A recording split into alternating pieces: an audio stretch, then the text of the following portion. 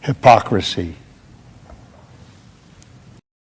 Hey, what's up, guys? Welcome to Law-Splaining the Interwebs. I'm your host, Nick Rekieta of Rekieta Law, a small law firm in central Minnesota. With me tonight is the inimitable Megan Fox. Welcome. Thanks for having me back. Of course. I never know when it might be my last time. You never know. You just don't know. You know, last time the chat turned on me. So no, they did not. They did not. Stop it. You're a favorite medium intelligence. Yes. And I got a new title this week. I don't know What's if that? you saw this, but Stephen Miller from The Spectator called me a random Twitter user, which now I am a medium smart random Twitter user. Oh, that's where that came from. Okay, that's good. Yeah. Yes. I saw the random Twitter user thing, but I didn't know what the hell that was about. So yeah, well, that's apparently 20 years in this business is not enough to be more than a random Twitter user to Stephen Miller at The Spectator. Well, it's too bad, but he has no idea who I am, apparently, and that's okay, because I'm nobody. Well, it's very sad, but I can tell you with literal honesty, I have no fucking idea who that is either. So. Only nerds like me who grew up on The Spectator know who that is. So maybe I shouldn't feel that bad. But again, it kind of went with medium smart. So I put it in my Twitter bio because why not? I can't get a blue check. I can't get a blue check. So I am a random Twitter user, and that's okay. We're all random Twitter users now. Yes, except for the elite of society, right. Joined by the illustrious ranks of people like Ethan Ralph with their blue checks. But that being said, welcome to the show. We've got a lot to talk about. I'm really excited to do so. But we also have another guest joining the stream as well. A returning guest from, it's been a while. It's been a hot minute since we've had John Della Rose on the stream. And he's muted. He's already muted. He doesn't even know. He doesn't know. He has no clue. None. Zero. I already boomered out the stream. I had a whole bit going and it was great, and now I just quit. Yeah. So but I'm trying to get, you wanted some Latinx bona fides. So yes. I'm drinking Spanish wine. This is Arzuaga. It's from Crianza Ribera del Duero. So there you go. Oh, thank God. I'm glad we have an actual Hispanic on the stream to help. Although I'm so confused because you bill yourself as a Latino, yet you have an Asian last name. Della Rose is an Asian because Rice is Asian? Yes. Okay. Thank you for running with the joke. I was like, let me follow this real quick. Wait a minute. You know, the Spanish tradition of paella is pretty much like Europeans' fried rice. It is basically the same thing. So yeah, delicious. It might be part Asian. Yeah, I basically made Mexican fried rice earlier today for lunch. I had some cilantro lime rice, and I stir fried it with a medley of red beans, and I added fried eggs and spinach. It was delicious. It sounds disgusting. Sounds but good. It was pretty good. It sounds pretty good. I like all kinds of fried rice, so I'm sure I would like it. Yeah, I'm still opening and closing and slamming doors over here. So I'm still trying to figure out why John Della Rose's accent is so bad when he reads Spanish words. Why? I'm from California, and I don't know. What do I do? You're not helping with the cred here, John. I'm sorry. I'm glad we have you on because I have procured 11 different tacos in honor of the First Lady's beautiful speech to the Mexican people of San Antonio. Hail. Wait, what? I'm hailing our beautiful First yes. Lady, and yes. Mm-hmm. God, she's wise, she's intelligent, she's higher educated. And really, there is no one like her. So I have 11 different tacos, and I have to determine which Latinx community is represented by each taco. And I'm going to try really hard. Wait, before you do this, I still haven't seen this speech. I don't know the joke. Can we watch it? I mean, I guess. Do you want to Is really it- watch Jill Biden? We have to talk? watch Jill Biden. Well, Oh, what did no, she Megan. just tell me what she said about the taco? I've been in a haze. Come on, I'm still coming down off the Fox News high. I'm coming to grips with the fact that I no longer have a driver and a makeup lady. So I can't pay attention to anything else. Okay, You, let you me hear that flex? What? Yeah. Yeah. I hear it. I just ignore it. So here's what she said. She's already apologized for it. Oh no. Through the All right, so it spokesperson couldn't have from been the that White good. House, though. She didn't say her own. What did she say? So she said, Biden speaking at the conference Siempre Adelante, our quest for equality, was complimenting the work of Raul Izaguirre. I don't know how to pronounce that fucking name. President of the Unidos U.S. Last week, the president awarded him the Presidential Medal of Freedom, nation's highest honor for a civilian. But the First Lady's attempt to compliment Latino diversity didn't go over very well when she seemed to compare people to bodegas, blossoms, and breakfast tacos. Oh God. Raul helped build this organization with the understanding that the diversity of this community, as distinct as the bodegas of the Bronx, as beautiful as the blossoms of Miami, and as unique as the breakfast tacos here in San Antonio, is your Yes. strength. Yes, that's our strength. As unique Tacos as are my strength. breakfast tacos. Wait, stop. Breakfast tacos are unique now? Not even real tacos, like they're breakfast You know, tacos. they have them at McDonald's. I think when they have breakfast burritos and breakfast tacos at McDonald's, it is not unique anymore. I'm just saying. Yeah, I don't know. Maybe they're unique kinds of breakfast taco that happen in San Antonio. I mean, I've been to San Antonio, but I did not go on a quest for breakfast tacos because everywhere I looked, breakfast tacos were walking around. I mean, they're the hotel staff. I mean, they're the running the Nick, bar. Nick, no, you're gonna have to apologize.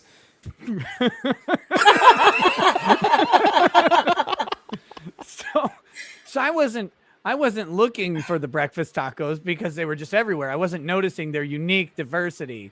But now and the problem is it's nighttime, so I couldn't get breakfast tacos for the show. But I figure breakfast tacos must be one type of Latinx community. So we're going to identify as best we can the others, which means I'm going to be a disgusting degenerate and eat on stream. This is definitely not just a plan for me to eat tacos on a stream. That's not happening. Before I want to dispel those. You know what's scandalous happening rumors. tomorrow after this is done? There's going to be now a headline in the Washington Post. Megan Fox, fake journalist, makes racist taco jokes. So I may just sit here and listen and laugh at you. But No, okay. but see, this works And because you can say Nick's they gonna, weren't. Nick's gonna have a bad morning tomorrow morning, which is gonna be spent on the toilet, I think. So 11 tacos is a big dinner, Nick. Megan, as a taco connoisseur and expert, I can confidently help you out of the situation preemptively. You say, Okay. no, huge misunderstanding. The taco jokes were not racist. They were lesbian jokes. And you'll be fine. Okay, Just I'll try keep that it. in mind. See if that works. You just say, Okay. I know June is over, but I was honoring my sisters in the taco struggle. And that's fine. what if the taco identifies as a burrito? Listen, the chat No, sorry, keeps saying taco's a taco. the chat keeps saying the same thing over and over again, that Jill Biden doesn't know how to pronounce bodega. How does she pronounce it? Did anyone hear her pronounce it? Was it funny? Oh God, I didn't listen to her speech. Let me see if I can just clip real quick. You're bound and determined to get us to listen to this damn speech. Well- She's like forcing us to do it. It's terrible. This is what Megan does. This is what journalists do to people. Wait a minute, though. I need to get to the facts. I need to know what actually happened. See, this is why I am the way I am. Okay, here we go. Let's see if we can find. Bogota. They said she said Bogota or Bodega. Bodega. Bogota. Bogota. That doesn't even make sense. Here we go. I'm gonna get copy claimed over this, Oh, and really? I'm gonna have to write a bunch okay, of well then profanity. don't do it. Don't Oh do it. no, we're doing it. It's too late. And then I you're like gonna writing blame me. profane copyright responses. I love reading them too. So yeah, please have some more. Okay, here we go. So this This is from the Today. I don't care what they said, but they have the clip. So that's the most important part. So here we go. Diversity. She mispronounced the word for corner stores historically started by Latinos in New York, known as bodega. Okay, that's not the actual fucking hell. Boo. I just want I hate it. play. I don't want your stupid commentary, you idiot. I want the clip. Always do this. Here. This is all my fault. Here we go. No, stop. I'm trying to pause you. Horrific woman. Okay. I think I got it now. Diversity of this community, as distinct as the Bogotas of the Bronx. Bogota's in Colombia, isn't Bogotas? it? Bogotas? The Bogotas. Yes. The Bogotas? That's a great teleprompter read. Yep, it's perfect. Well, Oh what? my. Okay, how's Blossoms like? Why didn't you just say the Cubans of Miami? Like, if you couldn't come up with something like bodegas, you've got tacos. Those make sense to me, but Blossoms do not. Tacos make sense to you? Oh, yeah. The best part about this, though, of all this, the Bogotas, the breakfast tacos, like they have paid speechwriters to write this for them. This is not even her words. One of her staffers was like, "This is a great idea." Look, as someone who has written campaign speeches, I will say that sometimes you hand them a really well-crafted speech and they read a fucking line from it, and they just sit there and ramble on like a damn idiot for the rest of it. But remember, these people are narcissists. Now, I'm a narcissist too, but that's the important part, is that I wrote the good speech. Okay, here we go. Diversity of this community, as distinct as the Bogotas of the Bronx, as beautiful as the blossoms of Miami, and as unique as the breakfast tacos here in San Antonio. Oh Is no. for strength. I have secondary embarrassment. I hate that feeling. The crowd That's gave her beautiful. nothing.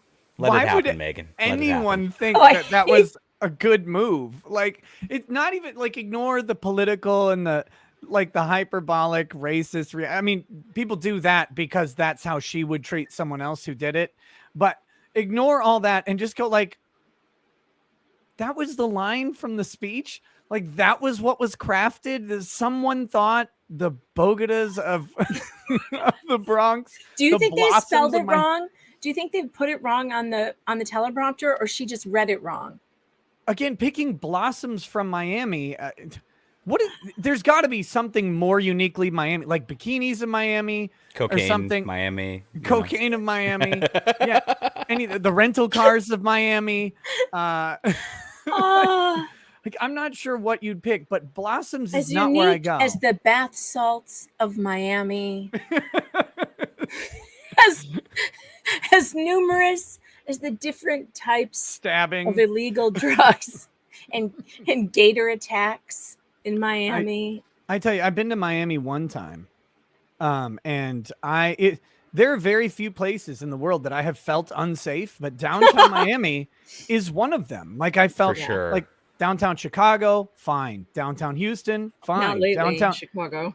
well, Don't go but I back haven't now. been there for a couple years. Well, it's not safe anymore. Right. Well, I guess it's only been 4 years, but walking around downtown Chicago gave me no problem. Downtown Atlanta, same thing. I mean, I was walking over homeless people all the time, but they weren't going to kill me, I don't think. But when I was in Miami, I felt like I was a minute away from being stabbed constantly. Miami and Amarillo, Texas, two most dangerous cities in America, in my opinion. But yeah. So anyway, that's the context.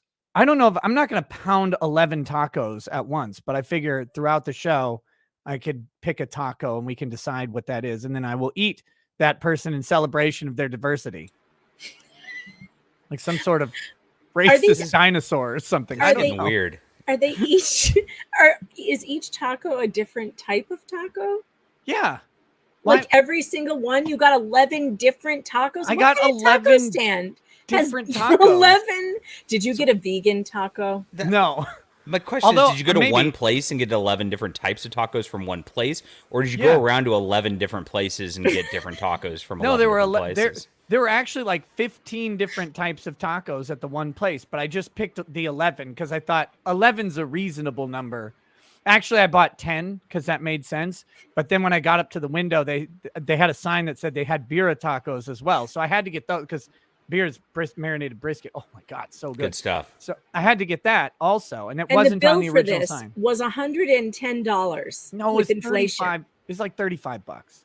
Seriously? I went to Mogo Tacos in New Jersey when I was on vacation, and I ordered tacos for like, a family of like 6 people. The bill was over 89. It was $90. Oof. Yeah, $90. here's 2 of my 4 containers of tacos. I can't wait to see what kind of tacos these are. This one has. I feel like I can be Vanna. This one has steak, chorizo, shredded beef, and chicken. Look at that. Oh yeah, here we go. Look at Sounds that. pretty good. That's a Tacos. that's quite a Well, that bit of looks meat. good. I'm gonna die from this. This one they didn't label, but it's got shrimp tacos. I don't know what Lenegua is. Lenegua? Any idea? Never Might heard have of to it. Look, I think I'm pronouncing Resident it wrong. Hispanic. What is this? Linguiça? You mean No. linguiça? No. Nope. Lenegua, I think. Lengua. Beef tongue. Oh, That's fuck. tongue. Yeah. Oh, Yeah. Well, that one's gonna be fun. I don't even I've know which one heard it of is. this. Honestly, that I haven't tried it, but I think it's supposed to be it's supposed to be good. really good. Yeah, I'm sure if you slow cook it, I'm sure it's really good. It's gonna taste like any sweet meat, like a heart or a kidney or a liver. I bet. That's what I would. That's what I'm guessing. Did someone just call these yuppie tacos? This place it's Gilberto's in Wilmer. They fully endorsed this stream. I told them about it, and they're 100% sponsoring me. Oh wait, this one's just one. Yeah, here's just my one birria taco. I think that's great. They gave me a couple of these in just one package. And then what do we have here? Okay, I have this one's a chicken. This one is. I don't know what this one is. They didn't write on all of them. So we'll figure. It's just gotta have to guess. But yeah, so that's my plan. I don't know what you guys are bringing to the show, but that's Well, I told tonight, you I got my special sauce. So there you and go. I've broken out the Manhattans, and I'll tell you what, the premixed Wow. Manhattans from High West are so good, and I'm scared because I told you I shouldn't be doing this on live stream, but I've had a rough week. I haven't slept in 4 days, and I just think how much weirder could it get? why Maybe haven't you later. slept? You went on Fox. Like you achieved momentary greatness. If that's what you call it. From a Because the middle story- intelligence random Twitter user, Fox is big stuff. It is. Yeah, you got 2 minutes of bliss, just like my wife gets, periodically. What is happening? My background is turning on me. No, I haven't had any sleep because I've been working on that story for God, I don't even remember when it started, but I don't sleep when I'm working on a big story, and it really blew up huge, and then I just can't even lay down and go to sleep. Like I can't. So I lay awake all night, laying there wishing for sleep or death. Oh, I've had that. I hate that. That temporary insomnia where you're either stressed out or energized or worried or anything, like it can do it. And then your brain's just racing and racing and racing for hours while you lay in darkness. Were you thinking Yep. about bro? Me? Bro Crift. Bro Oh. Crift. Who we discovered his real name is Frederick something the third, but he goes by Bro on I think the purpose. chat needs Who the- more lore than this who the to fuck is explain who Bro Bro Crift Crift? is. Okay, Yes. so he's the editor of the Indianapolis Star, who would not respond to my request for how they vetted that ridiculous story that they told about. Well, it's not ridiculous. It's horrifying. A 10-year-old who had to supposedly leave Ohio, flee Ohio, go get trafficked across state lines to Indiana for an abortion. But they had This no story makes no sense. As reported, makes no sense. No, as reported, makes no sense. And Bro, who literally calls himself Bro, that is not his name. His name is Frederick Crift the Third. And he goes by Bro. AKA Bro. he won't talk about how they vetted their story and they just won't respond to anyone. And he finally responded to Jesse Waters, and he read his response last night, which was, "Our reporting is clear." That was his response. That's a good response. Very, very helpful. Thank you, I bro. don't know Thanks, if it's bro. clear now that every single news organization on the planet is trying to dig into this. It's not clear. If it were clear, no one would be scrambling to get to the bottom of it. Well, maybe that's the plan, right? Is that was actually their 4D chess move. What they were doing was they decided, if we just are vague, if we vague post this story, someone will finally look into it. We've been trying to save this 10-year-old girl the whole time from the rape or the incest or whatever she suffered. And now someone, so I think you're slamming a hero right now. Bro saved the day. Maybe. That's what happened. That's Look, the story I don't I'm running know. with. I don't know. I was very close to believing that, and I mean, this story has all the earmarks of a hoax. It ran like a hoax. It spread like a hoax. It was used like a political weapon, like most of the hoaxes that Democrats do. But I have heard through a credible source that I can't name that there may be a report about this thing in Indiana.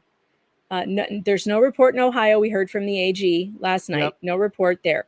There may be one in Indiana. So if there is a 10-year-old, if this actually, and I'm so sad about it, I'm far happier if this is a hoax story, because Yes, I have of a course. theory, Megan. I have a All theory right. that I discovered on 4chan tonight. Hunter Biden actually impregnated this 10-year-old girl, and it's just a theory. Oh God. And it's from 4chan, an anonymous source. And that is why this is so hard to find the details of what's happening here. No, I do you have a think? competing theory also. What do you think about his theory? It's possible. It's not, I mean, we have no information on this, and it appears that the people We have who all the did evidence have on the iCloud. it appears that the people who do have the evidence destroyed it or didn't report it. I don't know. What? That's good news. That's what you want to do, is destroy the evidence of, a potential horrific crime. My competing theory is this. This is actually just Leah Thomas got pregnant and had an abortion, and she's going to be starring in her new documentary, 10 Years a Woman. That's that, because that can happen. I think that's biology. I'm pretty sure. I'm not a biologist, so I can't contradict that. Yeah. So it's actually, it turns out it's not illegal. It's just Leah Thomas has been a woman for 10 years and now has gotten pregnant. So it's much less tragic than we thought. This is so sad, because truly this is the state of our media right now, that we are spinning tales that, what's different about how they do it. I mean, this is just, it's like, you cannot trust anything these people say. And even right now, and I don't mean to speak poorly of Fox News, they were very nice enough to have me on. They were one of the only big media corporations that acknowledged the fact that I broke this story. So thank you, Jesse Waters. And I thought he did a lovely job breaking it all down last night and throwing cold water all over this. But right now, what is happening right before I came on this program, which made me reach for the liquor. Can I share something? Of course On you the can. screen. Okay. What made me reach for the liquor is, hold on. Shit. Now I have to go over to my profile. Is this okay, you guys all know who Jonathan Turley is. He's a legal scholar and commentator. Yep. He is reporting that Fox News is now confirming part of the 10-year-old story. All right, of the 10-year-old, supposedly now they're saying there is a child who had an abortion in Indiana.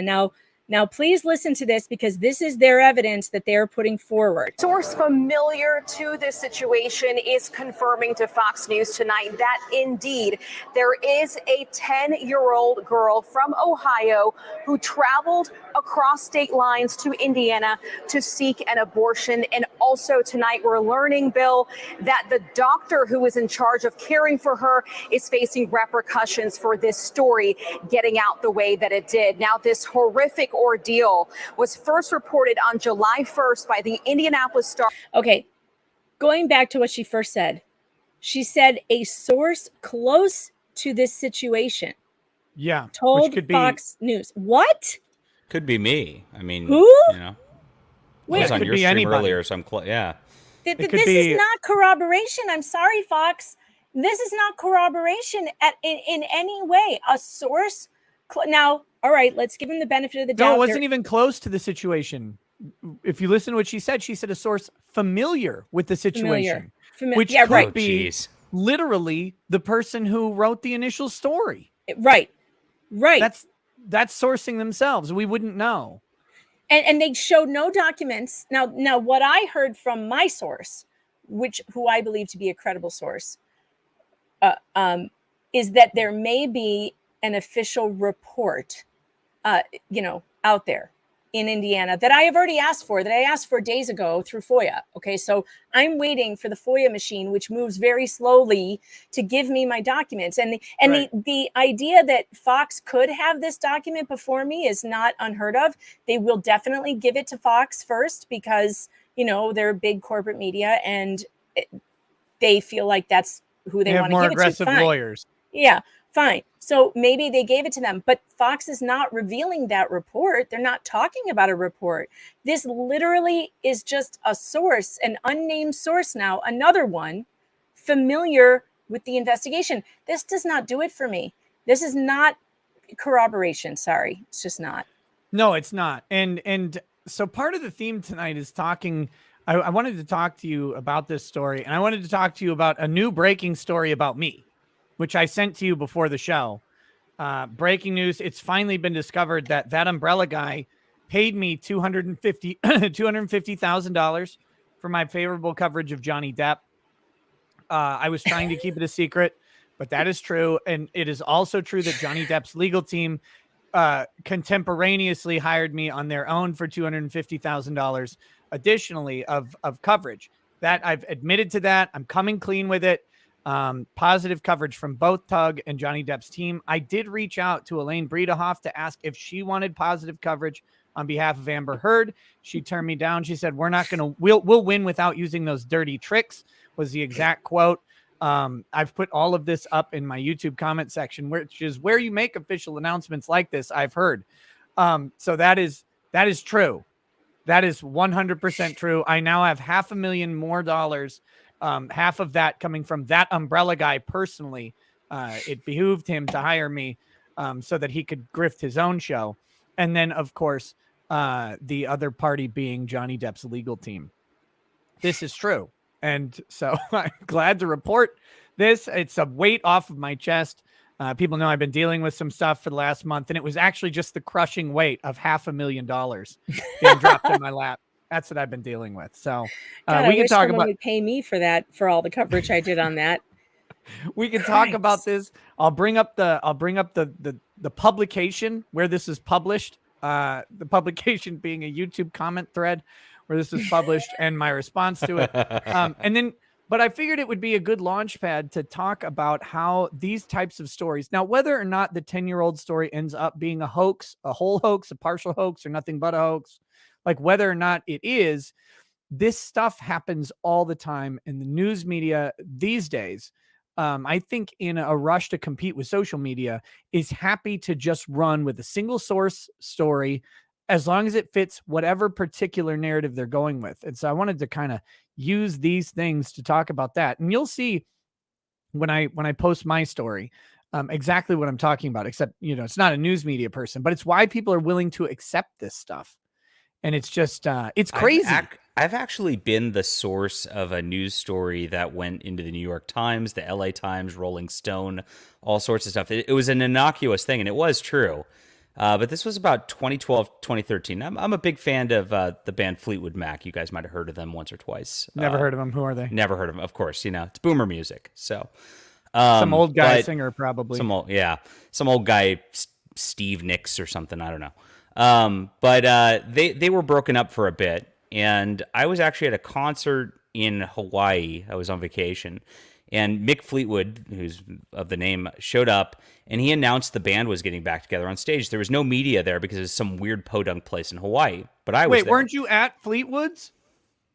Yeah, it was Fleetwood's. Yeah. Yeah, okay. Yeah, you see, in Maui. Yeah, it's fantastic. Yeah. Wow, Nick knows. Okay, cool. Awesome. And so I posted on a Fleetwood Mac forum that Mick announced that the band's getting back together and they're going to be touring next year. And because I posted that on a forum, the LA Times was reading it, I guess, sourced it. Rolling Stones copied them. The New York Times then copied them. Within 2 days, all of the media was reporting Fleetwood Mac's back together with no verification. All of it was sourced back to my post on the forum. I could have just made that up. I really could have. Oh my Yeah. gosh. This is how they behave, though. This is definitely how they behave. And that's how this story spread. And that's how all the fake stories spread. I've reported on other fake stories. There was one that didn't go super viral, but do you guys remember the story in the news? It was during COVID that said gunshot victims were being turned away because of ivermectin overdoses. Do you remember this story? Yes. I I knew it was bullshit the second I heard it. And it turned out it was from some podunk hospital in the middle of nowhere. And I called them because they're the only person that was sourced in the story was the one doctor, which is very similar to this story, the 10-year-old. One doctor, I track him down. I call the hospital. I have it on tape somewhere. It's on my computer. And they literally hung up on me because they didn't want to take any more phone calls because everyone was calling them. And they told me that he barely works there. Like he comes in sometimes, but like he's not always there. So then I busted them by calling the sheriff in the town. There was only one sheriff. There was only like one police station. I said, how many gunshot victims did you get in the last, however many days when he said this happened? He goes, gunshots? I've never had a gunshot wound here, ever. Right. And I said, well, what are the chances that an ambulance from some other town brought a gunshot victim into your town, to your hospital? He's like, no, that wouldn't happen. It just wouldn't happen. Apparently they're the smaller hospital. There was another hospital somewhere else with a bigger ER. He's like, it wouldn't be our hospital. It never happened. And my investigation into that didn't go viral at all, even though it was totally fake. And so everyone still kind of believes that story. So when this one went viral in the exact same way with the exact same single source type of thing, it's like, of course, that's the first thing that I think, which is this probably didn't even happen. Now, here's the problem, Nick. If it did happen, this is even worse for the doctor involved. Yeah. Oh my God. Yes. He should be crucified if this happened unless the doctor has. Whatever. You misgendered her, Nick. Don't misgender Dr. Caitlin Bernard. Well, that's kind of a masculine name. You could understand why I'd get that wrong. Have you ever met Caitlyn Jenner? I rest my case. Okay. But Yeah, that's true. Yeah. Yeah. So there's facts to back this up. But no, so if the doctor didn't keep anything from this thing, didn't keep a record, didn't make a report, didn't do something. I mean, this is crazy. The first thought out of everyone's mind when you hear 10-year-old crosses state lines to get abortion should be, did you DNA test the fucking baby? Because what the hell is, what are we even doing if we're not trying to figure out how a 10-year-old got pregnant? Now, how is that not a law? It's that crazy. All underage abortions have to be DNA tested and kept for evidence just in case. Right. It should be. You'd think it would be. But the way Roe worked out was that everything was suspect. Any possible imposition. So the imposition of, I don't know, maybe the argument would be, well, then they'd have to be reminded of their attacker when they wanted to be quiet, keep it quiet, or something stupid. Who knows? Who knows what lunatic argument someone would come up for why that was an undue burden on a mother to not be, I guess, for an abortion. But any type of anything done to try and prevent, track, or label abortions was automatically. Well, I mean, I guess that's it, right? You got to put the 10-year-old on a government list now. Which the 10-year-old should be on a government list if she's an assault victim. The list should be highly protected, just like underage victims specifically are highly protected throughout all of our court proceedings. We prosecute people all the time without knowing the identities of victims publicly because it's sensitive and it's children. We know how to do this. We do it every fucking day, which is a tragedy, but we do it every day. Way, all my FOIA requests specifically said that any information as to the victim shall be redacted. I said that in my requests. Yeah. That redactions are accepted for the privacy of the victim. So anyone trying to claim that I want to know the identity of the victim, like the freaking Wall Street Journal that today wrote, listen to what they said, because this is so misleading. And they did it in the same sentence with my name, which really kind of pisses me off now that I think about it. They said, and I'm not finding my name. Hold on. Here it is. They said, there's no evidence the girl exists. PJ Media's Megan Fox was the first to point this out. Accurate. And so far, no one has been able to identify the girl or where she lives. No one's trying to identify the girl, Wall Street Journal. That is not that's not it. Yes, we want to know what town did this happen in so we can find out if there's a criminal investigation into the rapist. But the girl is not in question. No one wants to know her identity. We would protect the victim's identity, damn it. And I don't like that they are even putting that out there, because that's what these people like Dr. Caitlin Bernard will use, saying that we are trying to harass a victim. No, sir, that would never happen. No. Yeah, no, it's crazy, because that's what they would do. But that's the projection, right? Because that's what they want to do. They want to know who it is. So therefore, you must want to know who it is and expose it to the world.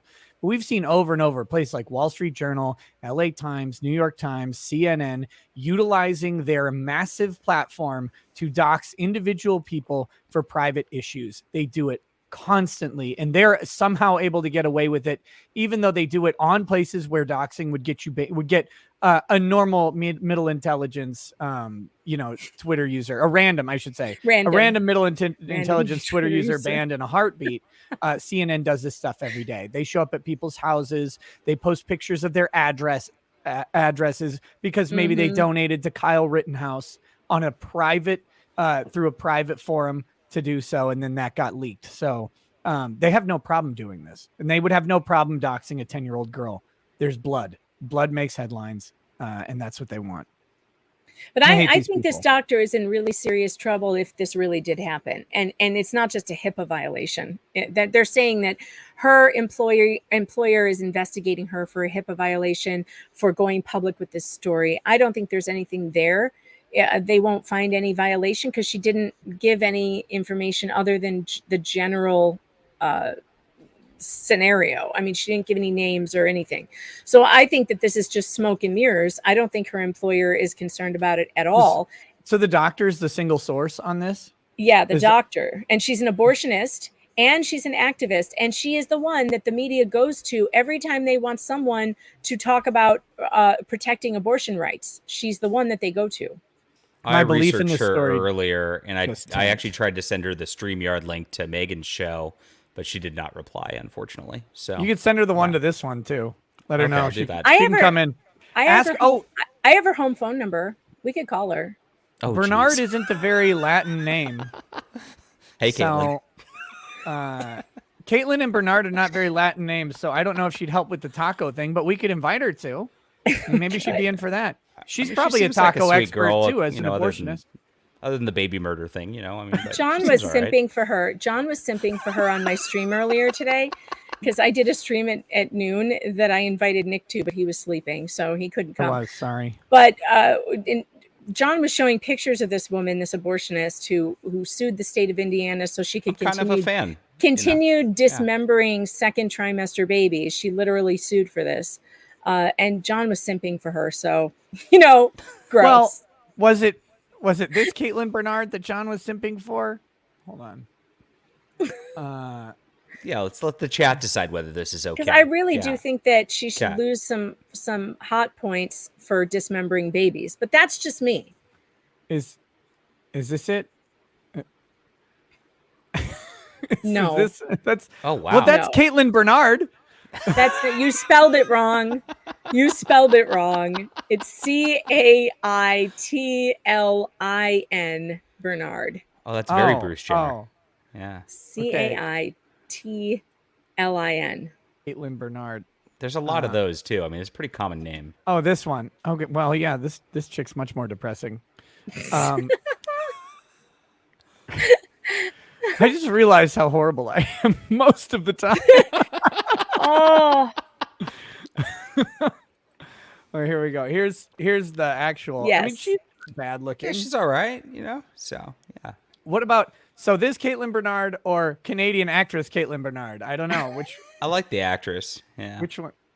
I like Biden in the background. I like. Yeah, I know that's pretty funny. He's sniffing her hair live. Yes. He is sniffing her hair.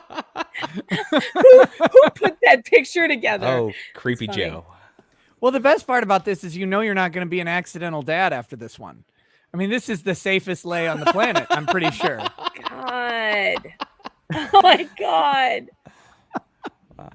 Like this Oh one, my you might be gosh. paying child support, but this one, you're home free.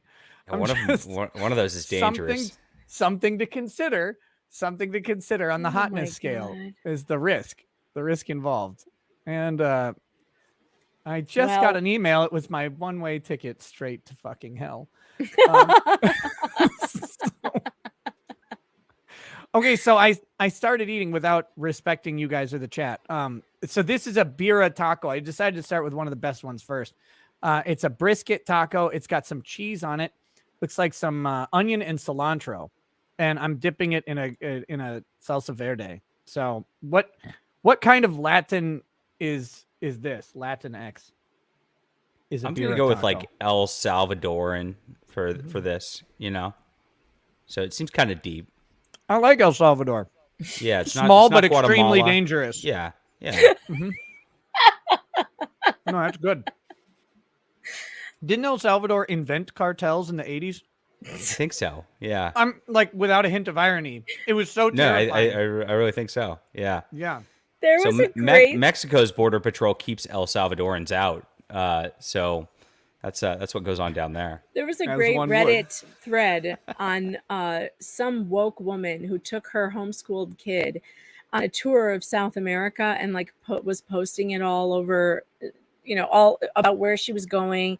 And the map was like right through her trail was right through cartel country. And everyone was trying to tell her like, you can't go there. And she was like, oh no, it's going to be great. We're going on this camping trip. And it was just her and her like 9-year-old. And like the story just is so insane. I think she got on her first bus to the first location and had to turn around and hightail it back. These are like woke vacations where they think it's going to be great to experience the culture. Oh yeah, like the people who go hiking in Iran. It's like, Oh, what are you gosh. doing? No, they're fine with it. It's just walking. No, they're not. Oh, it's not okay. Homie, you're gonna end up in a camp, and not the good kind. Okay, so we've got. Hopefully, someone will keep track of these. This birria taco is El Salvador. I like that. No, I think that's a good answer.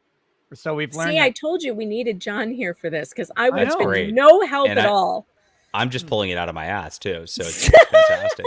So Yeah, but you're good at that. I'll be doing that later. Don't worry. I know. Get your Pepto ready, Nick. Okay. So what else do we have on this story? I mean, right now the story's in kind of limbo because we're waiting on what the actual confirmation is that they have, and that's going to be days, right? I would think. For sure. Listen, my experience with FOIAs is not just days. Indiana, I looked up the law. They don't have any specific time they have to give it to me. They could hold on to this thing forever. Okay, now if they go to an unreasonable time, I can go to their public access counselor and make a complaint. But for real, I mean, now they've been communicative with me and they've given me sort of a timeline, but they've said that they're probably going to take about 30 days. I hope they speed it up, but in dealing with government, I know that this is just the way it is. So everybody right now, please hear me. This is like a live shooting situation. This is like a live shooter because right now, every single media company on earth is really pissed off that I'm the one that did this. And they all want to be the one to get to the bottom of it and break this thing. And so this is just like a live shooter at a school. And this is when mistakes are made because everyone is raring to go and they want to get that story in.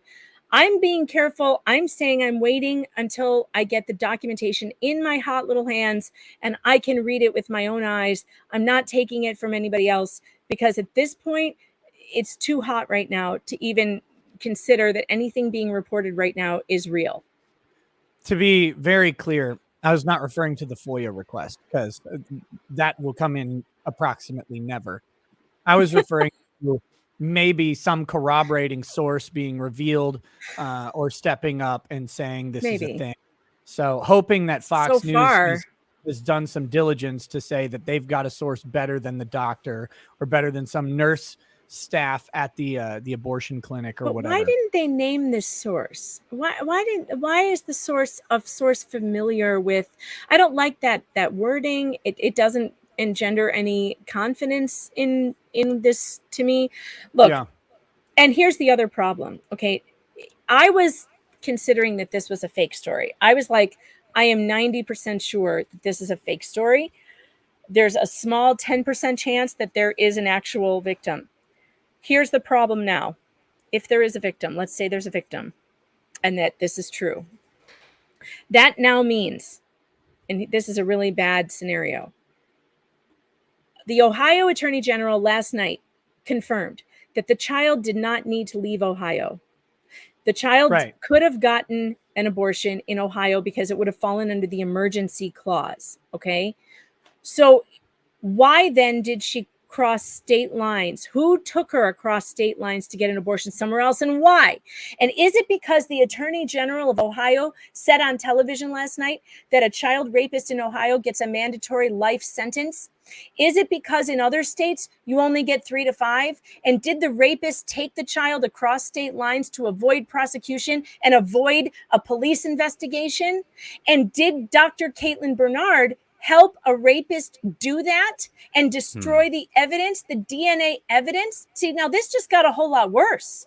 Now, I'm not saying, think about it, Megan, because like this is a 10-year-old we're talking about. How many 10-year-olds, like who do you interact with as 10-year-olds for the most part? If you extrapolate it, the likelihood is it's family who did this. Yes. If this is a real situation, and that's so creepy. Yeah, so this creepy is on like every level. 9 million crimes going this on. just got and so much all of them worse. deserve punishment by sledgehammer. Is Dr. Bernard is the reason why she has been avoiding the press and not speaking to anyone, because she would rather have this be written off as a hoax than what it actually might be? If she has helped a rapist of a child get away with it across state lines, oh dear Jesus, what the hell? And I'm not saying that that's what happened. I'm saying this is the possibility. If this child could have had the only reason why they wouldn't take the child to a doctor in Ohio is because they're a mandated reporter. And a mandated reporter in Ohio has to immediately tell the police. And the police in Ohio are like, fuck, we're going to go get a child rapist and we're going to put him in jail for the rest of his life. And you want to give yesterday. You want to give like a cop a hard on. You tell them that they get to put some some actual horrific monster behind bars. They were, oh my gosh, that's what they joined up to do most of the time. They end up doing traffic tickets, being first responders. They have to do all this, this either mundane or really horrifying and traumatic stuff. What they really want is to find someone who murdered a bunch of children, capture that guy, put him in prison, and have him, get executed or just spend the rest of his life rotting. Like they wanted to be the hero when they got the job. That's why a lot of cops join up. So giving now, are the Indiana rules more lax on this? That's the question I was about to ask. Is there a mandated report in Indiana? Yes, and that's the report that is reportedly floating out there that I haven't got back yet. So if she did report it, as she was required to do by law, here's the thing though, here's where the twist comes in. If she reported a crime that occurred in Ohio to Indiana law enforcement, what can they do, Nick? Well, I mean, if mandated reporting failures are usually crimes, but they're not like big crimes most of the time. No, if she reported it. Let's say she reported this crime in Ohio. He was looking at his tacos, by the way. He wasn't listening to me. I was looking at chat. If she reported the crime that occurred in Ohio to Indianapolis or police, what can they do about it? They can do a cross jurisdictional communication and hope that the Ohio police are like, yeah, I guess we'll get on it. But or they could they could, in theory, make a call to the FBI, like child trafficking unit Oh or God, something the like that. FBI. If we have to rely on the feds, we're fucked. Oh yeah, no. As someone who's tried to get the FBI involved in child abduction, it's fucking impossible to get them to do anything. So yeah, I mean, and what if this kid was not okay? Let's say it wasn't a family member. What if this kid is a victim of sex trafficking, and this was a stranger? We Yeah. don't know anything about. This could have been any scenario, and if the person knew that they couldn't go to a doctor in Ohio because it would be reported, and they're like super cops over there who will put you in jail for life. So you have to go over to Indiana, where you know there's this doctor who might have this reputation that she'll just do it. And so what? She reports it. Who cares? Did they give her the right information? By the way, the Indianapolis Planned Parenthood, where she works, I just looked it up today. Could you pay for an abortion there with cash? Yes, you can. You do not have to give them your insurance information. It's right there on the website. So if they paid in cash and they gave her faulty information because she has to write down their names and addresses on the reporting form, what if whoever it was gave her false information? See, this is all. lie. Yeah, they just lie. I'm not saying that maybe she didn't take part in it willingly, but this all enables criminals to take. My God, if it happened, there's more questions than ever. I'm just hoping for a hoax at this point. I'm still really hoping it's not true. This has been one of the hallmark issues that many people have had with abortion and how it's done throughout the country is the potential for further abusing a victim by bringing them to an abortion clinic to suppress the story, utilizing the overwhelming protection that abortion has had from the courts and from everything else. People, I don't know. I know the people in the chat know that I'm serious, but when I talk about abortion being the most protected right in the United States up until just a couple weeks ago, there was nothing that comes close. They infringe upon every other right so thoroughly and so routinely that we don't even think about it. But abortion is such a protected right that, for example, a 10-year-old showing up with the abuser bringing the person there to get an abortion and keeping it quiet, there's almost nothing you could do to verify that it even happened, because you don't get a list of other people who got abortions. They don't have to keep logs. All of the reporting on abortion is voluntary by the patient, and they can't disclose any of this stuff without patient consent. And it's crazy how protected it is, but it's been a concern forever that stuff like this happens routinely, that an abuser is sexually abusing a minor or even an adult female. And then due to the typical hallmarks of abuse, isolation and reliance, they will be the person that is in sole control of this person, and they will bring them to the abortion clinic, clean up their issue, then bring them back and perpetuate the abuse. If there's no pregnancy and no baby being born, no one knows that the abuse is occurring if things are done in a way and in a timely manner to keep it quiet. And when there are children involved in these things, there need to be reports. But again, how good are the reports? How thoroughly do they vet anything? And does anybody follow up on them?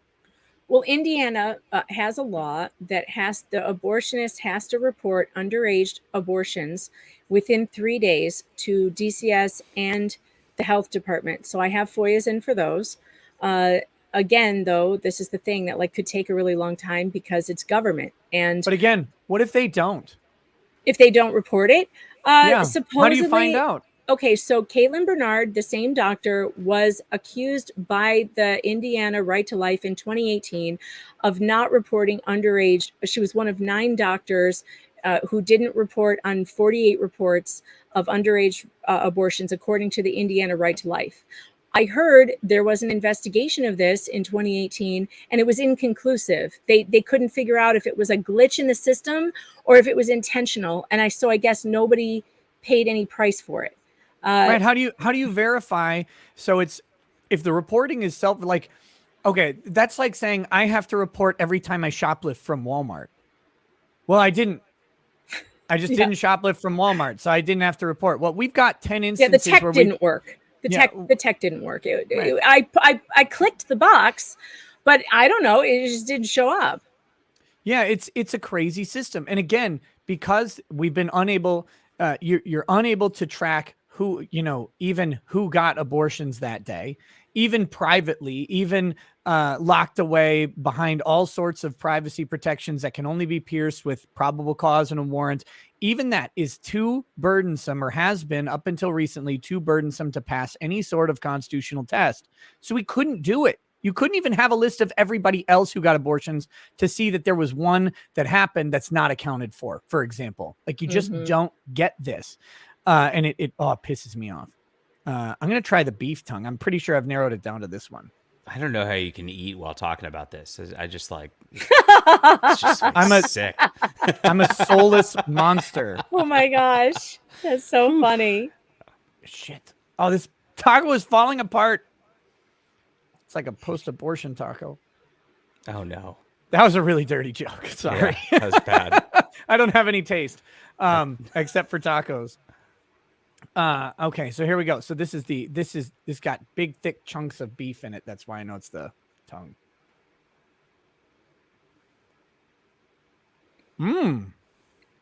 Pretty good. Oh, good fucking taco. We have a beef tongue connoisseur here now. Yeah, I'm now an expert on beef tongue. This is a first for me. Okay, so where's this from? I'm going to say this is like a Texan ranchero taco, because that beef tongue just sounds pretty hearty. And Yeah. I just think about a Texan ranchero going on with that. I wonder how many subscribers I lost in my post-abortion taco joke. God. I know the chat's going, John, blink if you're okay. And I'm like, yeah. It's like, what am I supposed to? I don't want to talk about this. This is awful. I'm sorry.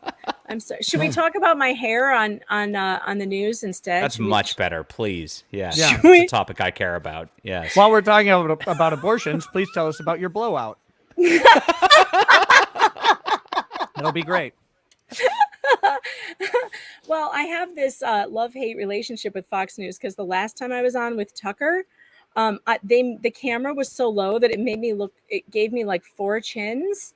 And so I was like very, very concerned about that this time. So I asked the camera guy to raise the camera up. And I think I was pleasantly surprised on how that made a little bit of a difference. But I'll tell you what. You don't want to get nicknamed Fortune's Fox. That's your own doing.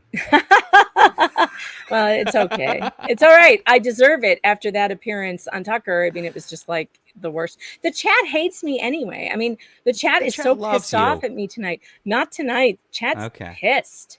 But it's okay. Does not seem to hate you from what I've seen.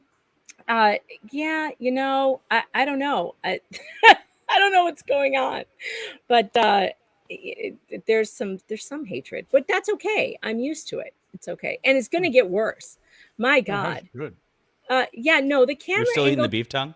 totally matters, Chad. A bunch fell out, and I'm just eating it. So it's so squishy and delicious. Really? I thought it would be tough, but no, it's really That's what I would have thought too. No, I told you sweetmeats, it's like liver or heart or kidney. It's going to be like real soft. Yeah, but liver's gross. I've had liver, and I did not like it. And but this is great. I'm like tasting the beef's taste. It's meta. Oh, I get it. Yeah. That's what she said. Oh no. Okay, so so talk about your hair though. So all right, should I just show you? Just show don't tell always. Yeah. So did Fox, do they send like a crew to your house to do this? Is that how they do it? They send a car and then they take you to a studio where the people are there.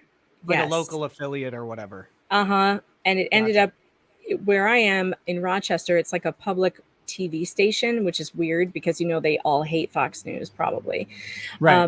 But they provide an uplink for it, so it's just kind of weird. But the people there are super nice, and I think that this camera angle was better, so better than Tucker. We may have to do a side by side so you can see the difference. That's a good comparison. So here we go. But I think I looked better on this. Let's see. Do you even want to hear it, or we just want to look at the hair? Because I just want to look at the hair. All right. I mean, we don't want to listen to a woman talk. That sort of thing. So. I've never done that in my life. In fact, I was No. actively not doing that just a few minutes ago, as pointed out. I know. Sorry, you started talking. I started reading the chat immediately. I'm like, huh, what does the chat think? I'm looking for an informed opinion on this story. I'll go to the chat. Oh, there's Jesse. We can listen to him. All right. No. Finally, a qualified speaker on the subject. Whew. I thought we were going to be dealing with frivolous frivolity the entire time. Now I'm going to make you listen to it. That's Megan it. Fox is an investigative journalist and joins me now. So, Megan, you've been looking into this story, as have we, as have the She's pretty Washington hot. Post. How What did jumps they- out to you here? How much makeup did they put on to remove your glasses? I mean, that was amazing. Okay, so that was another choice that I made. It's a lot of concealer, I think, to get rid of remove the glasses. I wore my contacts because the glasses had such a reflection on them the last time from the lights and stuff that it just makes you look eyeless on national television. But so I wore contacts, but I think that I can't look at the chat. I'm turning the chat off because I can't even look. I cannot look at the chat right they're now. going. They're going. I know, they're going. Yeah. Chat. The Chat. lighting Let's is talk bad. about Jesse Waters instead. He looks like Jason Biggs had sex with Ross from Friends, and that's the baby I that came see out. it. You're Yeah. right. Yep. Yeah. Love you, Jesse. now I'm imagining Jesse Waters in the leather pants. Remember the leather pants episode with Ross? No, I didn't watch Friends. I'm not Okay. gay. Oh. Me- Well, I'm from California, you know. yeah, so, I know. Yeah. So you're flexible. It's fine. Hetero flexible? I don't think so. Oh no. No, the lights are bad, chat. That's true. The lights are terrible, and both the cameraman and the makeup person are like, the lights are terrible, and we have to put this ridiculous makeup on you because the lights are so bad. And I don't know anything about television makeup, so what do I know? So I think they have a low light projecting, like, you know, you don't need a big one, but a small lower studio lamp projecting up, because the shadow in here is really bad for I know. TV. They don't. Who knows? This is just what they do. I don't know. I can't be in charge of anything there. But the lights are so bright. At least though, because I made him put the camera up higher, it's not focused like here. Like I swear, the last time it was down here. Just silly. And but the idea is so funny. Everyone's like, "Oh, you sounded great," and "Oh, everything was good." And all I could think was, Jesus, somebody please send me a shot so I can see of how fat I look this time. Because the last time, there's nothing worse than looking fat on national television. I swear. Oh God. I swear. I mean, No, I true. I don't want to like do this because it's going to get me in trouble. This is how you kill friendships. But you do look about 15, 20 pounds heavier Right? on Fox News than you do here this right was now. just yesterday. Yeah. Look at Yeah. me on the camera now versus the camera there. What is the difference? It's the angle. It's the lighting. It's insane. Look at how much fatter, wider my face looks. Imagine how skinny Jesse probably is. That's a good point. That guy's got to be rail thin. John, wasn't it you on the live stream today who said in real life he's a skeleton? No, that wasn't me. No, I think that's Gadfly. It was Gadfly. Yeah. I was complaining at how wide my face looks. Look, I realize I'm overweight. I'm not, chat. I realize that I'm overweight. I'm not saying that I'm not overweight, but that makes me look even fatter. But whatever. It's still, I just can't get it right on national television, but it was better than the last time. The last time was the worst. So That's okay. whatever. You still look better than everybody on NBC, so don't worry about it. Look, as long as I look better than Brian Stelter, I think it's a win. We'll give you that. Richard Stockton Yeah. says you're loud and stupid too. Oh No, God. I'm sorry, Richard. It's medium smart. I have the best chat. They're so brutal. Oh geez. Okay. Okay, let's finish hearing out the segment though. Oh, all right. And then I got to read super chats at some point. Well, the very first thing that jumped out to me was the idea that the 10-year-old was 6 weeks and exactly 3 days over the limit. When you look up the law in Ohio, Jesse, there's no. Okay, you're doing reporter voice and it's driving me nuts. Well, No, I'll tell you why. I noticed was I'll tell you that why. the child was exactly 6 weeks and 3 days along. I'll tell you why. I'll tell you Back why. to you, Jesse. I'll tell you why. I'll tell you what happened. He had an 11-minute intro. And during that 11 minutes, he took every single one of my talking points that I had set out on my notebook and talked about them.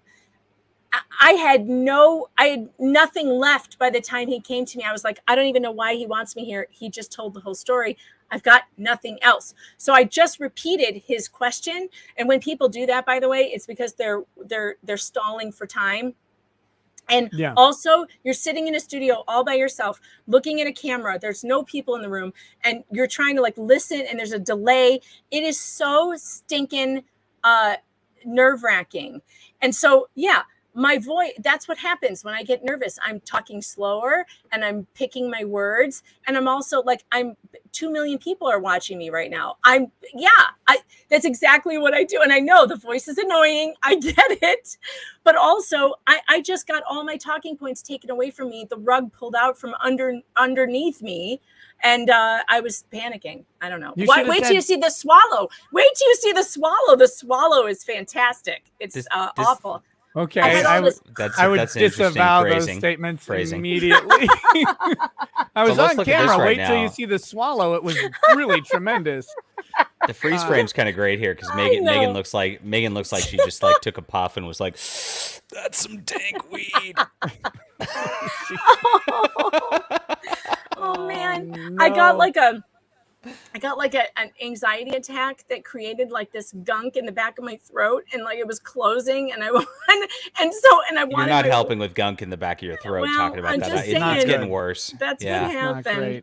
It's what happened. It's what happened. Watch, I'm gonna gulp in a second. It's bad. 6-week limit. It's a heartbeat bill, and the law does not say anything about a certain number of weeks. There are also exceptions. So they could have called an Ohio legislator to talk to them about this law. There it is. To find out, what exactly it means. But the Indianapolis Star did not do that. And it also bothered me that they would not respond to my request for comment as well. It also bothered me that Dr. Caitlin Bernard appears to be an abortion activist as well as an abortionist who never fails to talk to media when her abortion business is in danger of being restricted by legislators. So you're saying that the law on the books in Ohio isn't even about 6 weeks? It's about a heartbeat? Yeah, I couldn't find any law in Ohio that said there's a 6-week restriction. Correct me if I'm wrong, but every law I've looked into in Ohio is about a heartbeat. I haven't found anything with 6 weeks in it. What else? Not to mention, I'm pretty sure the Ohio law has an exception still for, I think it still has an exception for rape and incest, doesn't it?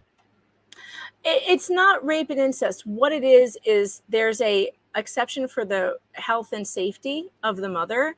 And also it says an emergency, a health emergency, whatever that means. And that's what the AG said would have fallen under this category. It would have been an emergency. I'm not sure how they define those things, but the AG confirmed last night that she could have come there in Ohio. Yeah. So I don't understand. Okay, abortion is covered in insurance policies for public employees only in cases of life endangerment, rape, or incest. The parent of a minor must consent before an abortion is provided, so we have a possibility there. Abortion is banned at 6 weeks of pregnancy, except in case of life endangerment or severely compromised physical health. So there you go. The heartbeat. But that's a summary. Let me see if I can. The actual text, I wasn't able to find 6 weeks.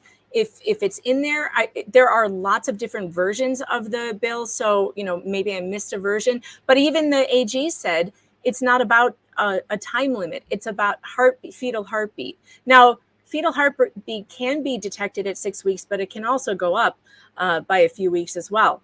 But still, even with a heartbeat, there's the exceptions.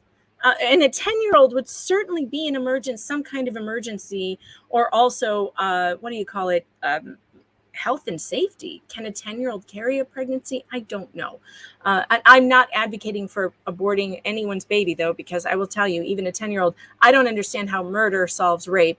And did anyone ask this 10-year-old if that's what she wanted in that case? I mean, I don't know. The whole thing is just icky. Yeah. And yeah, the fetal heartbeat thing is, fetal heartbeats are detectable around 6 weeks. But that's obviously not set in stone. I mean, now if you wanted to eliminate the risk of them detecting a heartbeat and turning you down, I guess you would just drive somewhere else. But yeah, so let's see. I guess. Okay. Yeah. But I really think I would really be surprised if judges would not consider a 10-year-old pregnancy an emergency situation that qualifies as a valid exception. I mean, I would be really shocked to find that. But yeah, who knows? I mean, maybe Ohio is that hard line, and that's the law. But here's the crazy thing. If that's the law and you want to go get an abortion somewhere else, you can go do that. In this case, the real issue is that if they did that, you still have a 10-year-old who is pregnant, and we need some fucking answers on that. Yeah, that needs to happen. Yeah, and also the AG then got on from Ohio afterwards, and he said there isn't even a whisper of this anywhere in Ohio. He knows the sheriffs, he knows the prosecutors, he has asked around, he has pulled all the strings. The state crime lab has nothing, no biological evidence, no rape kit, no nothing. It would have to be this would have to be investigated. It's not you can't just say, no, I don't want it investigated. So we're just going to have to wait and see. At the moment, I'm waiting for documents. I'm not going to say that whether it happened or not. The way it spread was definitely dishonest, because nobody bothered to try and corroborate it with more than one source. And that's Megan, there's a question from chat that I would like you to answer. No, I'm scared. It's from Cynthia. She's curious if a 10-year-old should be asked at all if they want the child. Yes. Why? Well, because already the worst thing has already happened. Birth is not worse than rape. It just isn't. Birth does not have to be terrifying. And also, it could be a great blessing. And my God, yes, the child has had no choices up till that point. And you want to continue to give the child no choices in this situation? Yeah, can you imagine forcing that kind of a situation? It's disgusting. Yeah. Are you suggesting somehow that an abortion is not invasive and terrifying for a 10-year-old? Like, my children, I have 2 teen girls who have still not been to a gynecologist yet. It's a scary thing to even go to a gynecologist for the first time. I cannot imagine at 10 years old being in stirrups and having a scary doctor with a suction vacuum shoved up you. That's insane. And it's a great time to eat, Nick. Yeah. Oh, I'm gonna have a pulled pork. Since we're talking about abortions, I'm gonna have a pulled pork taco in just a second. Oh gosh. Yeah. Thank you, chat. Abortion does not solve rape. It doesn't. No, it doesn't. It's not the cure for it. Murder is not the cure for rape. You don't commit another crime to make the other crime better. And no, what do you mean? No, don't put it on the child. The child was already put upon. The child was already put upon. If it were so are my people child, suggesting that the child should be forced to have an abortion? Yes, I mean, that was the yes. question. Should you ask her whether she wants that or not? I obviously she should be able to voice that she wants to keep. I gotta the baby, right? tell you honestly, I lied to you. Cynthia did not ask you that question. Cynthia said, Megan, don't ask Nick if a child should be asked if they want to keep the baby. That's what she said. Well, because we all Cynthia know that. assumed My Cynthia answer assumed is that going to be like yours, since I'm Nick in a wig, apparently. well, Cynthia assumes that you as a woman would have a different perspective than me as a man because she's sexist. And it's very unfortunate. It's on the abortion issue. I don't know about the rest of her issues, but on the abortion issue, she has routinely expressed extremely sexist disagreements with my views, which is weird because I've never asked her to agree with my perspectives in any way. I just tell people what I think. But she says that you should not ask me. So I'm just curious what she thinks should happen in that situation. I don't know if she means should the child be forced to have an abortion or forced to have the baby. Like. That's It's what kind it of sounds like. kind of weird. It's and again, it's one of these provocative questions where the answer that is implied by the question is fucking terrifying to me. Yes. Because it kind of sounds like the 10-year-old should not have a choice at all and should have the child forced or have the abortion forced upon her, which is how I think you took the How is question. that any worse than forced? I mean, any better than forced birth? I mean, frankly, a forced abortion to me is far scarier than birth, because at least with birth you get a live, adorable baby who loves you. But in abortion you get nothing but pain and agony and scary doctor with the vacuum tube, and you get nothing afterwards. And then you're mentally scarred forever. Don't forget that. And possibly physically scarred. Possibly True. physically scarred and not able to have babies forever. Yes, emotional scar. She's already emotionally scarred from the rape.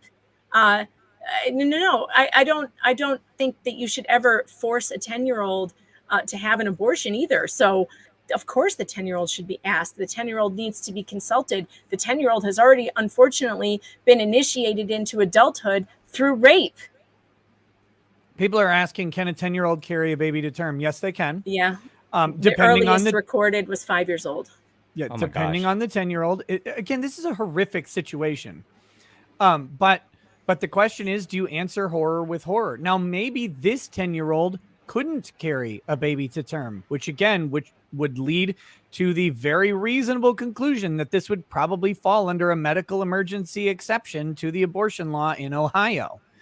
And I don't know people that are opposed to very reasonable and limited exceptions to be performed by doctors under care, not abortionists. Preferably surgeons, OBGYNs, and not a Planned Parenthood abortionists, by the way, Yes. because they are the bottom of the barrel and no one wants to be them in med school. And so you don't really want to be seen by somebody who was rejected in med school.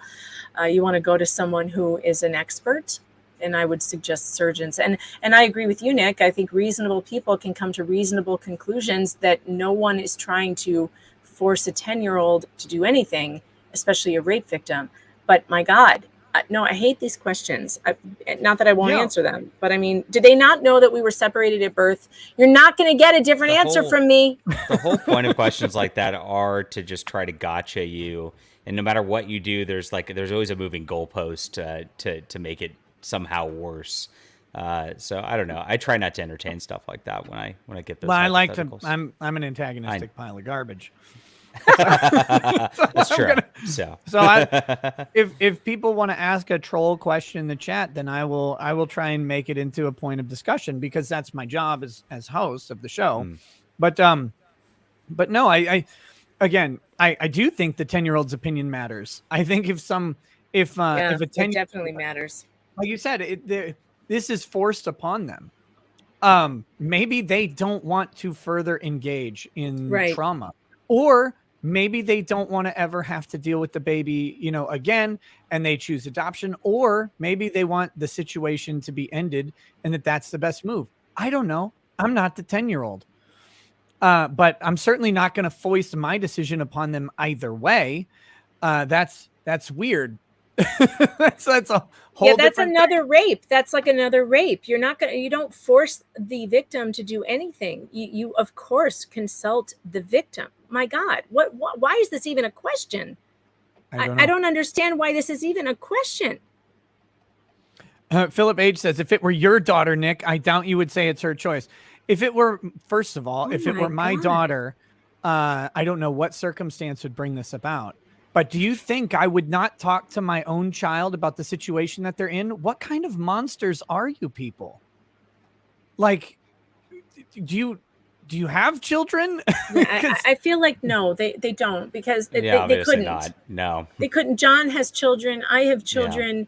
If one of your children was so horribly assaulted like this, the very first thing I would do is make sure they knew, my child knew that I would make sure if she wanted, I would do everything I could to support her. I would raise it. I would raise the baby. I would help her give the baby away. I mean, we would not compound trauma with more trauma. That's insane. Human. 100%. The unfortunate part about this situation, and I do not know anything about the people. Obviously, we don't even have identity. We don't know if this person's even real. That's a critical fucking element to this story, by the way. This all comes from an abortion activist on the heels of Roe versus Wade being overturned. And that's a critical element of the story context that needs to be reiterated.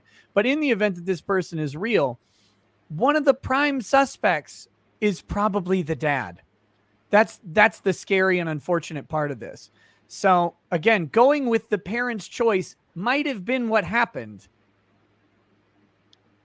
And you need to remember that too. So but I do think that the children get a say in their own future, because maybe that say is different than conventional society, but that's going to be informed by doctors as well. And if they're too young to carry a child to term, or the birth would be exceptionally dangerous for them, then maybe the medical excision of the baby is the necessary outcome. I mean, maybe that's what has to happen, but we don't know. We don't know the 10-year-old.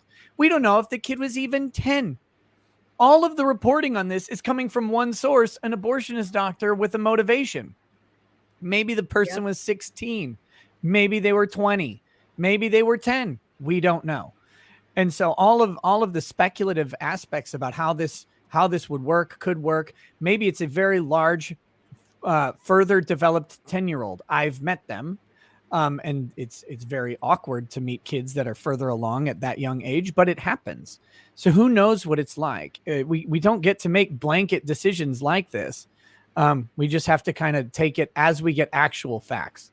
Right now, we're on hypothetical. Look at us debating this ridiculous, never happened scenario. Like, it's so rare, and here we are spending hours on this, when that was what she wanted us to be doing right now. Correct. So we're falling right into her trap by even discussing this horror scenario, which seriously, we should only have to say all reasonable people.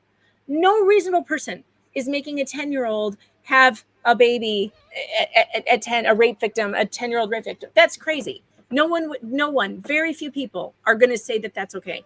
So stop it. We're falling into the trap. We're falling into the trap. And it's how abortion has been discussed forever. That's why it's intriguing to me. It's discussed on the extremes and never in the norm. The norm 95% of abortion, of abortions are performed selectively as birth control. And 4%. Well, and 4 of the remaining 5% are also. Yes. Right. It's critical. I'm going to say the other thing, that this is all just fake news anyway. So we're debating minutia on what I'm going to call it. Yeah, fake news. And that's what it's been forever. I remember when I researched the actual okay, so there's abortion is a broad term. It's actually a very broad term.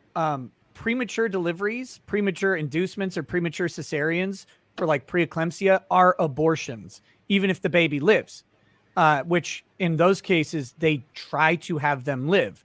They get neonatal care units, and maybe the baby has to be born at 22, 23 weeks, and it's very, very scary, and the survival rate is sub 50%. But those babies do on occasion survive. That's still an abortion. An abortion just means the pregnancy is terminated. The pregnancy, not the child. Colloquially, when we talk about abortion, we're talking about the termination of the fetus. So there's this real interesting question about when an abortion that terminates a baby or a fetus or whatever is medically necessary to save the life of the mother. And it's almost never. it's almost never that you have to do the elective abortion procedure that is commonly thought of to save the life of the mother. And I read statistics on this from one of the only places that had it. It was UK, and it was like from 1969 to I think 1997 or something like that. It was a pretty good period of time. There were two medically necessary abortions that resulted in the termination of the fetus. But that's how it goes. Most of the time, that does not happen. It's very, very uncommon. Now, these are different than ectopic pregnancies and stuff like that as well. Which Those does aren't not require an abortion. It requires a shot of methotrexate and or laparoscopic surgery, which abortionists do not do. And I have Planned Parenthood on tape telling me that. Right. And sometimes it involves partial hysterectomies as well, depending on where implantation has occurred. And there's a whole bunch abortionists don't do that either. You have to go to a surgeon. And so but these are, we're talking less than 1%, maybe even less than 0.1% of pregnancies that require these types of intervention, or abortions that require these type of interventive care. The overwhelming majority of them are elective, and it's not even close. But we are never talking about that. We're always talking about these fringes, and just about every. It's exhausting. Right. Just about every, even the hardest core pro-life people would say, if we can just get to the fringes, we're going to be okay with eliminating. You go up to most pro-life people like, hey, if we could eliminate 99% of abortions tomorrow, are you in? They're like, yes. Yep. Yeah. 100% of the time. Let's go. So 100%. If you want to go down to first trimester only, fine. I'm there because right now where we're at is 40 weeks in most places. It's insane. Okay. Yeah. Like going up through the third trimester. So if we can save second and third trimester right now and just all agree then yes. Yeah, of course. I still don't like first trimester abortion. I still don't like it, but I would agree to it. Yes. So in honor of abortion, pulled pork taco. It's very good. The salsa verde is great. I'm taking a virgin bite of all of these before I dip them in salsa, but I just really like the salsa verde at this place. So this one has pulled pork and avocado on top. Oh, that's got Where's that from, California John? written all over it. This is from the Highlands by Mexico City. So this Mexico City, I should say. And so this is deep central Mexico right here. Yes. Gotcha. Do they have lots of pigs in the highlands of deep central Mexico? I have no idea, but it sounds like they have less. Sounds now. like they do. Yeah. They had a lot, and now they have less because I'm eating Yes. them. Yes, They've been aborted into your mouth. Yes. Well, it's true. Embryonic. Oh, That's someone's disgusting. going to clip that. Okay, let me read some of these super chats. God damn it, John. Sorry. See, now I feel weird that it's taken me so long to read super chats. I usually do them early, but I've been criticized lately for starting the show too late. Like I talk for too long and then start the show as if it's not live. Adrian Valladera says, hey, Nick, hope all is well. If I may, I'd like to shill my new channel I started 2 days ago. The channel name is Gen Z Val, V-A-L-L. And I'm starting out with the first time playthrough of Chrono Trigger. Thanks for being an inspiration. So there you go, guys. If you need some retro video game fix, some good old Chrono Trigger, go check out Gen Z Val. Love that game. Yeah, Chrono Trigger was awesome. Really fantastic. The Frog Knight was pretty cool. But Magnus is my dude through and through. Matthew Perkins, Megan, will you keep coming on so long? You will keep coming on so long as you don't pull an Ethan Ralph and spurg out about Nick making an innocuous comment. I will never do that. Like I said, I'm Nick in a wig. Nick and I we're like simpatico. I don't see me ever getting upset about something. I'm going to ask the Nick tough said. journalistic question here. So, Megan, if it sounds like you shart, are you just going to own up to it? No. I don't know, guys. Sounds like she's fixing to holler. So, yeah. I don't even know what that means. Oh, The chat knows. The chat knows. I don't know what that means. I don't know. She's a hollering, chat. What does that mean? I don't get it. Megan, you need to It's do okay, an Megan. investigative journalistic report on Ethan Ralph. You will find all of this lore. Oh no. It is Oh, no. the deepest of lore and the widest of gunts. But you know how long it took me to catch up on Jack Murphy? My God. Actually, I was on that right away. I reported that on PJ Media, by the way. Hilarious. No, Sven, my nose is not too small. My nose is literally quite large, to tell you the truth. It's lovely. It's pretty magnificent. I like it, but it's not small. So, Megan, if you say went to Portugal, Oh, no. I don't know any of this. This is so unfair. I'm gonna have to start Googling Ethan Ralph right now. This is hypothetical. If you went to Yeah, sure. Portugal and you brought your like Louis Vuitton man purse. Well, I mean, obviously it'd be a woman purse. And the day you landed, you got beat up in the streets of Portugal and they stole your purse and put it on Portuguese eBay. Would you go back to Portugal and get beat up again? That's the real question.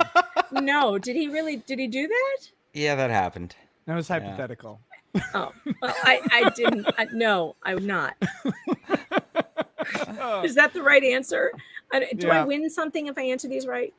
Oh, you win being a normal person. Yes. Any question that you answer in the opposite of Ethan Ralph, you win at life. Trust me. Great. You're doing Great. just fine. Hey, somebody in the chat knows that PJ stands for pajamas. Good for you. That's true. PJ Media stands for Pajamas Media. True. I always figured that. I guess it. Well, it does.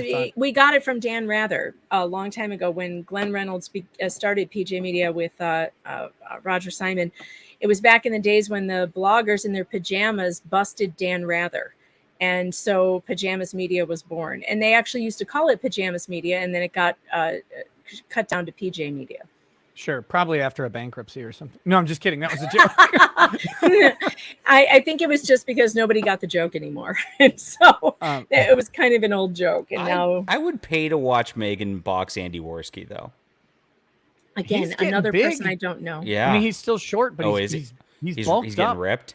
His target is 185, and he's he was a stick when this started. Yeah, he's like 175 pounds now. But I mean, he's short. He's like 5'4", 5'5", something like that. So I mean, he's I saw he posted a picture the other day. He's getting buff. Good job on Andy. For you, Andy. Hypothetically, Megan. Oh, here we go again. What? These are just random hypothetical questions off the top of my head. All right. Like let's say hypothetically, you were dating someone and you recorded an intimate encounter with them. And then someone else who is a former girlfriend, I guess, of this person was talking about the relationship. And so to own them, would you post the video of the intimate encounter online and then send a chat to the person while they were on a live stream demanding them to bring it up live with a link to it? Would you do that? No, and also I would never record such a thing in the first place. That would not have happened. Nope. Absolutely What if not. you put your finger in the person's butt while doing it? Whoa! Stop right there. Stop right there. Oh no, I'm gonna need That it. is I'm gonna need heresy. stronger alcohol. That is debauchery, and I don't. Nope, absolutely not. Oh, absolutely not. Oh man.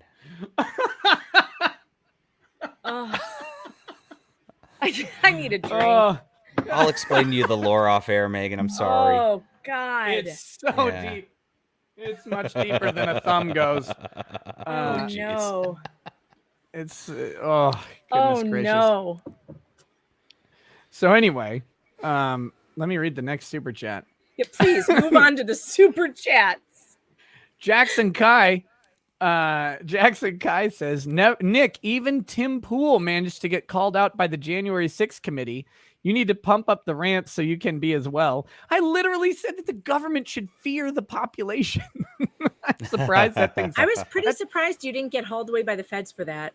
That's monetized even. shocked, frankly. Wow. Let's see. You got to pump up the rant so you can be as well. That or the 900-year-old Congress members can't stay up late enough to watch your show. That's true. That definitely happens. Bailey and Nick, did you see Tim Pool got smeared during today's January 6th show trial? No, I stopped watching that after the first day because it was so fucking boring. It was just an obvious ploy to get people riled up and try to generate momentum for election season. That's what they're doing. This thing's going to go on forever. It I doesn't also seem like quit it's watching working though. after the Like, does first. anybody actually care?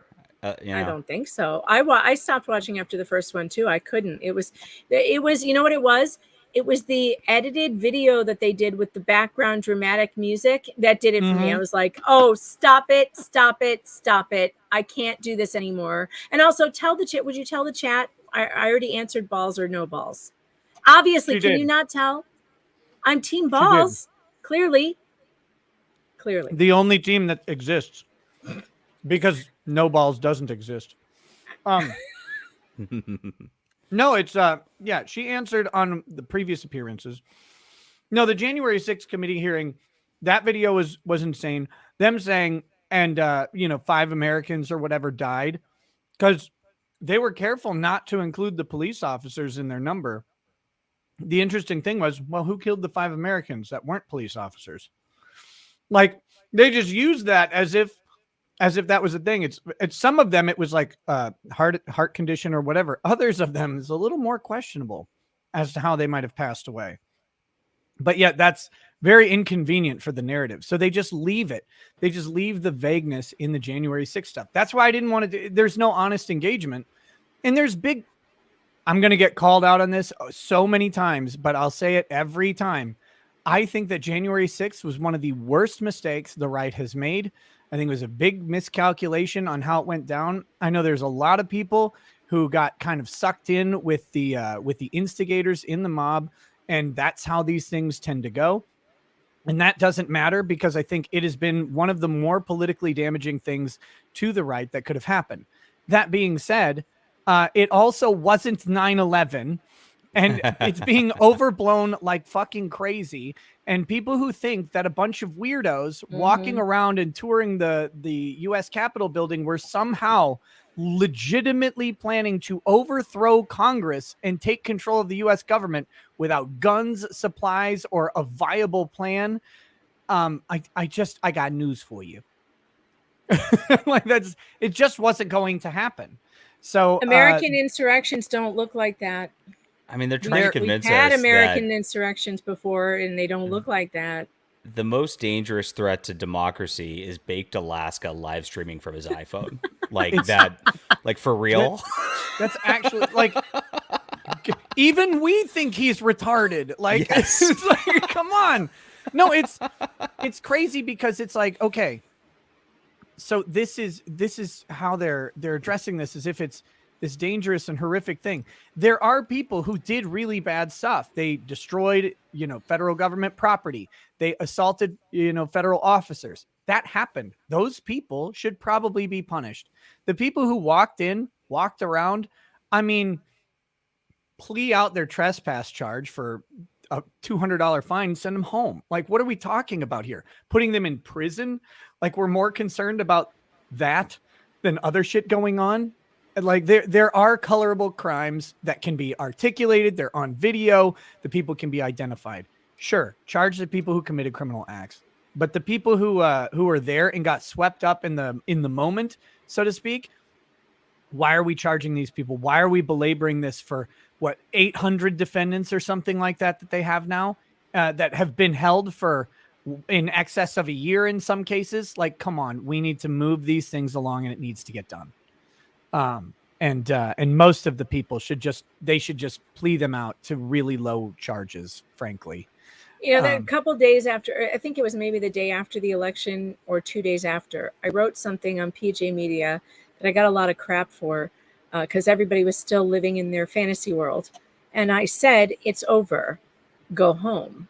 and I said that this is how these things go. And if you don't know that, you haven't been around for very long. Maybe you're new to and a lot of Trump voters were kind of new to the political process, and they haven't been paying attention to elections. And those of us who have, we have seen this before. We've seen the 4 a.m. ballot drops. We've seen the closing of the windows, and we've seen this. This is not. I'm from Cook County, Illinois.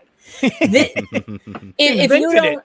Yeah, we invented stealing elections in Cook County, Illinois. So the idea that somehow some miracle was going to occur and an election would be overturned based on some kind of fraud that we couldn't prove and that nobody stopped when they saw it coming.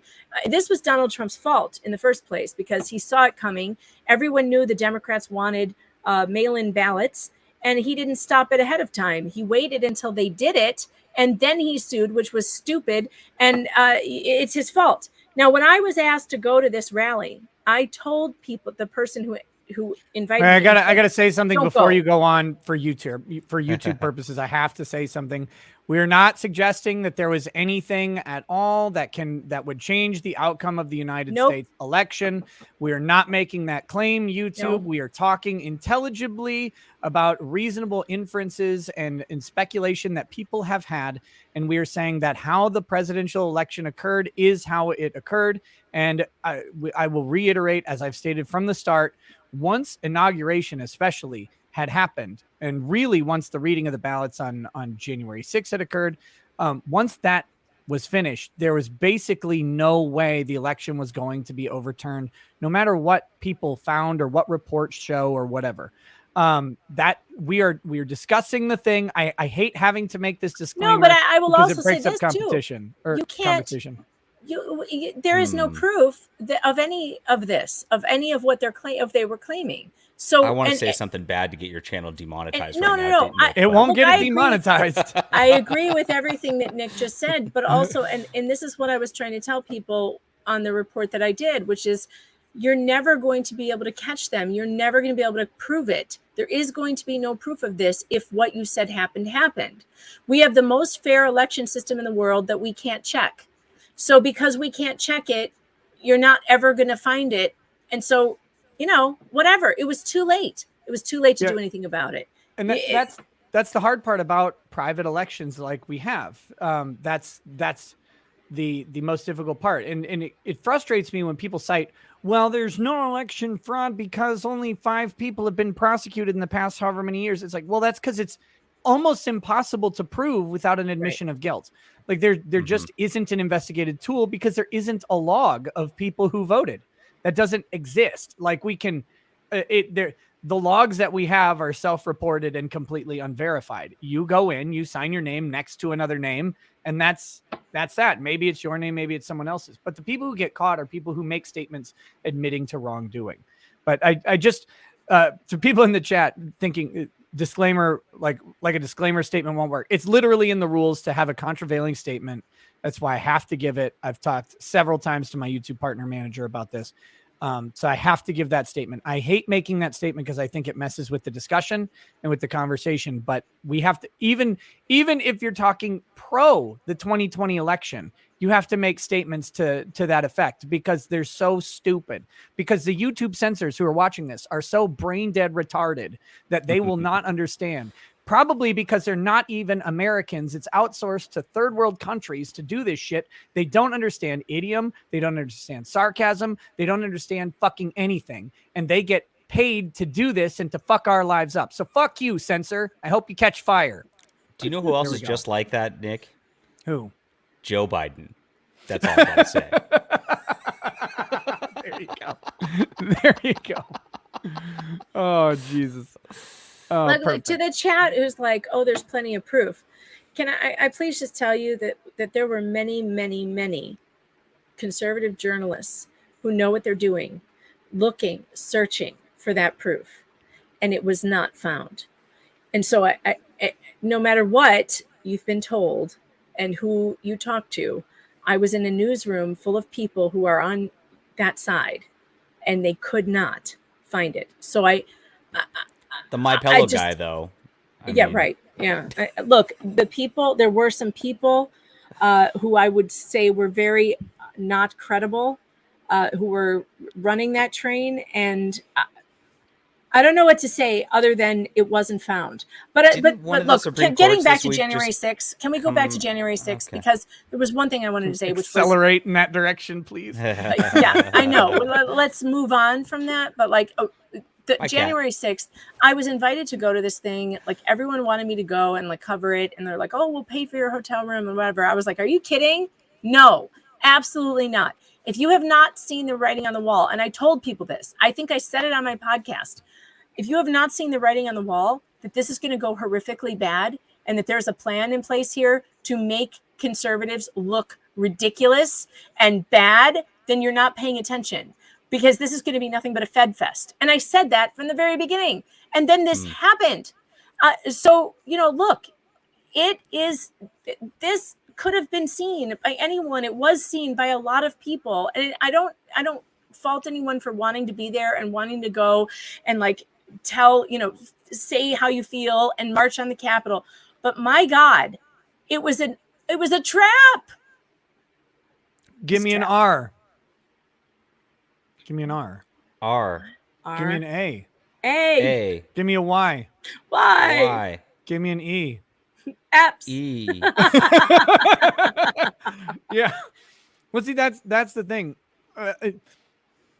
By the way, in Kenosha, Wisconsin, we found out that there was an FBI drone flying around Kenosha, little old Kenosha, during the riots there where Kyle Rittenhouse was involved. We found this because they provided footage in the trial.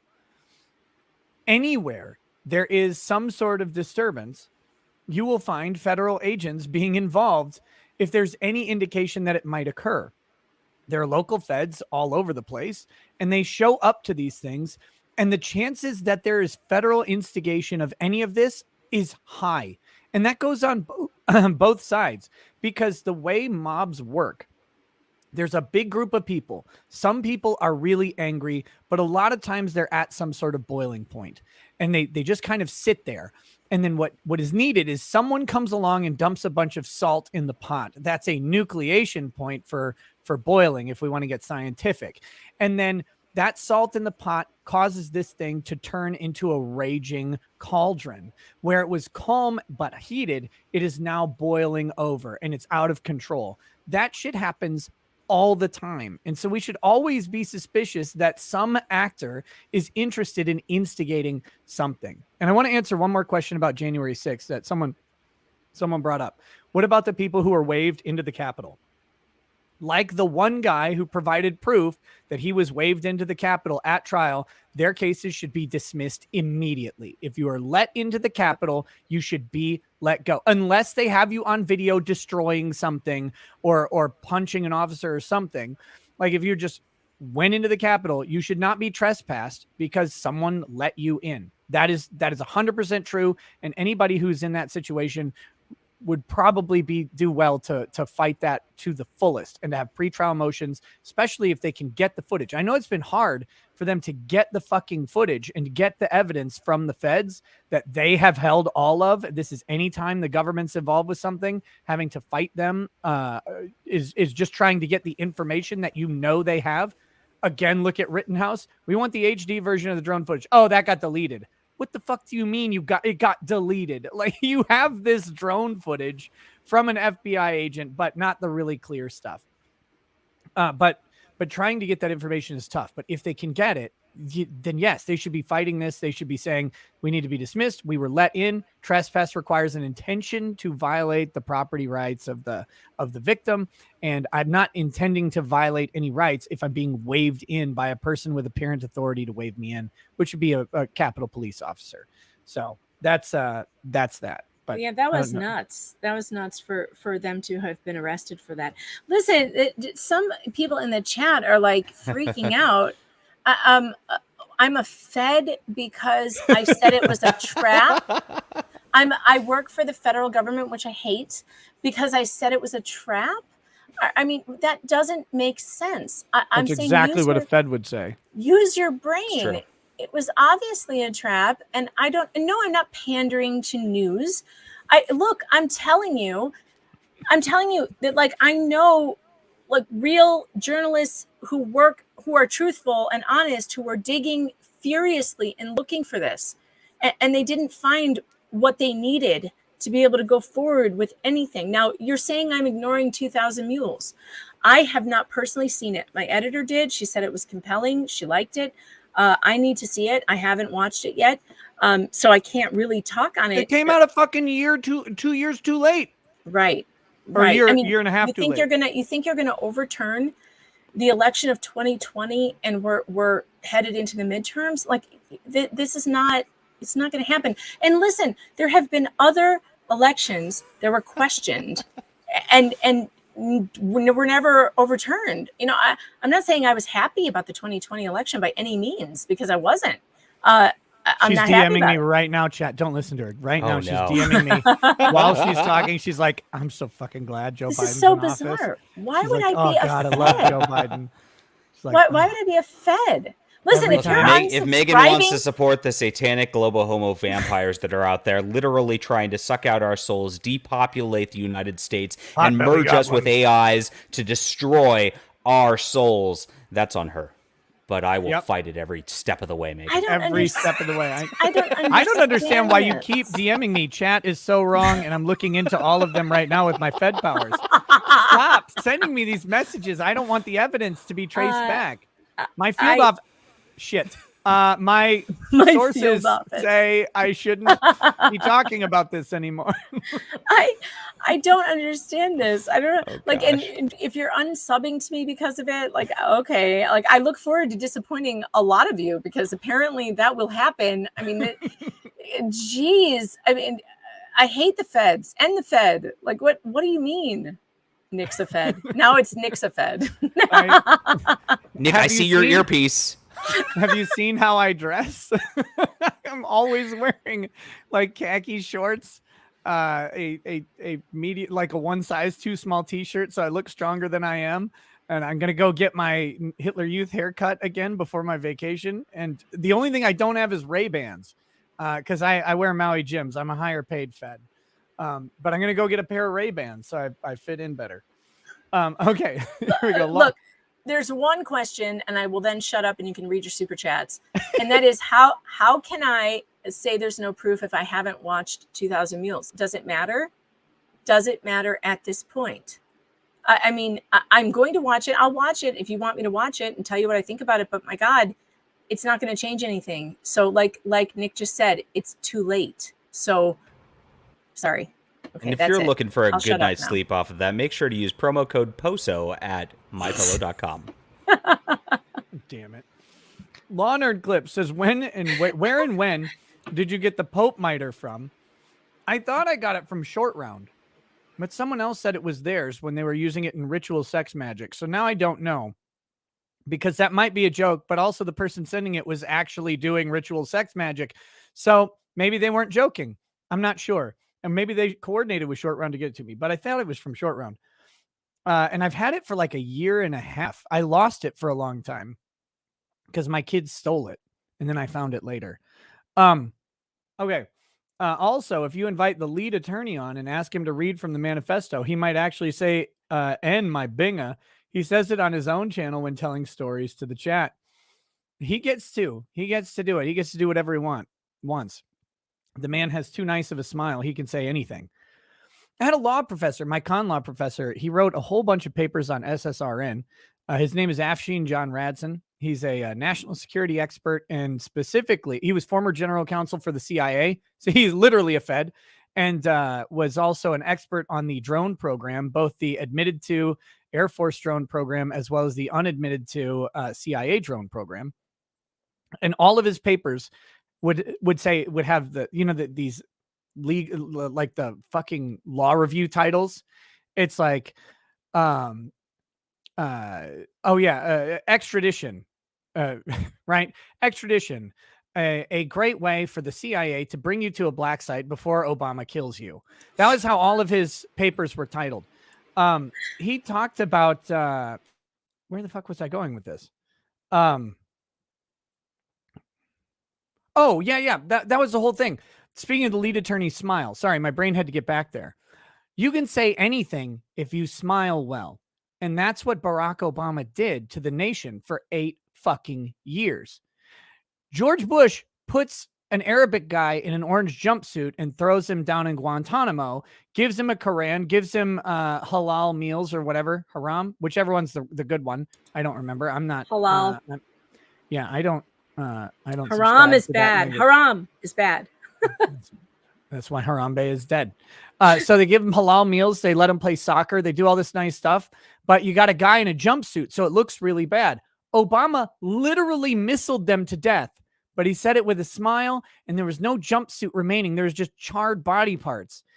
He could get away with everything just by smiling while saying through it. It was just fine. So lead attorney, he can come on and drop all the N-bombs he wants. As long as he smiles nicely through it, it'd be perfect. Okay, the field.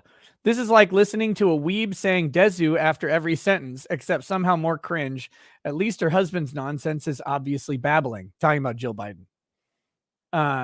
Sir Marhouse, full list of conservatives that Lauren Southern called out was Milo for stealing money from a charity, Ezra Levant, Tommy Robinson, Faith Goldie, and Paul Joseph Watson for being salty about after being rejected and being a cokehead. There you go. Okay. Yeah, I heard Lauren Southern called out a bunch of conservatives, but I had no idea what the hell was going on. I heard about that too, and I haven't seen it, so I don't know. She also called You out haven't seen Ralph a lot of things, about Megan. a month ago. If you Yeah, apparently after that. you know what, guys, I am very busy on the stories that I'm working on, and I have tunnel vision, so I miss a lot. It's true. She's obvious, like John just said, she also called out Ethan Ralph, and that is true. She did do that. And Megan, I mean, I'm just doubting your ability to follow the important stories, and that is the saga of Ethan Ralph.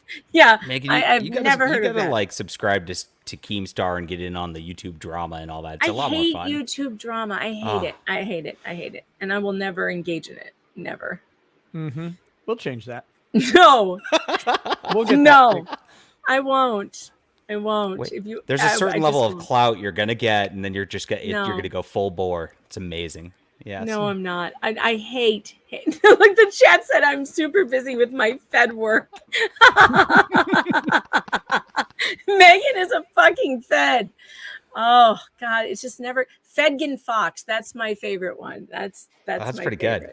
Oh, I'm almost done with this taco. This is a grilled chicken taco. Where's that from? That's a white Hispanic taco. That's a white, so like Costa Ricans?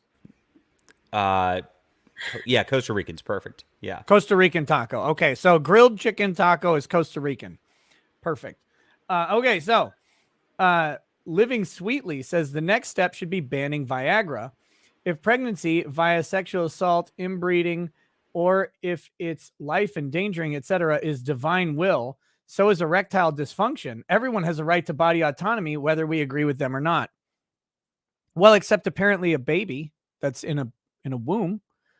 I mean, that's the problem with this argument is when you say that everybody has a right to bodily autonomy, which, by the way, you don't. You don't have a right to bodily autonomy. And if you want to test this theory, try heroin. Just go grab some. Or don't even go that far. Buy Sudafed. Do you know that there is a restriction on buying Sudafed that is disallowed for you to get an abortion? And that is that you have to put your name and fucking ID down on a government list to buy Sudafed. You have to, by law, do that to buy a 12-dose pack of Sudafed from your grocery store. If they tried to do that in an abortion clinic prior to Roe being struck down, that would be an undue burden that was impermissibly restricting your right to have an abortion. You never, ever, ever, ever, ever, ever, ever have had a right to bodily autonomy in the United States. Maybe we should, but you don't. The only people who get that, it's a conflated argument only applying to women who are pregnant, who want to kill their baby. That's literally it. No one else on the fucking planet has bodily autonomy in any country, anywhere, and certainly not in the land of freedom here in the United States. Again, if you want it in Minnesota, go buy weed, go buy heroin, buy Sudafed from the store, go get Adderall, go get a non-illegal drug. Just try it. Just go say, you know what? I'd like to try some Adderall today. You can't do it because you don't have bodily autonomy. You don't have privacy in your medical decisions. You don't have fucking shit. And I'm so tired of this argument because it's bullshit and it's from uninformed people who don't know anything about how privacy works. But the other side of that is you have never, ever well, I shouldn't say never ever, but since at least 1957 and the Katz decision, you have had absolutely no right to privacy when you involve a third party, like, I don't know, an abortionist. You don't have that. It doesn't exist. You don't have that when you use a telephone, because a telephone company gets to record the numbers that you dialed. In fact, with new technology, your telephone companies, specifically cell phone companies, may be able to actually record the calls because they may have a business interest in improving call quality among cell towers, in which case they might be recording your calls without your consent, and those might be subject to a police subpoena, not a warrant, just a request, with no interest of privacy on your part because you involved a telephone company in your conversations. You don't have I'm privacy horrified. when you... I'm terrified. Thank you for I'm never going to sleep again, and I'm never going to talk on the phone again. If you think it's getting lit now, chat, though, wait till your boy Clarence gets rid of gay marriage. I'm so excited. Let's do it. But this idea of like legal privacy applying, the only place that it has applied, and it only applied to a small subset of a subset of a subset of the population. Again, women who are pregnant, who subsequently want to end the pregnancy. That's it. That's the only people who got this magical bodily autonomy, who got this magical right to medical privacy. You don't have it anywhere else. Just here, speaking straight to that, go to your Viagra clinic and buy Viagra. Just go buy it. Don't get it prescribed to you. See if that works. Try it out. But you can't. But you can walk into any abortion clinic on the in the earth and just go get one. Like, you can just go and get one, and they can't take your name. They can't actually take down your address, your demographic information. And if they do, you could just lie without consequence. And now isn't Google just said that they were going to delete the information from their servers or whatever if you visit an abortion clinic. So your movement that's tracked on your phone, that they won't delete for anybody, for anything. If you go to an abortion clinic, they're going to erase that somehow. What?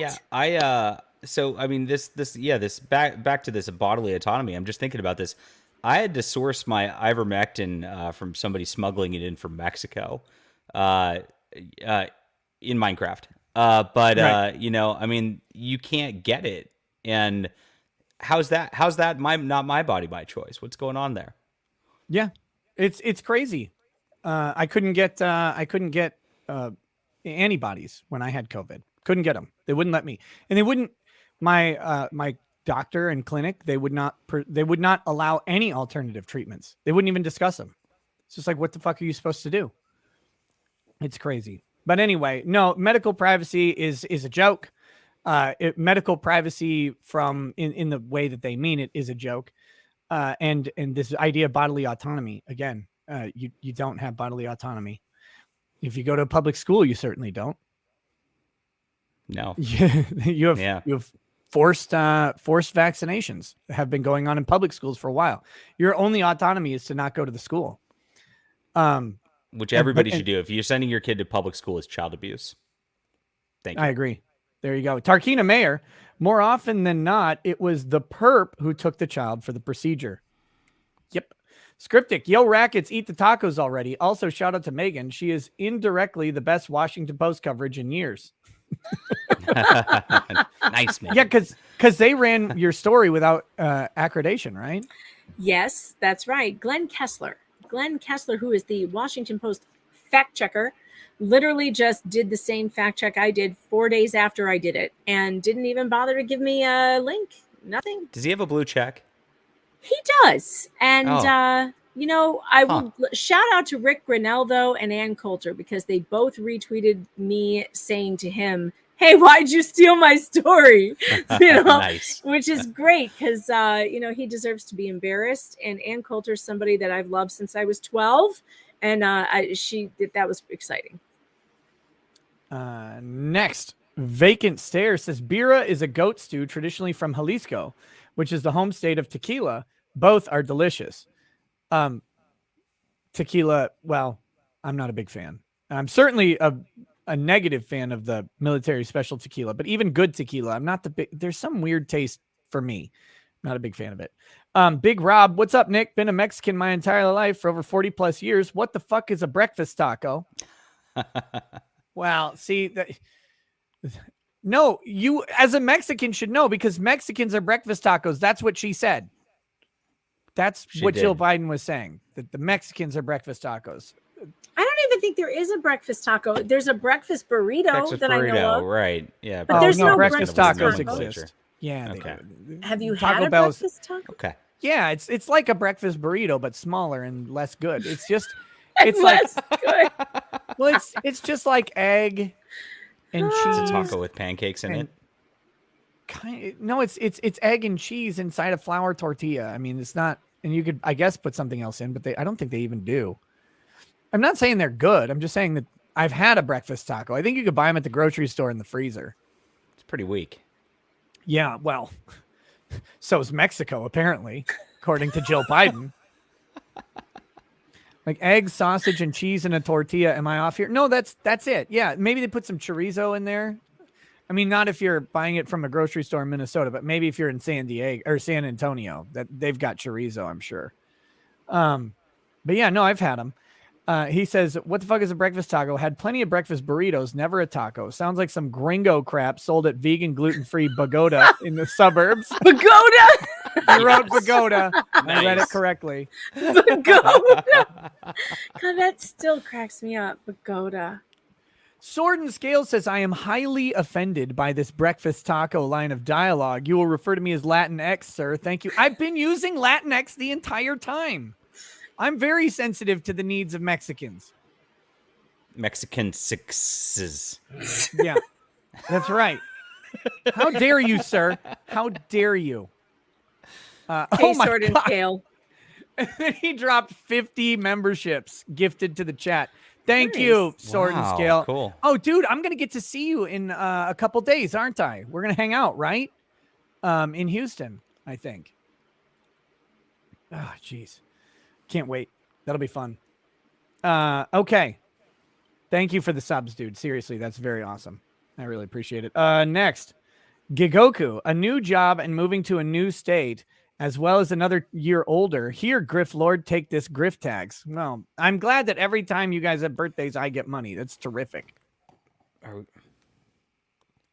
Cheers to you. He didn't ask for a cheers. I'm just saying cheers to them. Oh, sorry. I just there's an excuse to drink. So yeah. Yeah. Let's go. Take them. Okay. Any opportunity you want. Rad Bell says, Nick, I'm so mad I procrastinated too long and can't get the super pass. Should I still go? Well, yeah. I mean, come on down. Come down to Matsuri. I don't know what I don't know what pass you can get is, but maybe call them. See if you can still get a super pass. I don't know. Maybe they'll open more up. I'm not sure what you could try that. Maybe there's scalpers for that. I have no idea. Yeah. Somebody, that guy will give you 4 times the amount for your super pass right now. He promised me in a DM. Alt Lag says, tonight's topic is making me want to vote for Trump again because I suddenly have a need for a lot more wall. Yes. It's a beautiful wall. We'll paint it with pedophiles. We'll put them up on there. Nail them, if you will. Bad weather biker. I love your Trump. It's so good. I wish you did like the whole stream like that. I would laugh. That would be so hard the whole time. I'd get through just a couple like sentences, but it would take the whole 3 hours. It's my favorite. That and I haven't heard you do the auto tune in a while. You may have to pull that out. It's broken, I guess. I tried to. It was so embarrassing. I went to do the auto tune the other day, and it looks like it's working, and they're like, auto tune's not working. But to do auto tune right, you have to be off key, like because it has to bend your pitch to the right spot. And the more dramatic the bend, the more auto tuning it sounds. Otherwise, it's just like if you're kind of close, it just kind of sounds pretty natural. And so apparently, I'm sitting there singing like a fucking idiot. Trying to get the auto tune to work, and they're like, it's not working, you moron. Oh God. The chat wants you to do Trump as when you do Unbreaded. I think that would be hilarious. Oh, okay. I'll think about it. Bad Weather Biker says, I'm going to be a simp and say this Megan Fox is hotter than the other Megan Fox. Nice. There you go. That's not true, but thank you for saying that. Oh, don't be so self-critical. Eve of Well, I Sleep- don't drink blood, so that's a plus. Thank God. You don't? No. Why not? Have you tried it? That's satanic globo homo shit that I won't do. Thank you. Look, I'm just saying, don't knock Globo Homo until you've tried it. No. By the way, to the guy in the chat that every time I take a drink keeps saying, keep drinking because the top's coming off, it's literally not. That's never happening. It's not going to happen. Nope. What's going to happen if I drink too much is that the camera's just going to go dark and you're not going to hear from me. You're not going to know where I went. Then we know the top came off. That's what happened. But it will not happen on camera, so you can stop asking. Just so everybody's aware, what globo homo is that's when a guy has sex with a really fat guy. That's globo homo, right there. Should try it sometime. Eve of Sapiens, eat mostly meat and intermittent fast. I've had 4 babies in 5 years, and you will lose weight and feel amazing. Rakeda, your content is amazing. Please give Lady Raggets a big hug. I think about her a lot as a busy mom myself. Yeah, I will. I will absolutely do that. She went to bed early tonight. That's why I was able to go out and get these tacos. It was great. It was great that my wife went to sleep. Jason McConnell, she needed it. Jason McConnell says, in channel tradition, this discussion of 10-year-old abortion is brought to you by Ridge Wallets. I don't know where they went. They're like, yeah, we'll sponsor your show for the whole year. And then poof, emails just disappeared. So I would love to be sponsored by them again because I use a Ridge Wallet every day. Fuckers. Nice fuckers who I like very much and want to sponsor me again, you fuckers. 3 Bear Thunder. Nobody talks about the opposite. My girlfriend was a surrogate, and due to a possible minor disability, the intended parents forced her to get an abortion at 26 weeks. She lost 3 liters and almost needed a hysterectomy. She begged with them and was still forced. Wow. Jeez. That's really fucking heavy, man. Sorry to hear that. Yeah, I don't have anything that I can say about that. That's awful. That's atrocious. Rough. But yeah, there's a blessing and a curse in the prenatal screening tests, right? Like the quad test, and then I can't remember what the other test is called, but it's it's where they actually take they stick a needle in there and they do it. What is that called? Endometrium? No, Amniocentesis. Amniocentesis. Oh my God. I can't believe it. Had to have one of those with one of our kids. It was very terrifying because it increases the chance of a miscarriage. I wouldn't do it. They tried to do it on me and I said no, because I don't want to. I didn't want to take the chance. It's scary. It was very, very scary. But yeah, like it's a blessing and a curse with the quad test because they're wrong a lot of times. A lot of times. They told me that I had a high probability of one of my babies having some kind of abnormality, and they wanted to do the amniocentesis, and I said absolutely not. And we're just gonna, because it won't matter. It's just not gonna matter to me. Yeah. So no, I'm not gonna increase the chance of a miscarriage. And the baby was perfectly healthy, perfectly fine. And they do that a lot. They do that a lot. It's really odd. Yeah. That's how ours was. They said, oh, this baby might have an abnormality. We did the amniocentesis and found out that there was no abnormality, which was, very fortunate.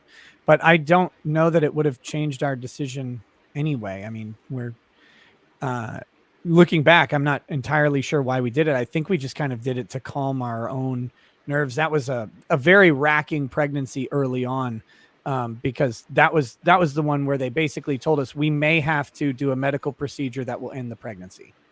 And luckily we did not have to, because I like that little girl. She's hilarious. So anyway, but sorry to hear that about your girlfriend, man. That's fucking terrible. Zaid Comics says, hey, Nick, excited to see you guys in Houston. Yeah, buddy.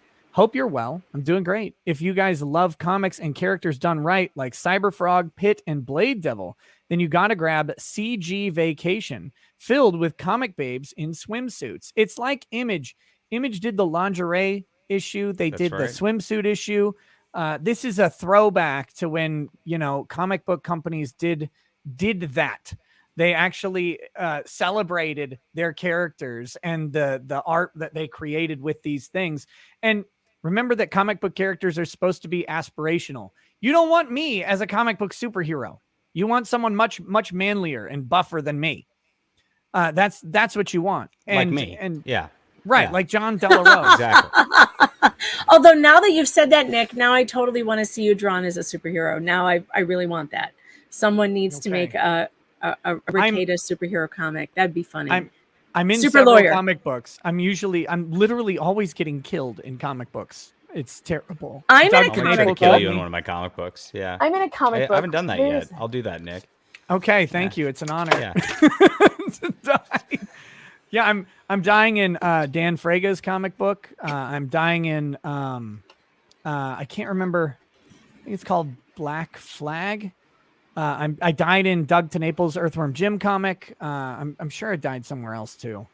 I'll get you in the next one. I'll write that down. So, I'm in My Hero Macadamia, which is hilarious.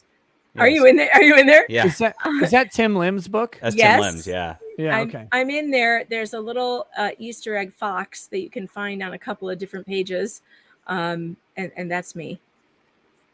Well, terrific. We're all comic book characters now. No wonder we're ridiculous. The Squid says, is no one going to even mention that the focus of the original article was that the Indiana abortion laws could change and then no one would be going to Indiana from out of state for abortions? Was that the focus of the original article? Well, yes.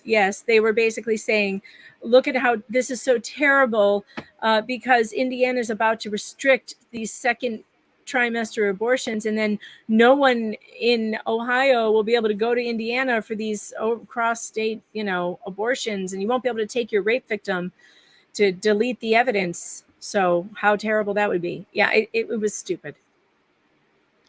Yeah, it's it's fucking awful. I hate these people. A Sword and Scale again says to the guy in the chat that wants someone to take their top off, hit me up, bro. $5. There you go. $5 is a pretty good deal. Man. Let's see what's next. Hold on. My chat window got reset when we were talking about something and it just blasted us. Oh shit. Speaking of that, the Law Patrol gifted 20 memberships. Thank you. Thank you for that. I really appreciate it. But have you figured out what that actually does? Because every time anyone asks you, where do they go? You're like, I don't know. Where do the memberships go? Yeah. How's it work? In the chat, it lists everybody who gets them. It just randomly hands them random out? people get them? That's Yeah, cool. random kinda people get a cool. membership. Like a So, lottery? yeah, Blaze Storm's got one. Cherry Pow Pow, Eric I, Corpse Box, Lolo, Torvaldson, Michael D, Liberty Propaganda, Birdie Marie, Michael Hunter, Vistaru, Andrew W, Dumb that's cool. Dumb YT That's pretty name. sweet. Some other people got them. The hard part is that Twitch puts them, like, it feeds them to you in a specific separate pane. YouTube doesn't yet, so they get listed out in the chat, but when my chat floods and overfills, it goes away, so I can't see them anymore. And he just gifted 20 more. What the hell's wrong with you? Sweet. Thank you. Nice. Thank you to the Law Patrol and Sword and Scale for the huge gifted subs. That's fantastic. Okay, here we go. So the next Got some is Walmart fans in the chat, which is cool. Tim What is Lim's Walmart? awesome. My Hero Macadamia. Oh, see, I was thinking the wall might be good for pedophiles. I thought that's what you were talking about. No, the wall. The Thank other you for the wall. courtesy laugh, John. I'm here for you. It's late, all right? Yeah. Okay, next. We've got SCFU says, let's not forget the Planned Parenthood ghouls also sell fetuses by the pounds like a satanic butcher. And so they check the choice cuts list of outstanding orders so they know which part of the body needs to be carefully harvested. Speaking of selling things, though, I mean, that's disgusting and horrifying. But if I'm not mistaken, John, you're selling something right now, aren't you? Oh, Is I'd it love to. Wow. Is it aborted baby parts? It is most definitely no. It's not. Not for once. It's a comic book, believe it or not. So, I'm trying to pull it up and I'm having trouble here. It's really. do you want me to pull it up? Would that be easier? Well, I always want someone else to pull it up. It's way easier for me. No, I got it. Oh, you got it. It finally sprung up. It took a lot of work to get there. Well, we did have an abortion chat. That kind of kills the mood, you know? Depends on your perspective, I guess. I mean, Nick's still eating, so how bad could it That's have true. been? I have so Awesome. many tacos left. I haven't even come close to scratching the surface of these tacos. So here we go. Overmind. This is your Kickstarter, a science fiction thriller graphic novel. Now, people may not know that you're not like an amateur writer. Like you're a writer who has been writing for a long time as a profession. Like you're a Like professional, I it's guess. it's interesting watching people talk about comics. And oh yeah, I'm gonna have this great comic. I'm like, oh yeah, what's your background? And you don't really hear anything. I've written 43 comics and 17 novels. I've also written for the Federalist. 6 less than me. Yeah, there you go. Nick's crushing it. And I also currently write for Bounding Into Comics. So a lot of those articles every week are coming out from me also. So, been doing this full time since about 2020, and I started really doing these comics in 2017. This is my most recent. I wanted to get into on science fiction, so this actually has a novel and a comic with it. So you get two different stories starring the same characters. I wanted to go artsy and multimedia with it. But the main story overminds about an AI that is taking over a planet to cause it to rebel against the human empire that's galaxy-wide. And Ayla Rin, our agent right here, who's drawn by Aaron Lepresti, who you might know from the Comicsgate Kings show, drew this. She gets dispatched in order to deal with this AI, and the AI is forming a cult around it in order to try to brainwash the people into revolting against all that is good and true. And so it's a commentary on social media and how the algorithm just fucks everybody's minds up. But with a lot of action, ray guns, adventures, jetpacks, rockets, that kind of thing. So good stuff. That's awesome, man. And really, like, it's an interesting subject to explore because that's what a lot of I don't think that science fiction predicted a lot about what we will deal with. One of the things I don't think science fiction predicted as much and as directly was how a non-AI, like a non-fully sentient AI, but how Correct. dangerous just a human influenced algorithm could be. It's crazy. I mean, we've got the NPC meme for a reason at this point, and that's when I was writing this. That's what was popular at the time, and I saw it, and I'm like, wow, extrapolating this into like a science fiction where like it's forming like a real cult around that algorithm / AI. That's a really cool science fiction concept. So that's why I went off on it. So it's 66 pages. I like this. This is great. Yeah, that's done by Miss Sashi. So she does your boy Zach's pinups also, and she does my variant covers here, and she drew a beautiful pinup, and good stuff. So the novels are right there too. It's a separate story. I thought about it because I'm like, should I adapt the comic into a novel? And I thought, you know what, if I was going to be a reader, I'd want a separate story. I wouldn't want to read a comic and a novel of the same story. So writing a separate story starring the same character. And that one is a little spicier. I'm not going to actually reveal what it's about too much, but because I don't want Nick to get in trouble. But it's a little bit spicier of a story than the AI deal is. So good stuff. I got a digital version out there, especially for European or other international people, Latinx people down in the Latinx nations. Makes it easy on you guys. But otherwise, we have lots of options for sort of any combination that you want. And I've also got my full back catalog as add-ons. So if you want to check out any of my other comic books, they're all on there also. It's good conservative stuff. The artist is a good conservative Christian woman who's like, she like grows her own food. She's one of those like hardcore homesteader types. So she's not really got much of an online presence, but that's me. I'm trying to do that for her. So it's good fun. So that's awesome. So guys, you can get in. The digital pack starts at $17, and then they go up from there for different things. You know, if you want the graphic novel or the novel, you can buy them separately. You can get the variant cover. You can get both, obviously. And then again, it just keeps you keep being able to add different stuff to it, which is kind of how these swag. Kickstarters work. The more content you want, the more content you can get, the more swag you can get. I love supporting independent creators, so make sure you check out John's books here. This dude has been writing sci-fi in the professional space for a very long time. He's probably been a part of something you've heard of. He's probably written a book that you've heard of or read out there. And so this is a guy with a lot of credential behind him. And he's been churning out stuff people like for a really long time. So, Thanks, so Nick. check I it out. appreciate it. Yeah, of course, man. I should address the elephant in the room because a lot of the Comicsgate fans, of course, are like, why are you on Kickstarter, not Indiegogo? Indiegogo banned me. So I am banned on that website. And so fuck Indiegogo. Sorry. Yeah, no, that I get Yeah. the same thing. People are like, why don't you use Streamlabs instead of the YouTube Super Chats? I'm like, well, Streamlabs is literally the only platform that's fucking banned me. Yes. So based Streamlabs decided I said something wrong and won't even tell me what it was that I did. So so that's that. But yeah, you go where you got to go. But Exactly. to Indiegogo, you know, a lot of Comicsgate people use Indiegogo because the Kickstarter had like kicked off. Had messed with a couple of those people. What's interesting is I actually got Right. an exception. So John Malin's kind of the main champion of the anti-Kickstarter faction of Comicsgate, I'd say. And he actually had me on his show and promoted my Kickstarter and gave me an exception. So thank you, John Malin, for doing that. I appreciate it. Oh, great. Yes. God, it's been a hilarious. long time since I've thought about Comicsgate. Remember the days, John? Remember those days? Remember It was when good we started times. Comicsgate, Megan? Yeah. We totally let's start did. some controversy. Wait, you know what? Oh, Let's God. do it. Let's It's do gonna it. happen right here now. We did Okay. it. Hold on. A Let me lot of you don't know this. A lot of you don't know this. It was Hold on, let me us. go get a gun so I can put it in my mouth for when I get spammed by Sketch. A lot of you do not know this, but this is the honest truth. John Delarose and I had a conversation back when Comicsgate launched, and we chose the hashtag and we started it.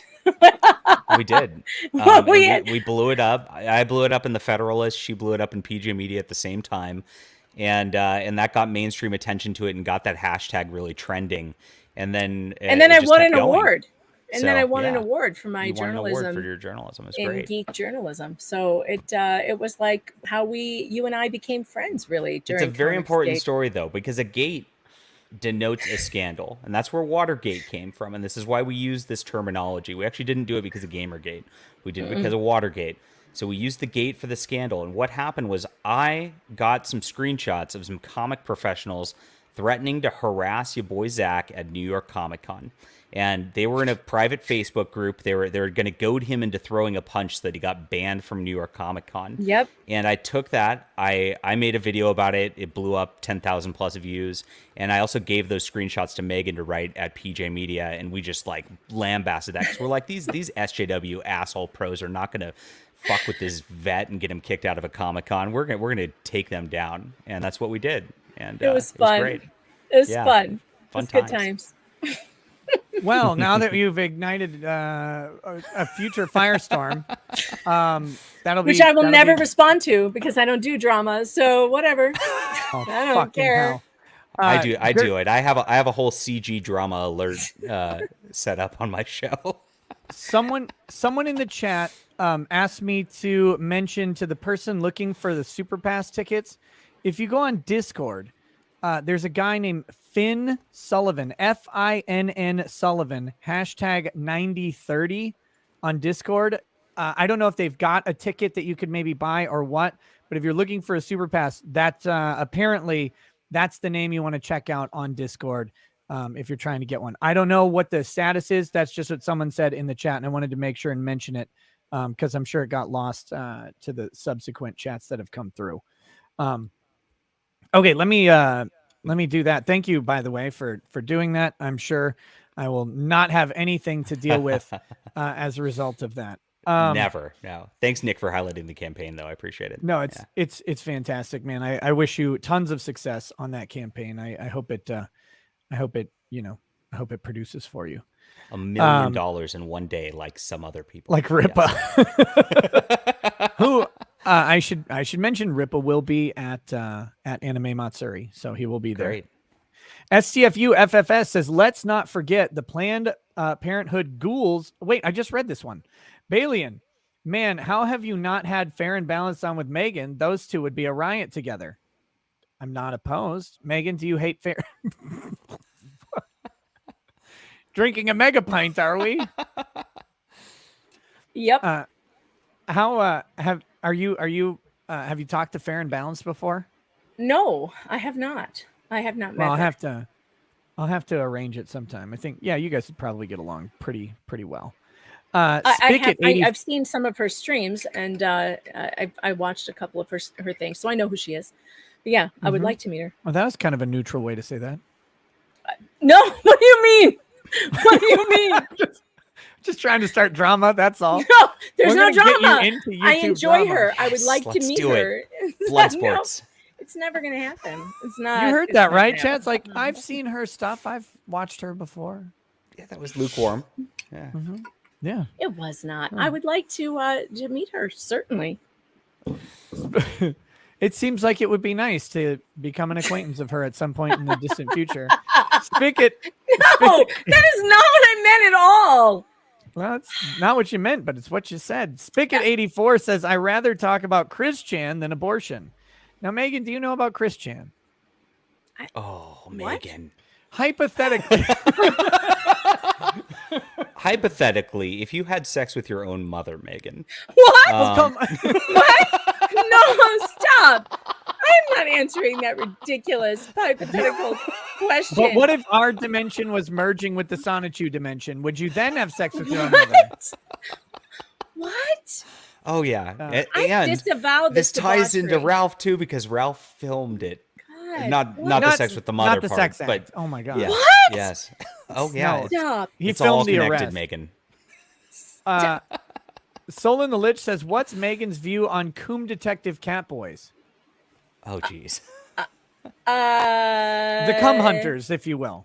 What? She doesn't know this lore either. Okay, Yeah, hypothetically, I know. hypothetically, if you had someone living on, like, in your house for a while, and then they move out, right? Like they move out, like maybe Do they're I like know an they're associate. living there, or is this a creeper Yeah, yeah, in the yeah. basement? No, you invite them to live there. You Okay. kind of give them an apartment in the All right. house to live in. Okay. And then when they move out, do you immediately go to the couch with a black light and search for fluids that have been Jizz. excreted? Yeah. What? Is that not normal? If you do that, and you also happen to be really into cat boys, I don't even know what a cat boy is, but no, the Oh, answer is no. no and no. What? Disavow. Whatever this Oh, is. no. My God. Okay.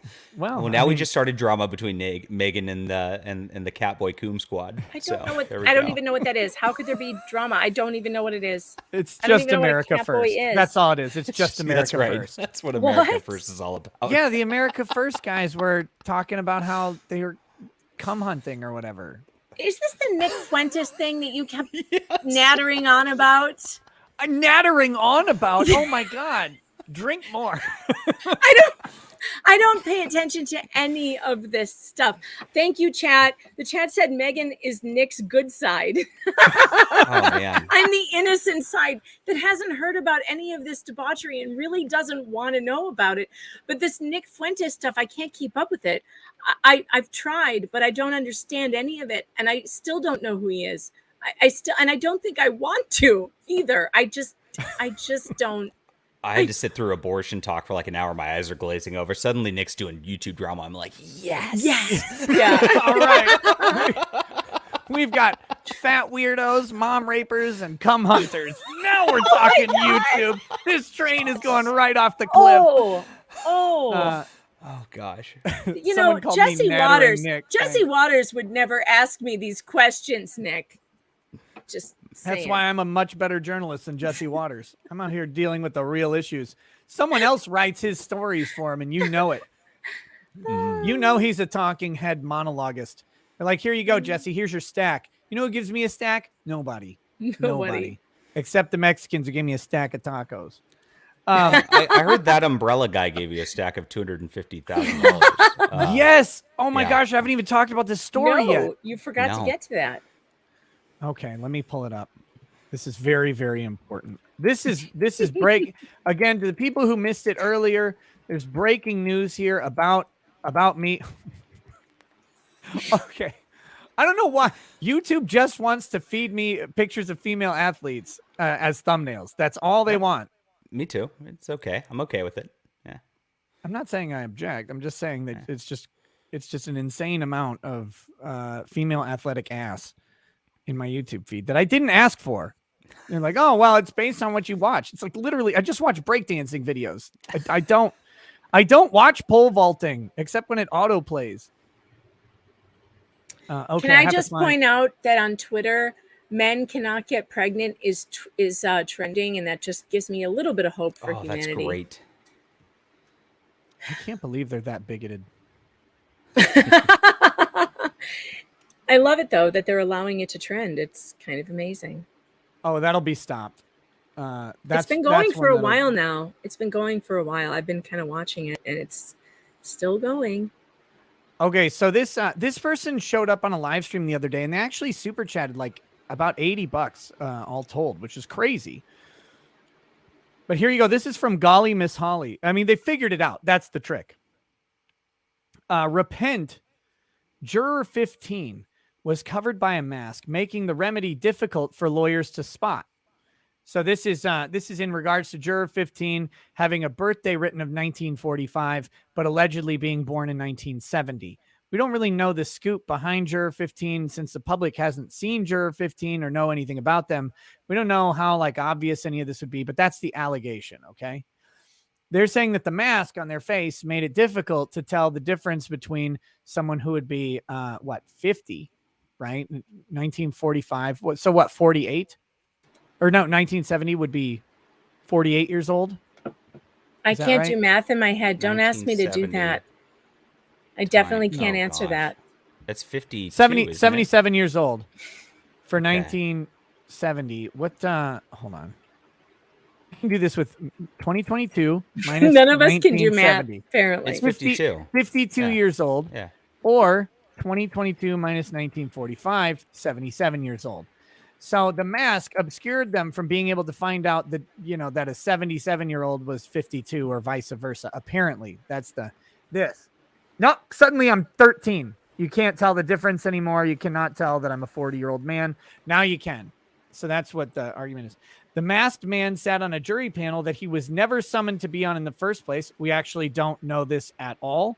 And he committed jury fraud and perjury against the court. We definitely don't know either of those, so that he could get away with sitting on the jury panel in a high-profile case. Wait, I have a question. Yeah. Was the form a written form or an electronic form? We don't even know what he put on the form. Because if it was an electronic form and they have those things where you have to select the date you were born, they always start on 1945. And what if he went to click it and it just didn't click? Here's another thing. What if he didn't do it at all, but the person doing data entry on the jury did? Yeah, I mean, I don't think it makes we don't any know difference. Who, she had we don't even know what a form the discrepancy is on. That's the thing, because we don't they know got if it to was on see his these jurors and ask them questions.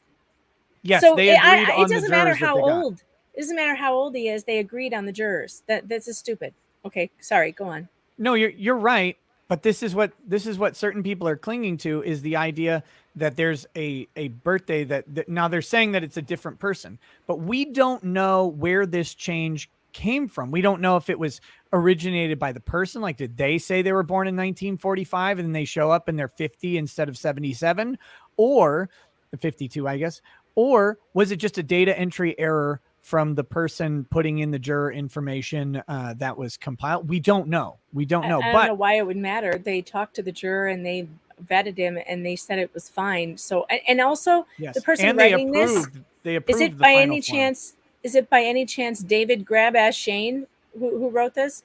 No, this is I read it. It's Golly Miss Holly. Come on.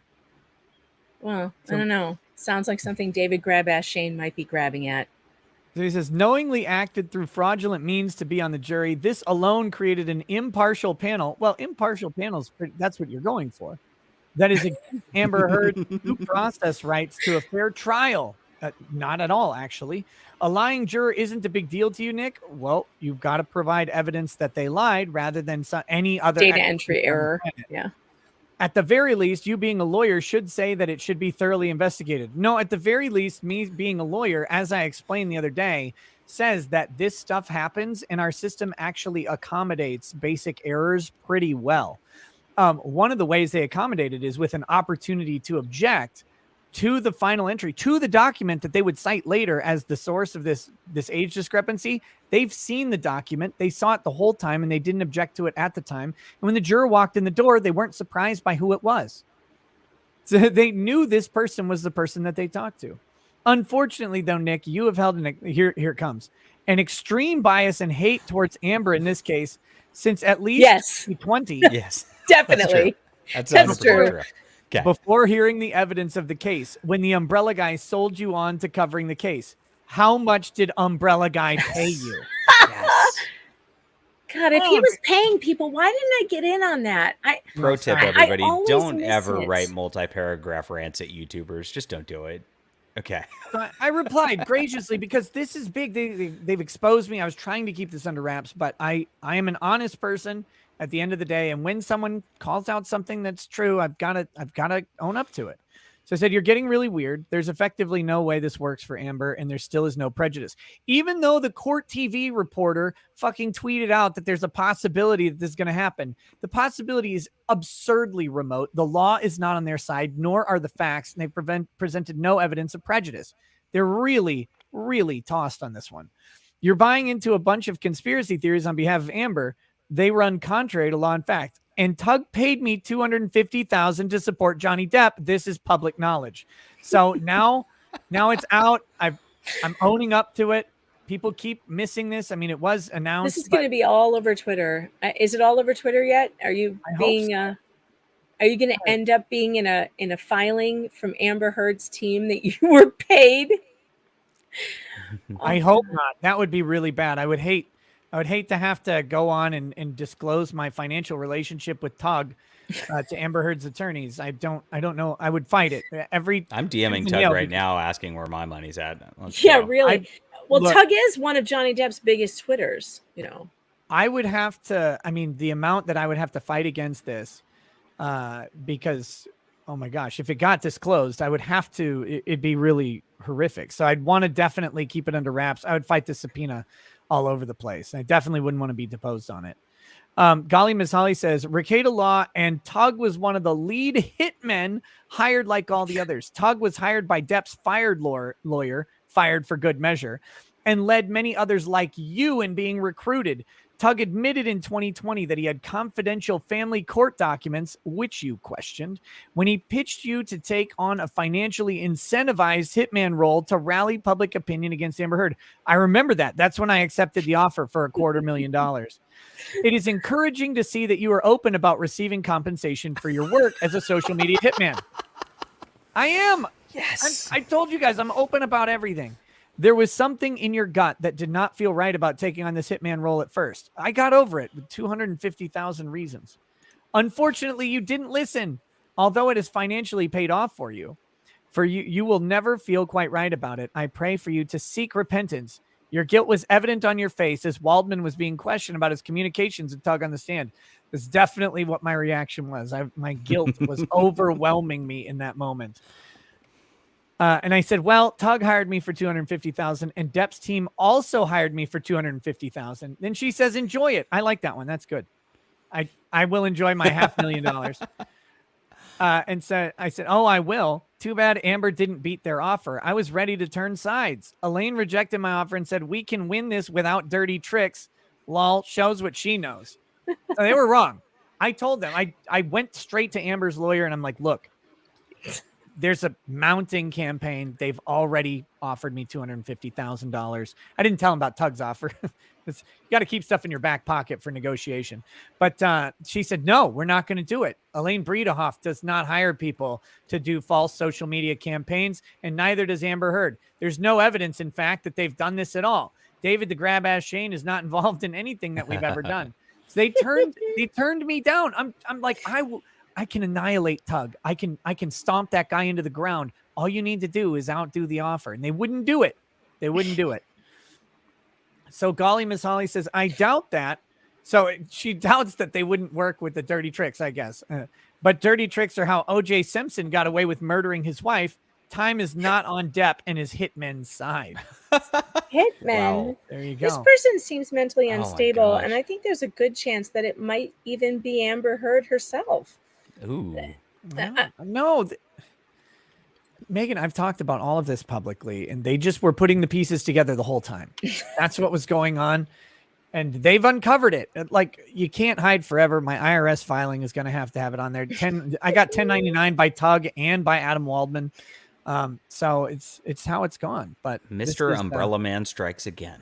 He's everywhere. Yes. He has so much money too. Well, I mean, he's got less now because he gave it to me.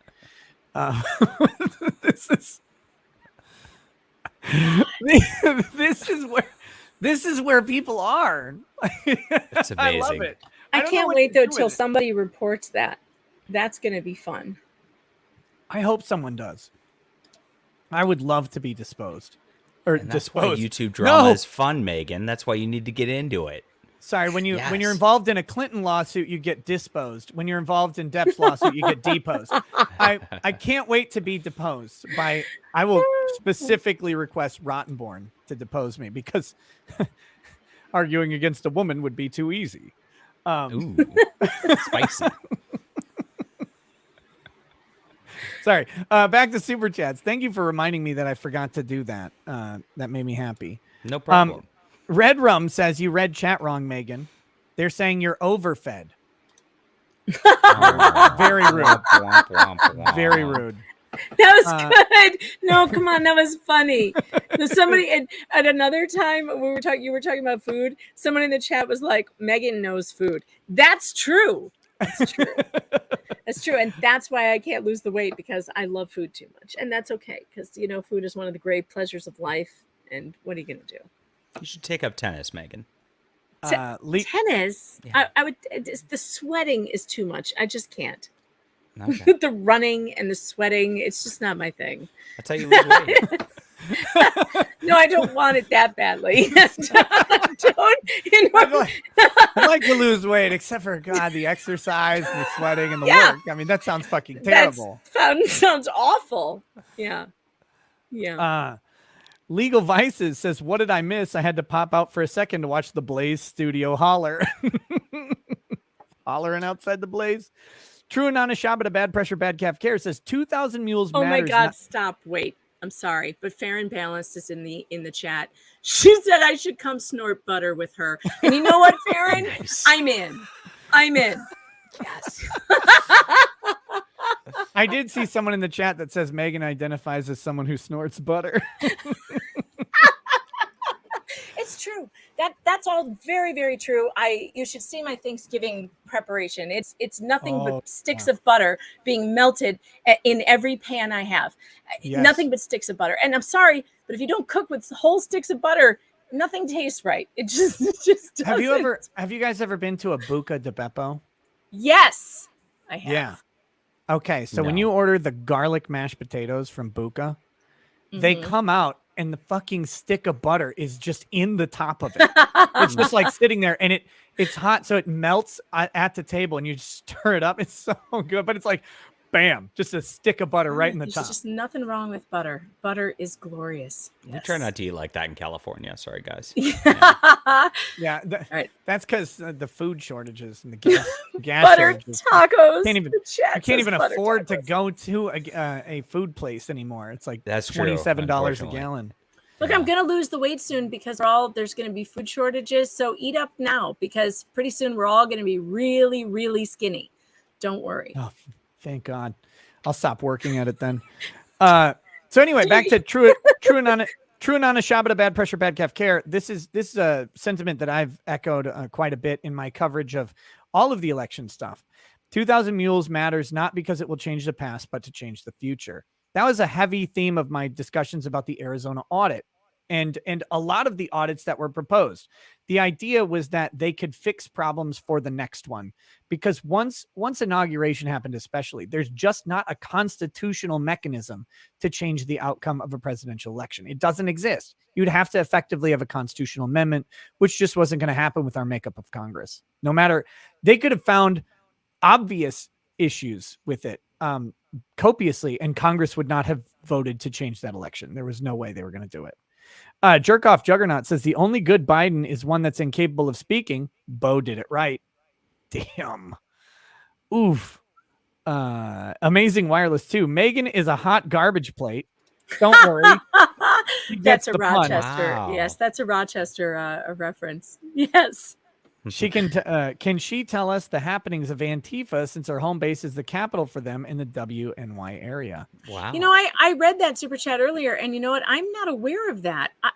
That's terrifying to me if that's true. I thought their home base was Seattle. How could they be in Western New York? That doesn't make any sense. I've never heard that, so I can't. Because they can't afford to be in Manhattan. Well, I would Fair. be very surprised. I don't know anything about that. But then again, I'm not the Antifa reporter at PJ Media. That would be Victoria Taft. Check out her writing because she writes about Antifa all the time. There you go. CH. Megan, I don't care what any of these degenerates say. This degenerate thinks you're a great addition to any racket stream. Oh, thank you. Me too.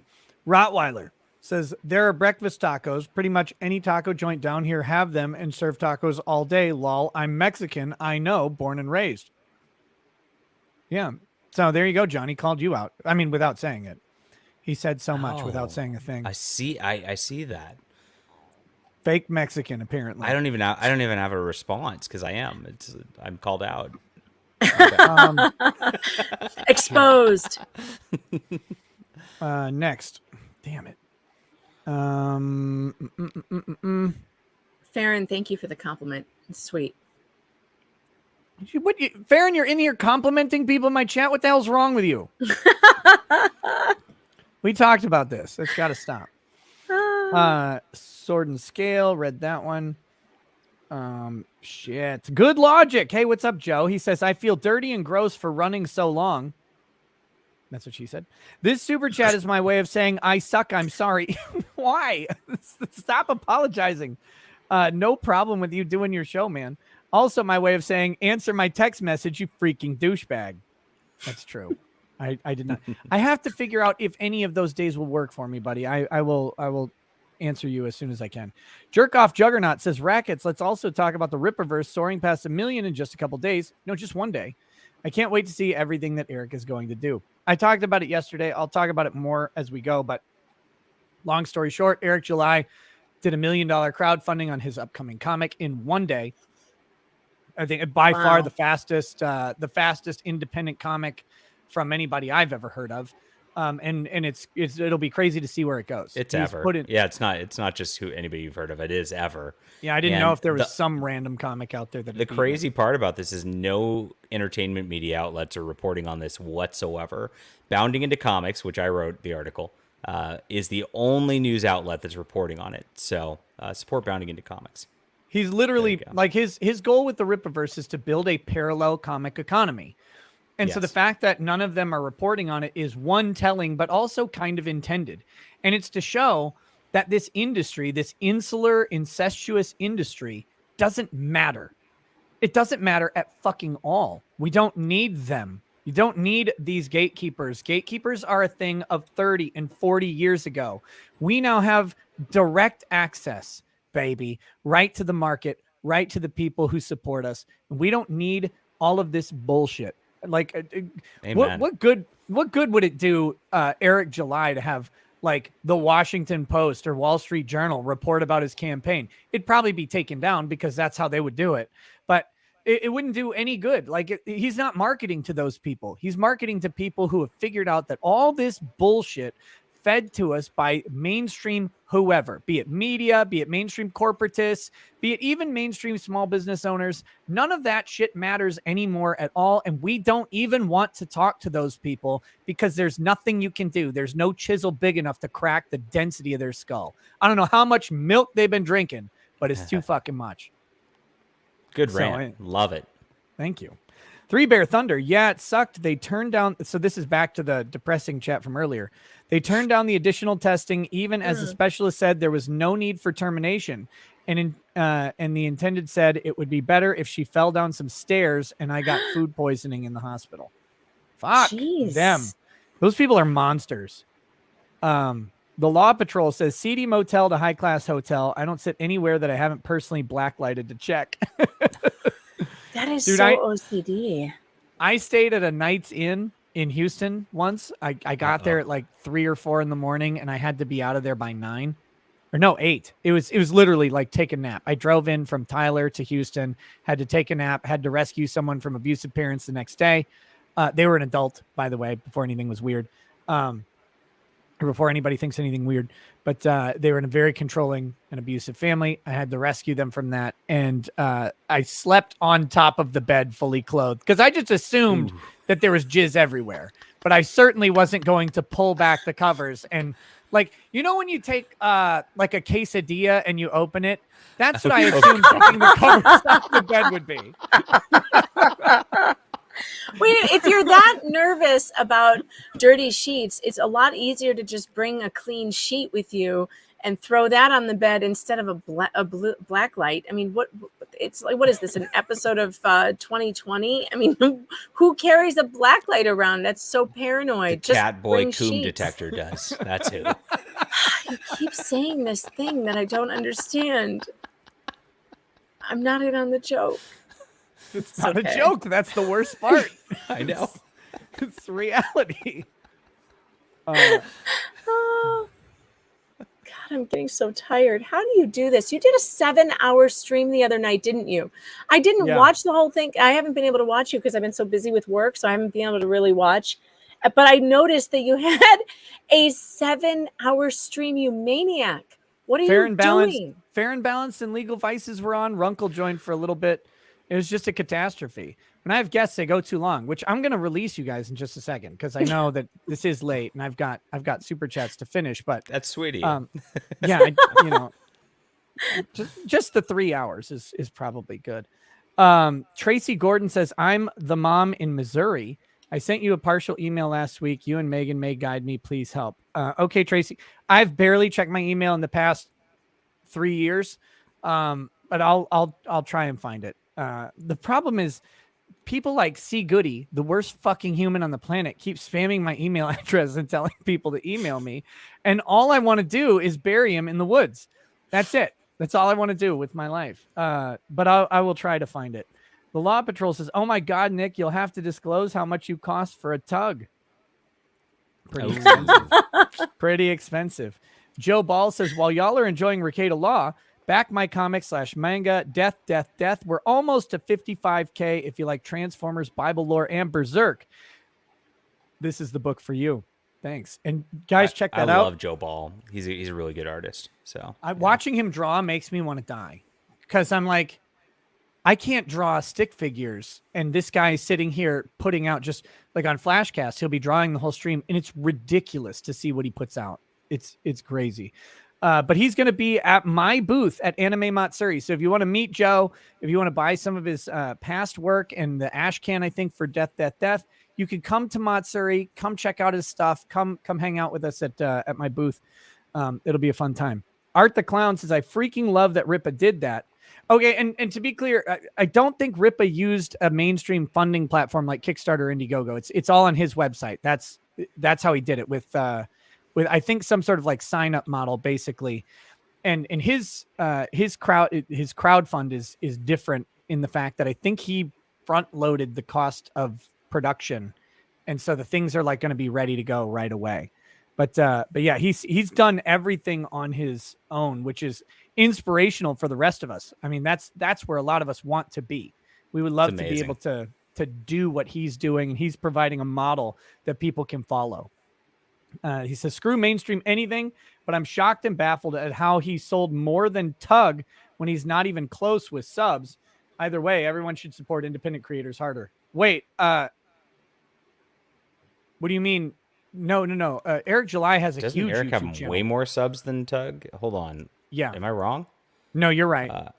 That umbrella. Well, it might be different now after the trial. God, let's look at his subs. I don't think Ripa has 477,000. Yeah, Tug's at 391, and Tug wasn't at that. I mean, Tug got a lot from the trial. But, yeah, Tug was Ripa's at like way 120 bigger. at the beginning of the trial. Yeah. So he blew up. And so yeah, Eric's been at over 450,000 subs for a while now. So he has kind of his growth line looks like this, whereas Tugs went bam straight up.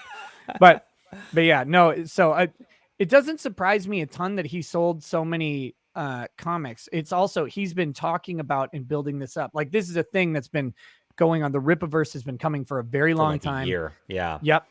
And this is the culmination of it. He's been building this business and people are ready for it. His channel's also comic centric. Like he does streams just talking about Batman for the whole stream, like where Tug's much more like, Hollywood centric. So yeah, Tug used to talk a lot more comics. He did. I was there back in the day. Yeah. But he shifted his focus, but he kept making the comics and his crowdfunds have all been very successful. So he's doing great. He's doing a great job. Mm-hmm. Okay, I've got a couple more and then I'll let you guys go if you choose to. You can stay as long as you want, but I know it's really late. SC Medic 71 says also horribly mispronounced bodegas, called them pagodas or bogadas. Yep, saw that. That was perfect. Spatula says abortion hides the evidence of rape. That evidence can be preserved if we can just, go ahead and do that. Let's get the evidence out there. Joe Schmo, 1 of 3. Here's $20 to find out the details on John's awesome black cat. Tell us all about that wonderful animal. Oh, my cat. So my cat came and hung out for a little bit. She actually went away for a while, but we got her from a rescue. And she actually, I had a 3-year-old kid at the time, and she actually ran up to the 3-year-old kid and started just kind of just hanging and snuggling with my 3-year-old. So we were like, that's the cat for us. And we've had her for, I think, 12, 13 years, and just very sweet cat. That's all. I love cats. I want all of mine to be summarily executed lately, but I like them anyway. Like I want them to be removed with love. Cats hate me. Cats literally hate me. And everyone who says they have this really sweet cat will scratch me. Cats hate me. It's bizarre. I've been attacked by so many cats. I got attacked by one the other day because my wife had our stupid little dog on a leash, and we were over at my in-laws' place, and the dog was coming out with my wife, was coming out of the house, and there was a cat waiting on the deck, and it was on its turf, and it did not know this dog, and so it's sitting there, like my wife's trying to pull the dog away, and the cat's just sitting there beating it like a piñata of murder. And then I had to step in, but I was wearing sandals. So the cat bit my toe, my big toe with its fang, and then drug it along. I had like a 1-inch laceration on my toe, and I'm bleeding all over the place. But I had to step between the cat and my daughter because my daughter was cornered, and she's freaking out because the cat was going nuts. Cats can kill you. Yeah, they're the 2 minutes chat later, says cats hate feds. Oh God. You know what the worst part about cats is though? So this cat tries to kill me, tries to kill the dog, is freaking out at everybody. 2 minutes later, it's laying in the grass, just like, hey, what up? I walked right up to it. It's like, pet me. Like, you fucker, you just bit the shit out of my toe. I hate you. But I pet him. Stupid cat.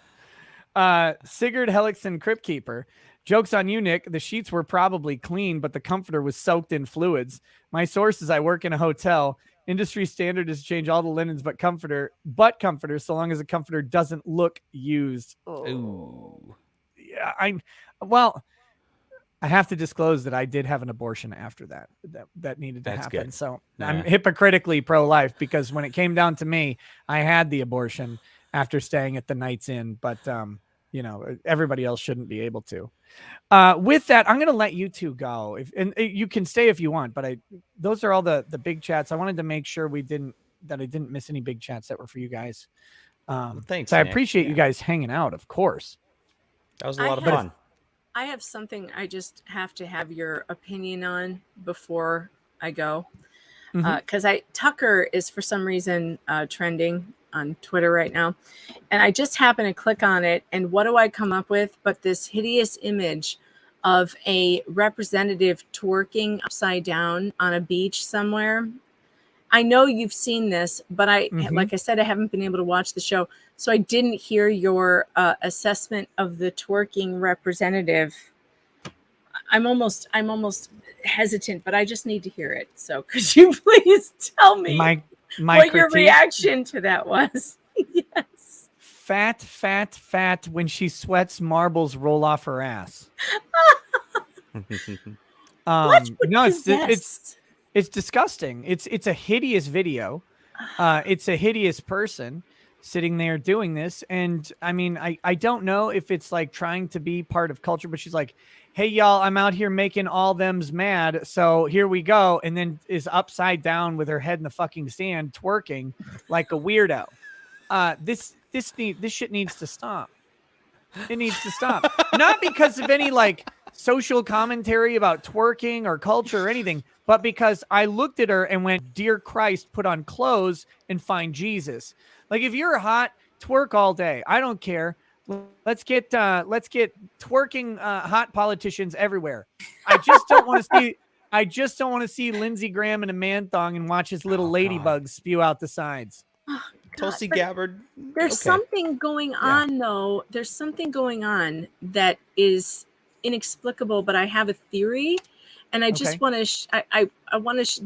This relates. So we see that, and then we see this right here. Can you see this picture of this? Oh person? Yes, I know this picture. Sam this is Brinton. The one who's into pup play. Yeah.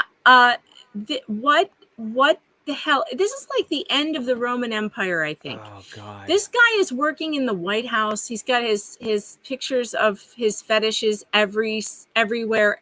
I mean, I can't even look at that. So I just wanted to like point it out. But like, what is going on? Okay, so what I was actually ranting about this the other day in a positive way, because in the opposite. But did you saw Jerome, whatever his last name's ad was, Make Rifles Great Again? Yes. Great ad, right? The one that you're talking about, the one with the KKK.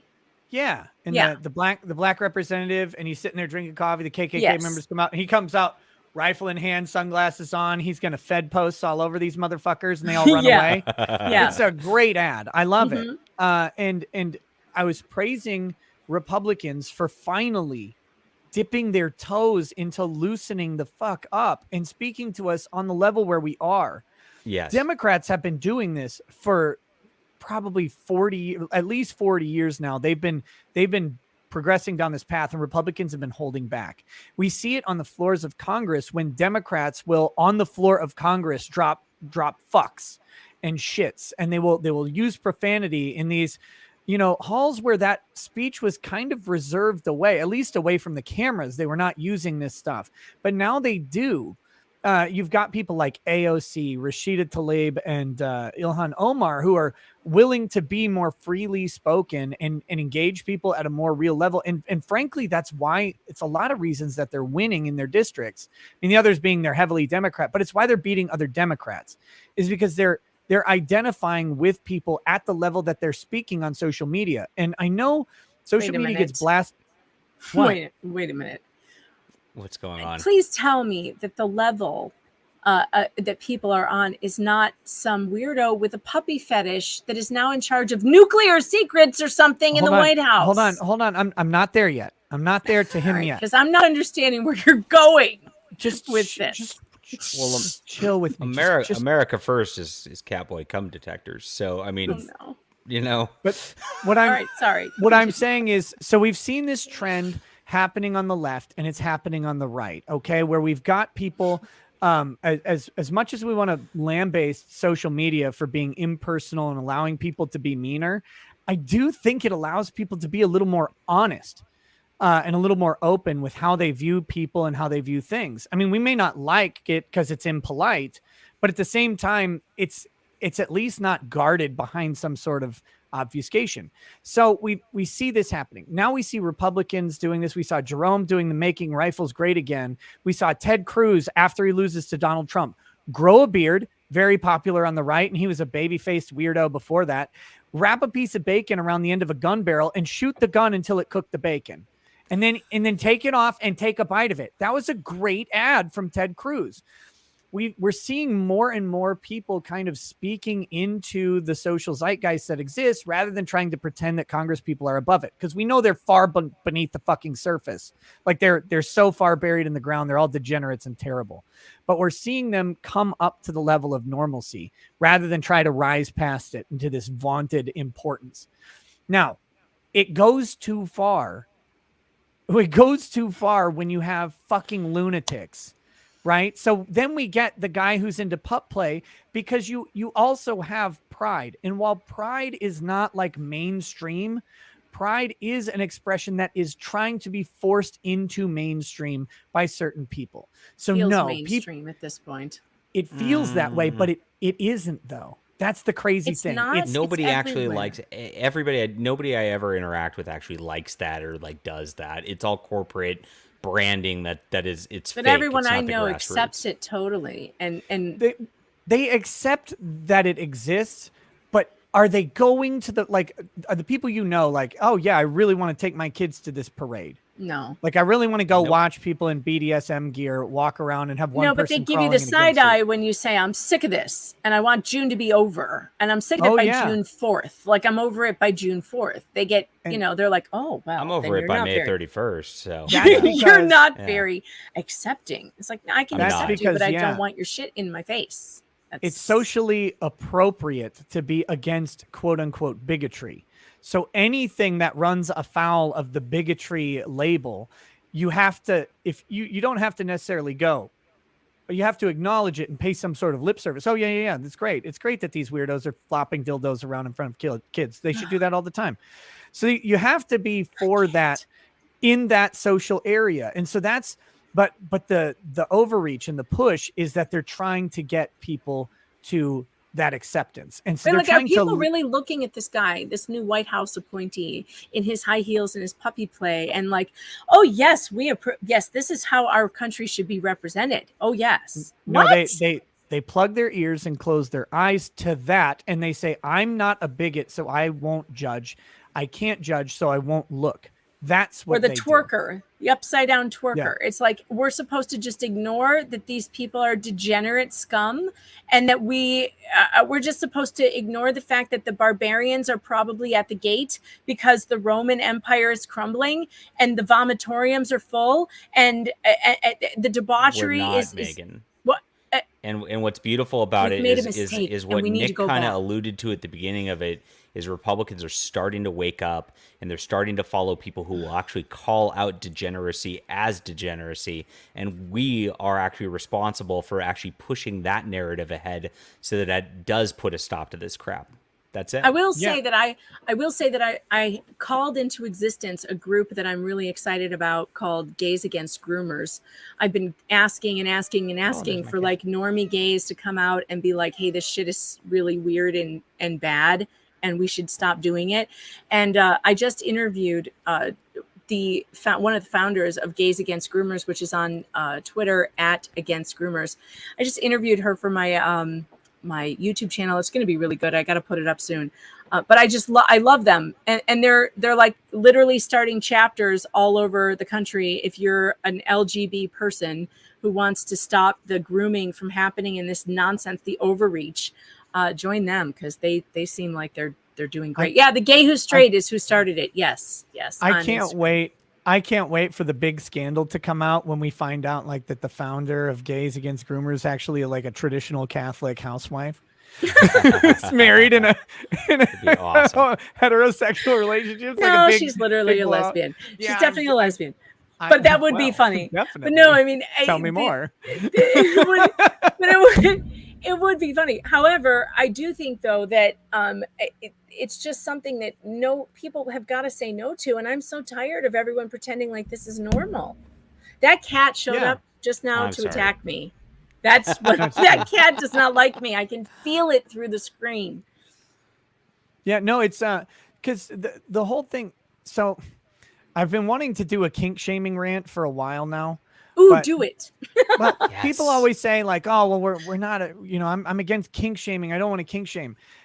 A kink is like, oh, I like to be paddled. right? Like that's a kink. Is I like to wear leather, or I have a bit or whatever, or crawl around on my hands and my knees with my partner.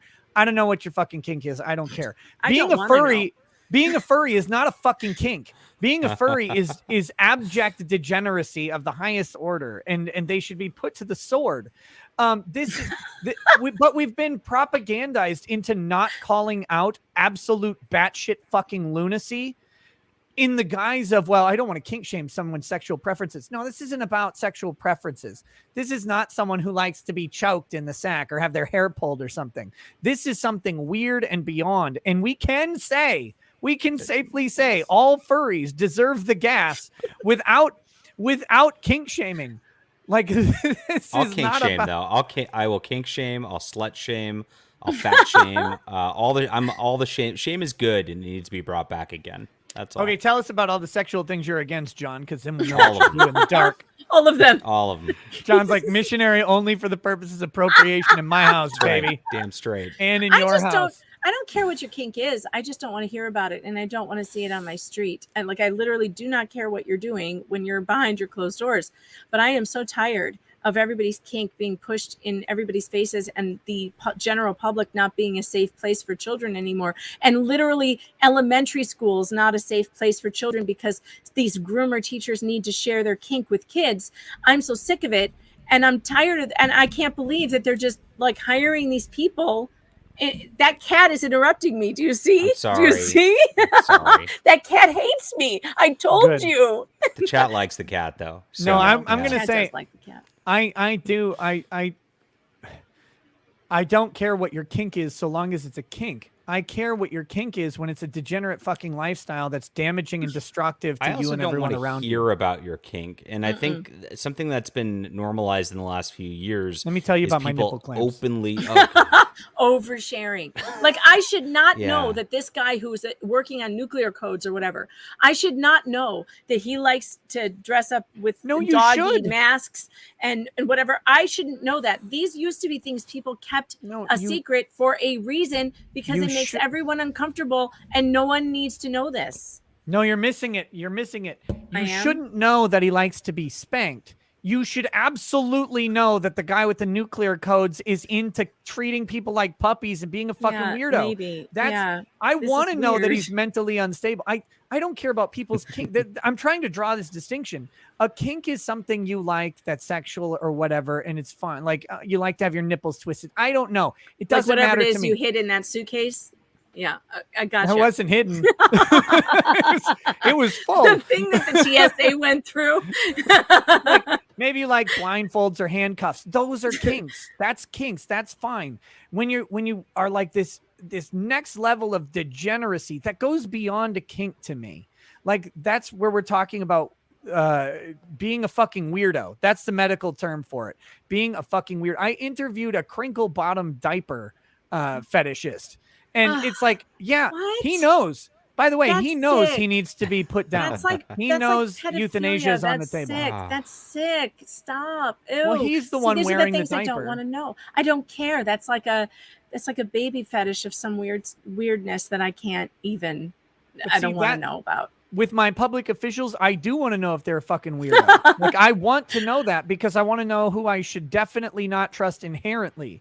But I don't care if they like getting, tossed around the bedroom or whatever. That's not, or they like being tied to a bedpost, or they have a milking table. I don't know. I don't care about that. What the hell? See, don't say these things I've never heard of, and I don't want to know. Oh my God. No. It's just another thing that I didn't. You almost asked. You almost asked. I'm not going to ask.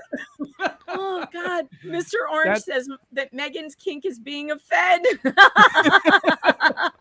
Let me tell you about a random message board that changed my life, Megan. It's called B. And if you end up on B, you'll see all of this shit. I'm not going there. I'm not going there.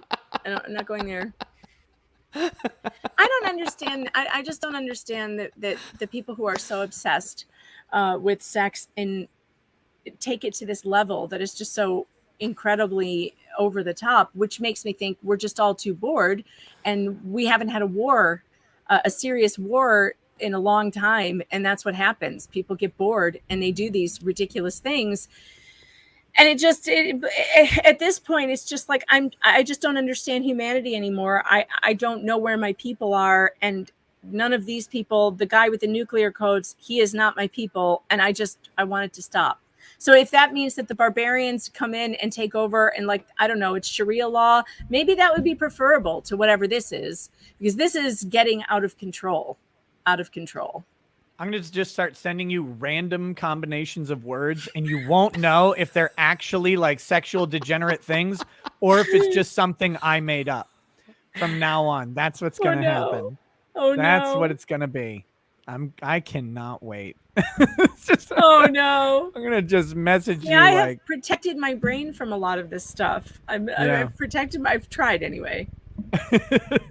But my point is that there's a big difference between kink and literal degeneracy, and there is a line. There's a line where it changes, and there's a line where it's acceptable to call out. And when it's up to my federal officials, again, I don't want to know who likes to get spanked in the bedroom, but I do want to know who has a lifestyle that involves treating people like puppies and trying to have sex with them. That's fucking weird. That's degenerate. That's the shit that I need to know, that the person who has my nuclear codes has that, so we can throw them from the fucking windows onto nice cushions that they land on safely in a different country. Someone just called me a federosexual. I saw someone say to stop fed shaming you. That's funny. That's right. Stop fed shaming me. Oh man. Somebody in the chat said, I've never gotten tired with regular old intercourse. That's how I feel. Like, why do you go to these extreme lengths? Why are you so bored with sex? I don't get it, that it has to go to this extreme place, and then you also have to share it with everyone around you.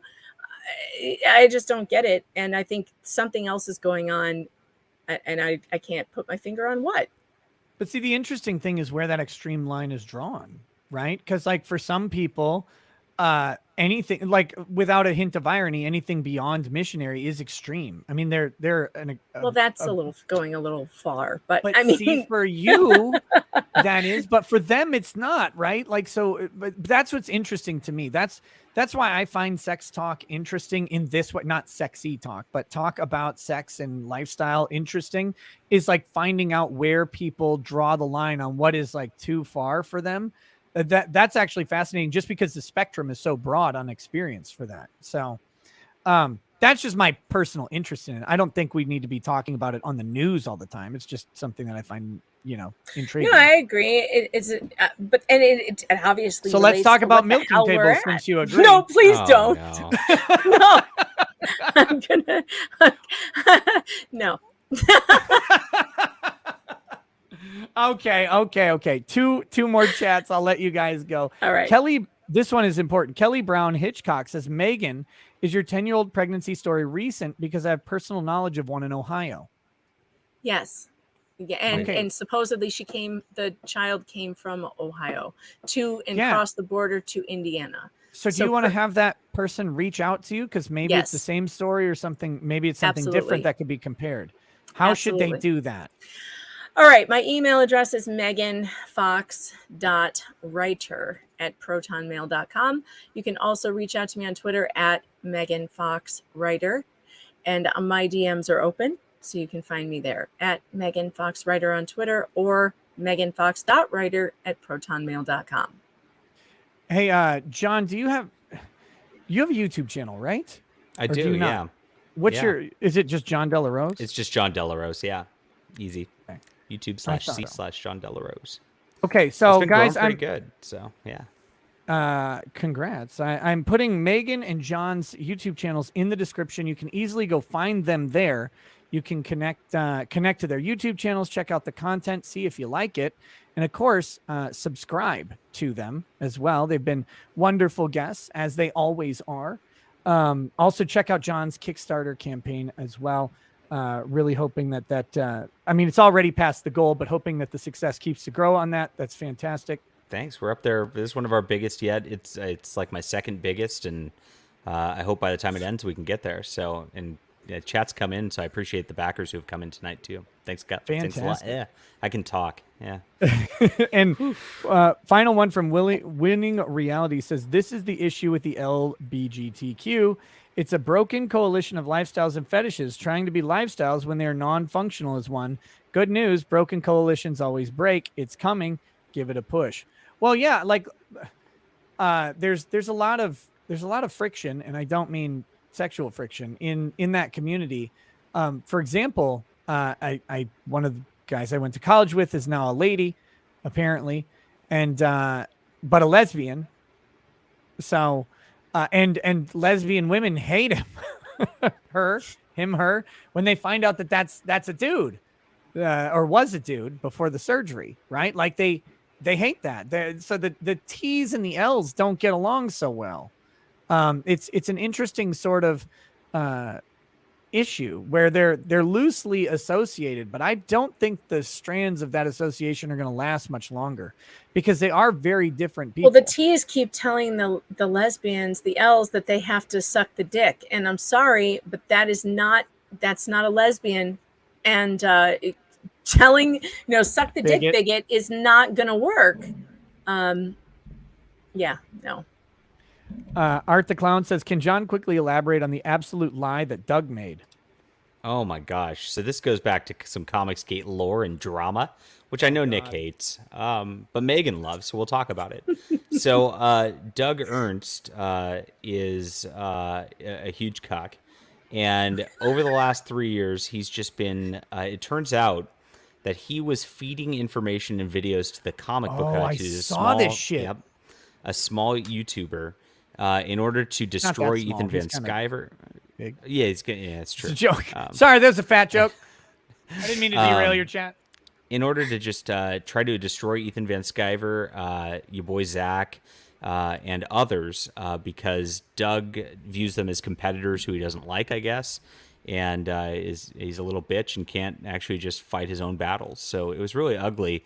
That came out. I broke that because everybody always sends me these, private things for me to break these stories because I'll cover them, and a lot of people don't in the comic book spheres. So that's what happened there.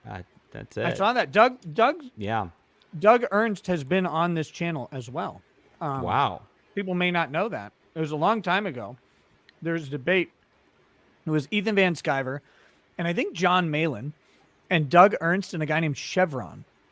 Those guys were debating against Ethan and John. It was like a 2-on-2. It was like an orgy debate. It was weird, and I remember that. It was. But yeah, two very charismatic, good YouTubers against like a couple guys who aren't as good at that. They picked that battle. I know they did. They asked me to host this debate and set it up with Ethan, and I was like, okay, I guess. That's fun times. Like, Ethan's a ball of charismatic sunshine. Everybody loves him. It's gonna be like, I don't know why you would do this to yourself, but that's what they chose. It was weird. Megan, there's so much lore. There's so much lore. Yeah. I know. I appear to have a lot to learn. I don't know. No, you don't. You should just stay away from it. Burn it all on a cross. Okay. That's the super chats to my guests. You are welcome to stay. I'm going to read the rest of super chats, but I've also got to do Unbreaded, and I certainly want to give at least Megan the opportunity to peace out before that, because that is undignified. Yeah, you know what? I would stay, actually, and one of these days I'm going to stay and listen to you read it because it is quite funny. But tonight I'm going to go because I haven't slept in 4 days, and I'm going to try and do that now. Oh my God, go to sleep, you crazy woman.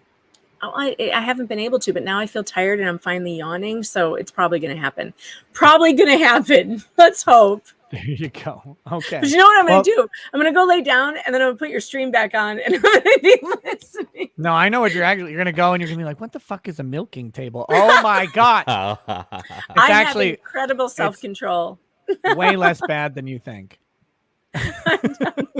Which doesn't say much. All right. Okay. Well, thank you for joining me, Megan, and hopefully we get this story fleshed out and resolved at some point, because there's possibly a 10-year-old girl who's been horrifically abused. And as much as we like to joke and have some levity, the levity is to help deal with the fact that there's a really fucking dark subject going on, and there are people in this country who want that subject to be quietly swept under the rug, even though it happens not necessarily to 10-year-olds, but it happens in the same sort of manner with an alarming amount of frequency, because any time is too much, and it's way more than that. Yeah, we're going to get to the bottom of it. Don't worry. It's coming. It's just going to take a little while. So don't believe anything you hear until you run it. Come check my Twitter feed, because I'm definitely updating as I find actual information, and I'm not going to jump the gun. And I wouldn't trust the other networks not to jump the gun, because they just do that. That's what they do. All right. Good night, everybody. Go get some sleep. And John, you going to hang out for a while, or are you going to peace out? Oh my gosh. Well, I feel bad because I want to leave you by your lonesome, but it is 12:30. I'm a consummate professional. I can go by you are. myself all day. That's what I tell my wife. Don't worry about it. It's cool. I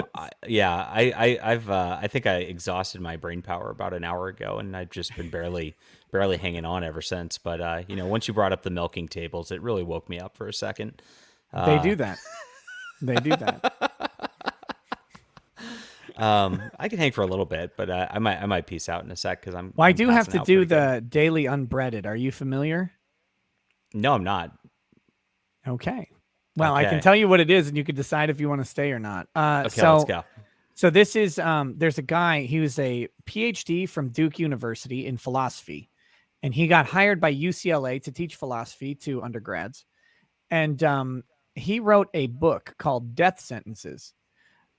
It's 803 pages of glory. He wrote this book, and he posted it on the philosophy message board for UCLA. And then he also individually sent emails to all of the philosophy professors threatening to murder them with bullets. And then he had a restraining order against one of them, she had a restraining order against him, I should say. She's a blonde woman of German descent. He is a man of African American descent, at least half. I think he's mixed, but I'm not positive. And he was clearly in love with her. She got a restraining order against him, which is when he went to go buy the gun, the background check turned up the restraining order. He was promptly arrested for threatening to murder people and then trying to buy a gun to do so. But every day I read one page picked at random by my phone from his manifesto, Death Sentences, because I find it to be funny.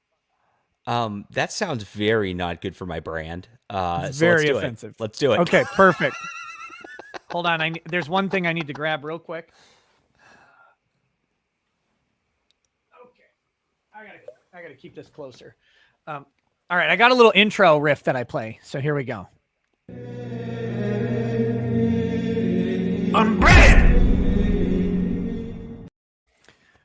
All right, here we go. So this is the Daily Unbreaded. I am the Pope of LawTube. Let's see. Welcome to the inner circles of degeneracy. Let me get my random number generator here, and then I'll pull it up on stream. I do have to censor a couple words that he uses, but only a few. You don't want to censor too much.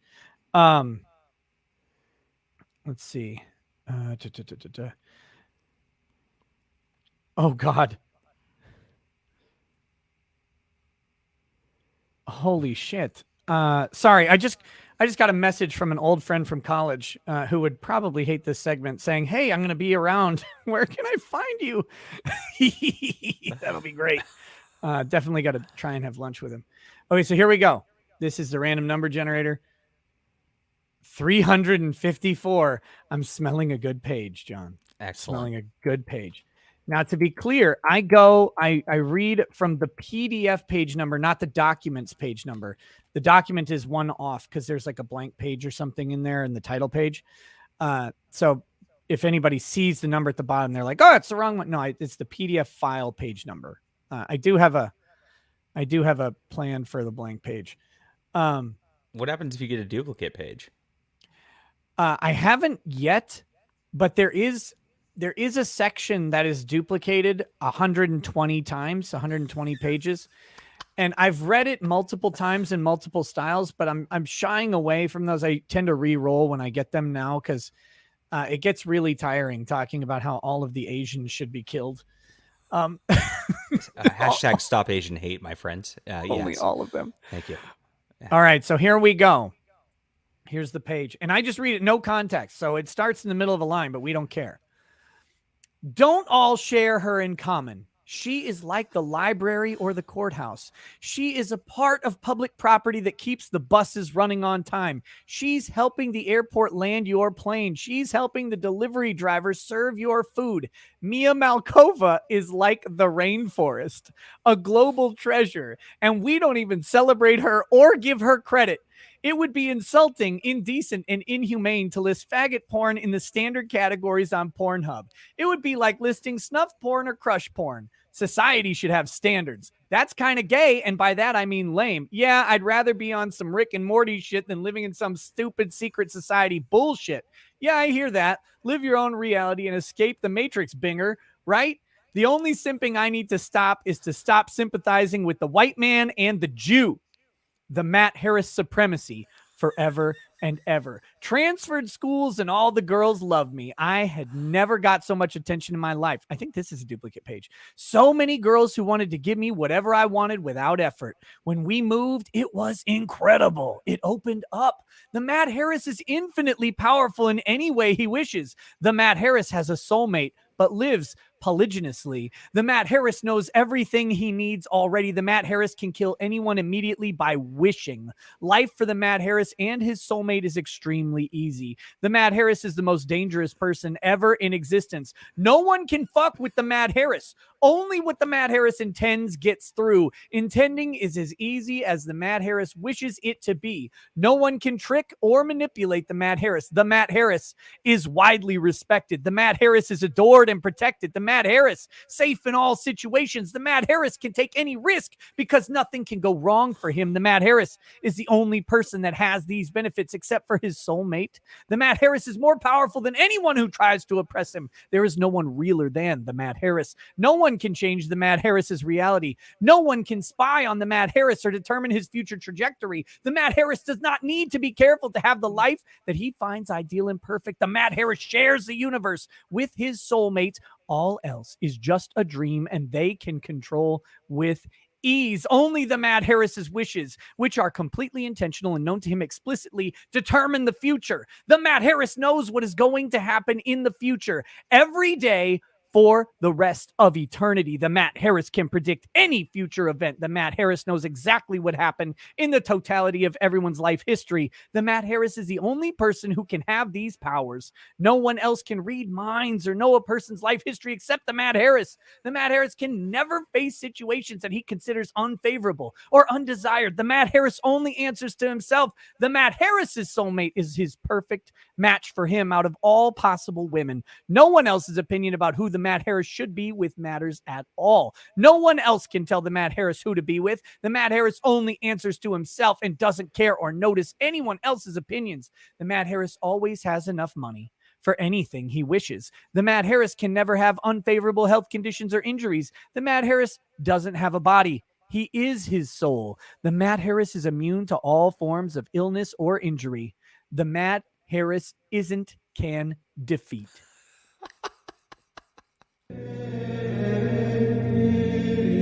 I'm bread. There you go, man. That's wild. welcome to it. There was only one word I had to really censor in there. I saw that. There are 10,386 instances of that word. That's a in lot. This document. Yeah. It's a couple. It's a couple. Holy shit. Yeah. That was a pretty tame page, actually. Oh, really? It was just about him. I love that he's that we start in the middle of that one line, and then you find out he's talking about porn star Mia Malkova. That's what made me so happy. It was pretty great. Yeah. Mm-hmm. Yeah, she's helping the airport land your plane. Mia Malkova is like the rainforest. Wait, what? Well, at least he was against gay porn, you know. So. Oh yeah, he hates it. Yeah. He hates gays. Mm-hmm. He hates trans people. He hates white people. He hates Jews. He hates Italians. He hates Arabs. He hates Greeks. Hates Asians. So the crazy thing about why I read this. So here's the funny part. So he snapped, right? And he's gone a little bit batty. Sort of. His dissertation for his PhD at Duke is basically this without edgy language. It is about how our racial identity is genetically inside of us. It's not cultural at all.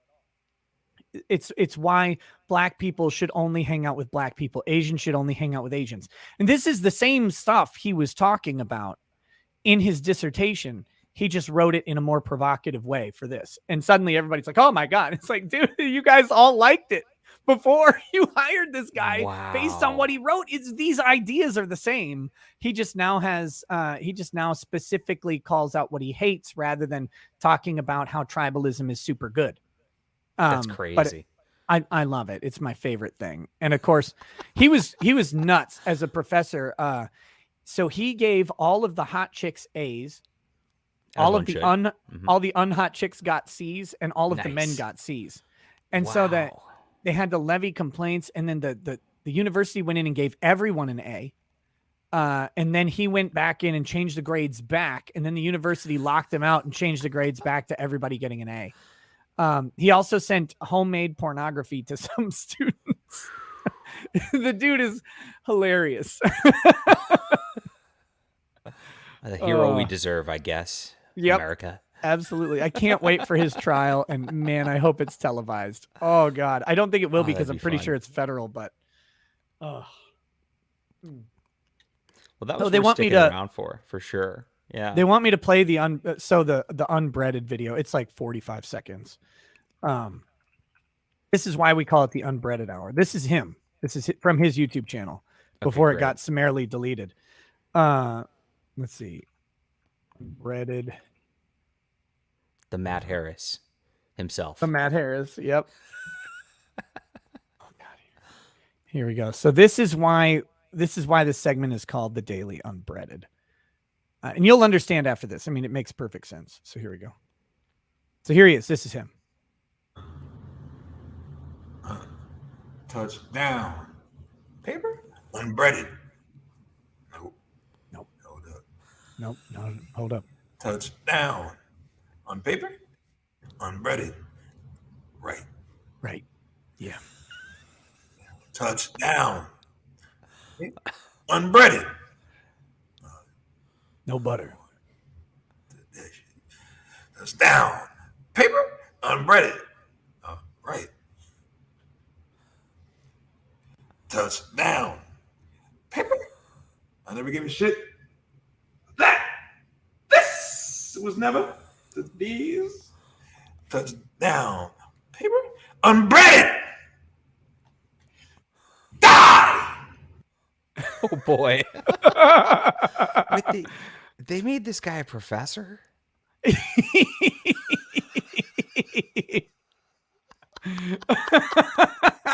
Are you surprised? It's UCLA. No, I'm not. Yeah. After that video, they probably gave him a fucking emeritus professorship. You're just like, that is the best poetry I've ever heard in my entire life. Thank you. Yes. Touch down. Yes. On paper, unbreaded. Nope. I love the first one's wrong. The first one's not right. And I can see. You can see that it was not correct. He had to get past that one. Definitely. To get to the meat of it. So there you go. Well, that's that. Thanks for sharing with that, Nick. Yeah, I think I will pass out and let you read your super chats now. Thank you. I couldn't have missed that for the world. Yes. All right, man. Well, thanks for coming on. I really appreciate it. And we'll have to talk again. It's been too long. Thanks so much, Nick. I appreciate it. See ya. All right, buddy. Peace. Okay, ladies and gentlemen, that was John Delarose, deeply entrenched in the Comicsgate community, also a popular sci-fi writer, comic book writer, who's been doing this, professionally for a very long time now and very successfully. So make sure you check out his Kickstarter that he has if you're interested in that sort of stuff. I guess I could post the link in the chat again. Do I have it still? Shit. I do have it. Let me put it I'll put it in the description too, in case people are interested in that. Here's the Kickstarter again. People can check that out. Let me put it in the description. We'll read the super chats. Then we'll wrap up the show. We didn't get to all the tacos, but I think I would die if I ate them all. Maybe the chat can help me out. I can eat. I was eating a fish taco. It wasn't very good. I didn't like it. So where's the fish taco from? Is that a Puerto Rican taco? Because of the ocean, or is it something else? Where's a fish taco? What kind of Mexican is a fish taco?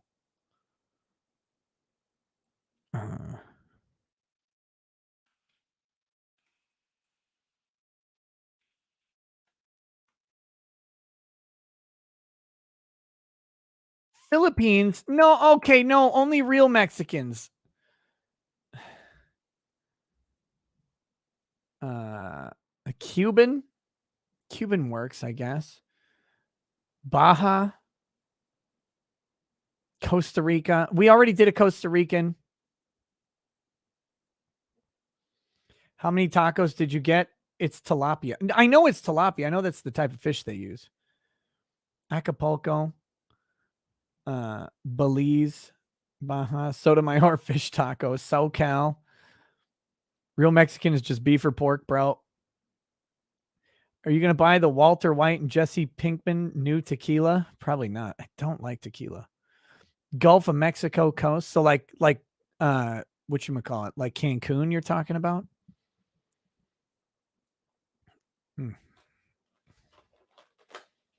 Okay. I have a shrimp taco here. It's not the good shrimp tacos from the other place. It might be good, but I don't want to eat a shrimp taco right now. I figure the chorizo has to be just the general Mexican, right? Like a chorizo taco. What a fucking disaster that is. This box of tacos has too many tacos in it. Oh, that shredded. Is that the shredded chicken? Yeah, the marinated chicken. Oh, that looks fucking good. That's going to probably be the next one. Okay. Let's get back to these super chats. Here we go. By the way, if I see one fucking complaint tonight about starting the show like too late after the stream turns on, I'm going to come to your house. I'm going to pull your dick off and beat you to death with it. I started the show right away and it still went long. Damn it. Okay, here we go. The Real Hydro PX. Can you do a poll if we want you to do a weekend stream, join Slightly Offensive, or go on Comicast, who blocks most of us? You can't this weekend because I'm going to be gone this weekend.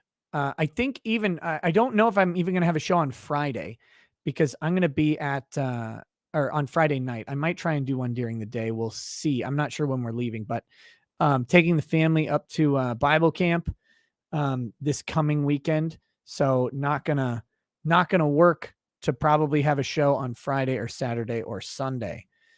Unfortunately, I will not be on Flashcast this Saturday if it even happens because I can't be there. That's but yeah, so we're doing that.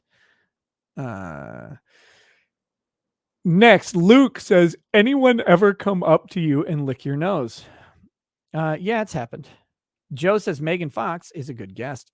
I like her. Matthew Perkins, sup booty goons, get that butt. I'm going to send Megan Fox spitting in butts. That'll be one of the first things I send her, and she won't know if it's true or just something I made up.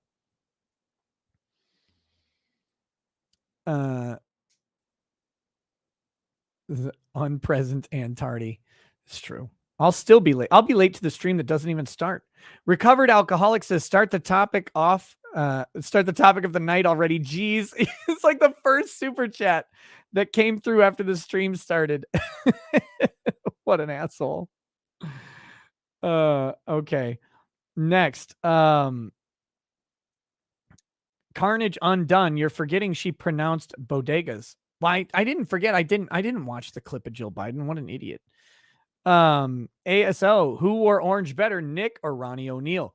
Ronnie O'Neill. The evidence will show. E. Heffelfinger. Taco Bell is the most diverse fast food. Hyper Shouta. San Antonio just has nothing to offer aside from breakfast tacos. I disagree. I like San Antonio, man. Here for the truth says Dr. Biden needs to go back to school. Can't believe those people are our leaders. And yes, she did say Bogotas of the Bronx. Matthew Spriggs, it was Jill's turn with Biden's brain cell. Vienna waits for you. Thanks to Jill Biden. Whenever I'm eating a breakfast taco here in Texas, I can now imagine that I'm eating Selma Hayek. Well, there you go. Daft End. Wait, what the fuck is this? The Megan Fox who said that evolution can't happen and young earth creationism is Kino. She sure looks and sounds like that Megan Fox lolcow from the atheist tube days. Okay. I don't know. Not familiar. I can tell you I'm not particularly a young earth creationist. That's not my bag, but I don't really care if people are. Cars in Depth says, did you hear about the 909 horsepower on E85 Challenger that Chrysler is rumored to be planning? I did hear about that. I just heard about it today. I think it's a news story. I don't know. God, the only thing I can imagine that's worse than not knowing if it's true is the fact that it might be true and you have to get fucking E85. I don't want an E85 car. Fuck E85 gas. I hate it. Mario Carter 13 says, Wood Daddy Tacos equals triple decker tuna melt stack. Uriah Wright, I'm sensing a Roe versus Wade story building on lies. Sleepless in Minnesota, I haven't read everything on Roe versus Wade, but people keep saying DNCs will not be allowed. They are necessary after many miscarriages. True or false? I'm pretty sure that's going to be a false one. Like, I'm having trouble seeing someone going, well, you had a miscarriage and you have a dead baby in your body, so now we're just going to not allow you to get that out there. You better carry the corpse to term. I just don't see that happening.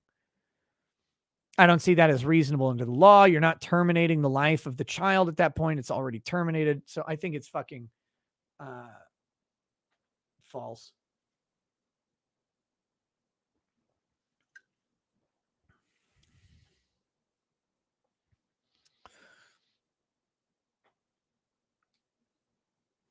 Yeah, I'm not saying that E85 is bad for performance. I hate the concept of E85.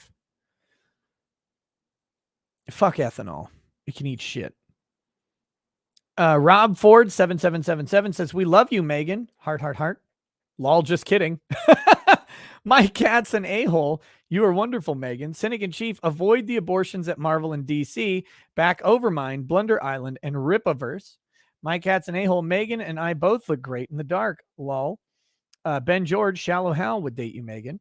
Laughing Dog, that means Cat Timph is 5 pounds IRL. What's wrong with E85 AOC rackets? You want to know what's wrong with E85? E85 was increasing the price of your fucking cereal before any of the energy policies of any president. Well, since E85 was basically created by an energy policy, I guess not really, but fuck E85. Hate it. Hate it. No, thank you. Jamil Tokmaji says, it's the focal length of the lens, the number with millimeter next to it. Longer lenses make faces look wider. You look lovely. There you go. Absent Minded says, how would you feel about a kerosene-powered ramjet car? That sounds awesome, but I legitimately read it as a Korean-powered ramjet car, and that's more intriguing to me. Mandy says, Nick is unreasonable. You're unreasonable. Ethanol is an inefficient fuel. It's necessarily less efficient than the petroleum products used to create it. It's a less efficient fuel in general. It's also less safe. Ethanol is a much more combustible material that is much harder to extinguish than gasoline. Fuck it. No, thank you. Mike E says, I was on Tucker back in January. I didn't get a driver. You should be forced to acknowledge reporter privilege and live in shame. Scarvy the Strange, the 10-year-old, has since been identified as Samantha Hyde. Oh, no. No, don't dox her. Mandy, I'm not yelling at you. I'm just yelling out about my hate for E85. Scroats McGroats says, just watch the Uvalde footage. I hope every single officer who stood by experiences a horrific final minute on this planet. Disband the Uvalde Police Department. Yeah. Not applicable. Chat is pro-abort. I knew I hated these people. Wait, they are? I don't think so. Scarvy the Strange, they will give a 10-year-old a booster seat like in South Park, Stick of Truth. Dances with Logos, John Della Rose respecter. And then has a hands up emote. Lord Trinan, not trying to trick you, just establishing consistency. If a child has a choice about pregnancy, does she also have a choice about puberty blockers? I see. First of all, a child shouldn't have a choice about pregnancy. And this child, if it exists, did not have a choice about pregnancy. A rape is not a choice, right? A child is unable to consent to the pregnancy. But the question of what the child wants to do once something has been thrust upon them is a valid question. Now, maybe the child's will gets overridden, maybe not. Probably depends on the scenario and a whole lot of factors that we can't possibly know in this one. But puberty blockers, no. Nope. I say no. And for the record, I would say no if a 10-year-old says, I want to get pregnant. I would say no to that too. Ben George, there will be legislation introduced by progressive states forcing abortions. States now have that right. They complain now, but when they realize ... Not applicable says that would be the one thing that would get the Supreme Court to definitely act in the opposite direction. Don't be ethanolist. It's only 85%. Yeah, well, 85% of ethanol is responsible for 100% of the problems. Let's see next. Not applicable. Recato law. The part of this that is probably weird for people is that we don't allow 10-year-olds to make a lot of other decisions. Ethical conundrum. And again, this is someone whose decision was made for them. Now they have the opportunity to maybe have input on what happens next.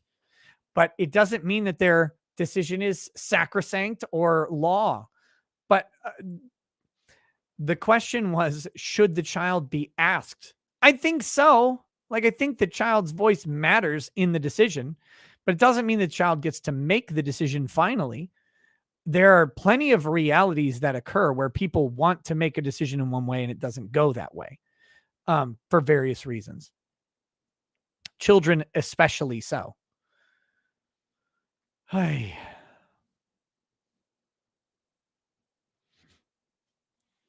Let's see. Cornelius Buttknuckle says the camera doesn't make people look fat. Being fat does. Man of culture. Abortion is a silly term anyway. It should be called termination. An aborted takeoff doesn't result in a plane exploding. Aborting a process in general doesn't mean destruction ensues. Correct. But the conflation is helpful for the argument.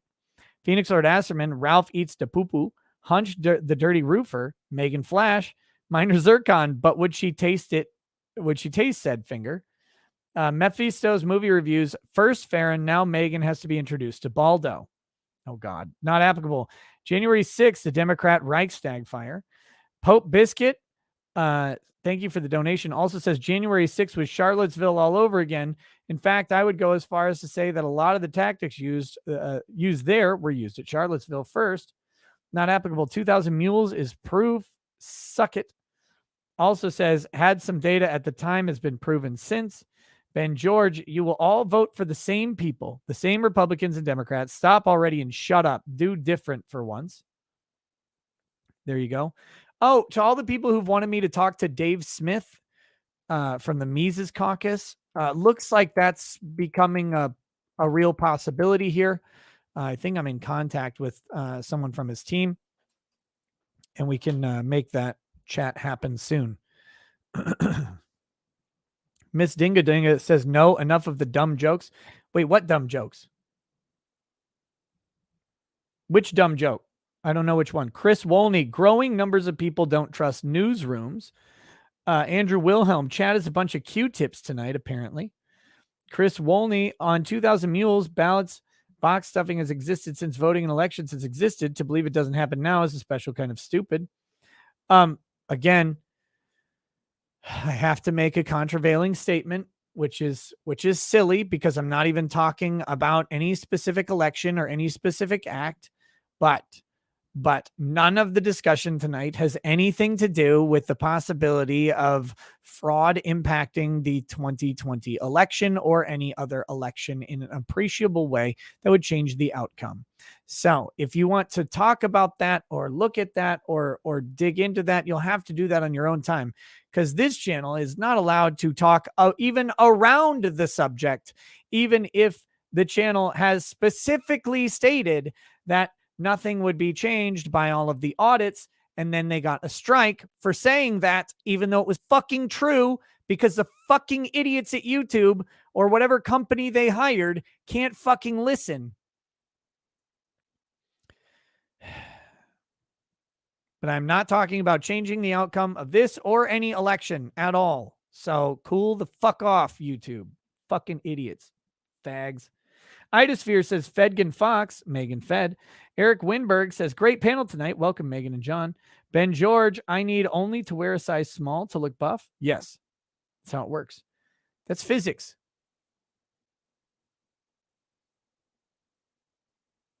I lost money when Johnny settled the assault case. Well, probably. I mean, if I could have covered that trial live, it would have been great. Great for business, but who cares? Matthew Self says, you zuck, I guess, in a good way. Happy birthday to me. 7 times 18 minus 0. Wait, minus stars here. I don't know. How the fuck old you are. Jerk off Juggernaut says, wait, no, read that one. Sean Burdine, it's not about changing the results of 2020. It's about learning what happened so we can fix the problems and prevent it from ever happening again. I agree. Yes, that's what it is. But I have to say the contravailing statement for YouTube, because while you all understand that, and I understand it, YouTube people are literally drooling retards. They do not have basic mental function when they review these videos. They're fucking dumb. And so you can do stuff completely within the terms of service and they can still come after you for it, even though you're like, no, I didn't say the thing you think I said. I'm sorry that you're stupid and didn't get it, but you're the dumb one here. Winter Sparks says, just admit it, Megan, if that is your real name. The only reason they use so much lights and makeup is because you glow in the dark. SCFU FFS, Megan seems like team fresh and fit. Abba and Preach for the win. Soleil 333, did Keith Olbermann just admit to the swatting of Tim Pool in a recent tweet? Probably didn't, and jealousy's not talked about, but it would be fun if he gets a knock at the door to answer questions. Giant Mess, I would also like to point out that if a pregnant child goes to a hospital, DHS usually gets contacted immediately, but not at a clinic for abortion.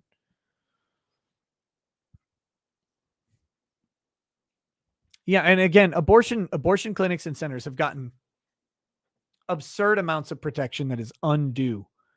Very, very undue to them.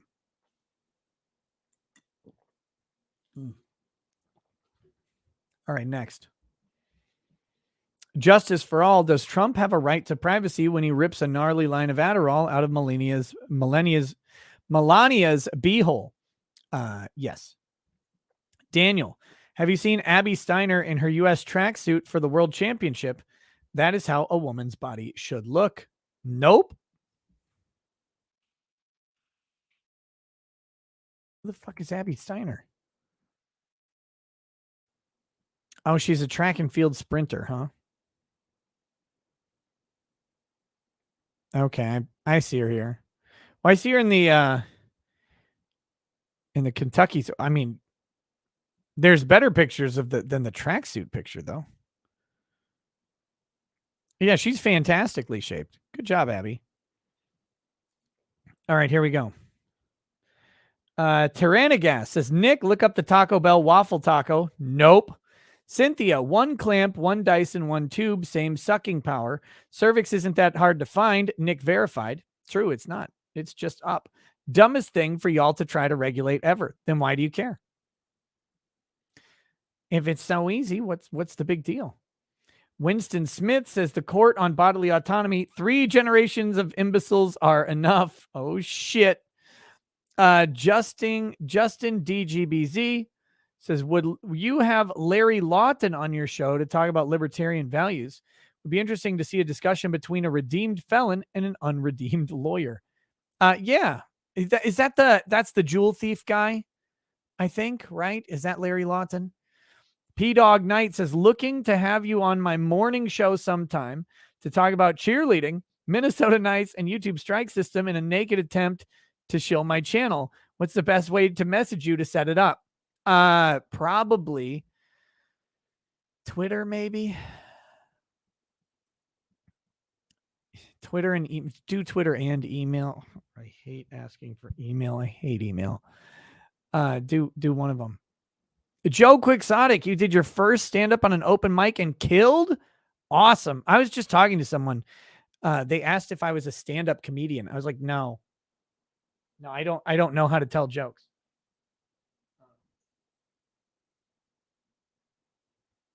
I legitimately, like, stand-up is a skill that is something that I do not do.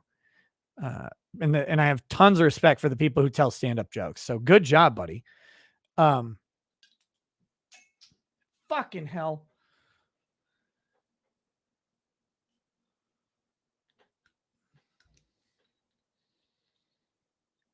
I would love to be like, I think stand-up comedy is hilarious. I just can't figure it out. How to do it. Like, I'm not good at writing jokes or whatever. I just talk and sometimes people laugh at it. But I'm not like writing jokes and coming up with material. You know what I do? Because I'll say like, oh, I wrote a joke or whatever, and then I tell it and it's always bad.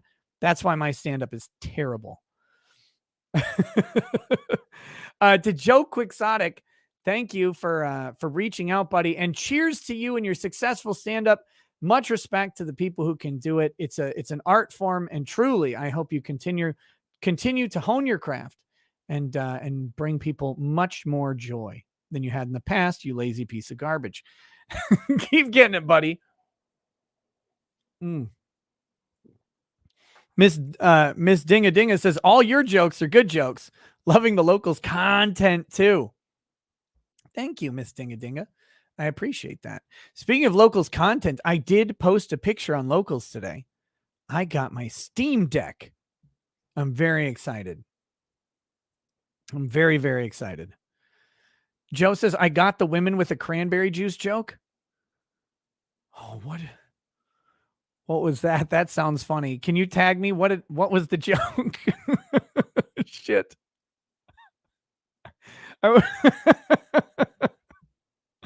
I'm thinking about what it could have been, and I have no idea, but oh shit. Women and cranberry juice. That sounds terrible. Rottweiler says their breakfast. Oh, wait, I read that one. Carnage Undone. Taco Bell at a breakfast taco where the waffle is the taco and sausage patty and egg. Oh, disgusting. No, thank you. Let us know how you like the Steam Deck when you play it. I will. I'm going to try and play it some tomorrow. I got the top one, the 512. But I was supposed to get a dock with it. But did I read that? Did I read that the dock was discontinued or that they're not going to make it? What the fuck was that?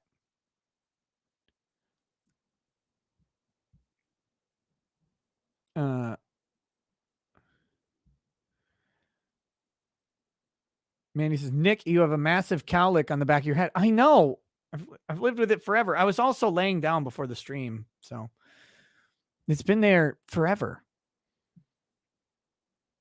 They're coming out later, delayed. Okay, good. I'm still waiting for that fucking joke about cranberry juice and women. Let's see. Tweety U.S. News says Washington Post plagiarized Megan's work is deplorable. So sorry that she experienced that nonsense. Yeah. It's real shit when major organizations rip off small creators. Wick Dipper says, almost had myself convinced I was immune to the coming. Guess not. Here's to hoping I don't get the trash taste. Oh, you mean the coof, I think. But the coming's kind of funny.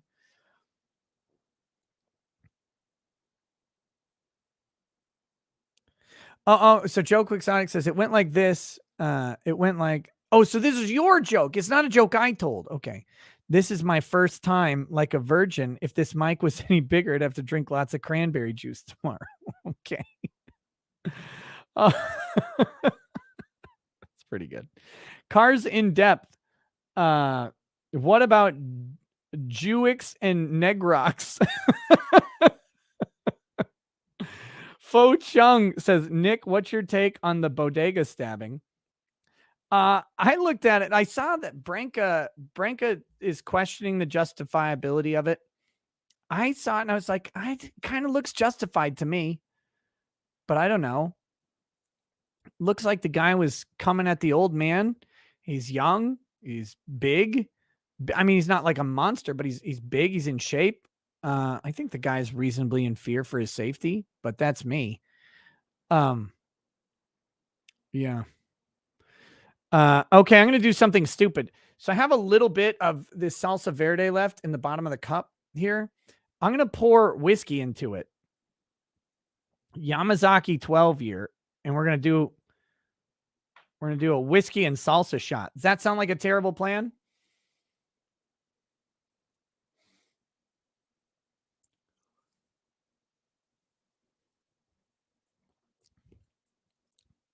Kind of horrible.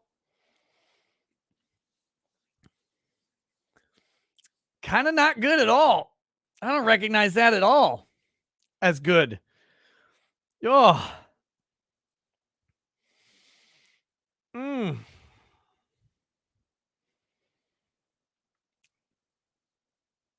Oh, don't do that. Ugh. Ugh.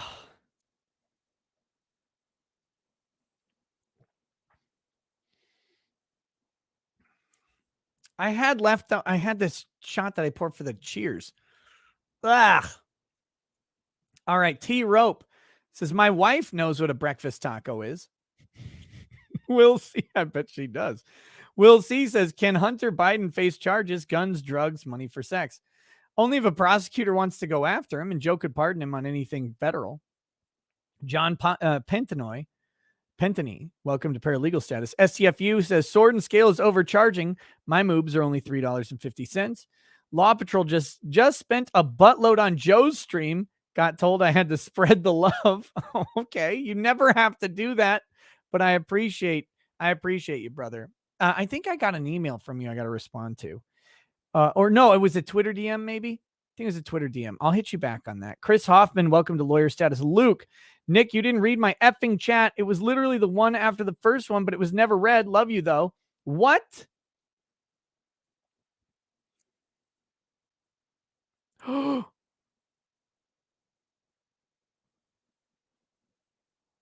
the fuck?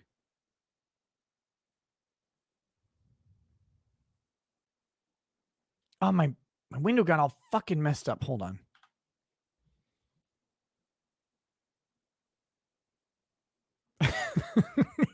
Laughing at it. I don't recognize that. It was so gross. Okay. Luke, there it is. No, I did read the one. You said, anyone ever come up to you and lick your nose? I said, it's happened.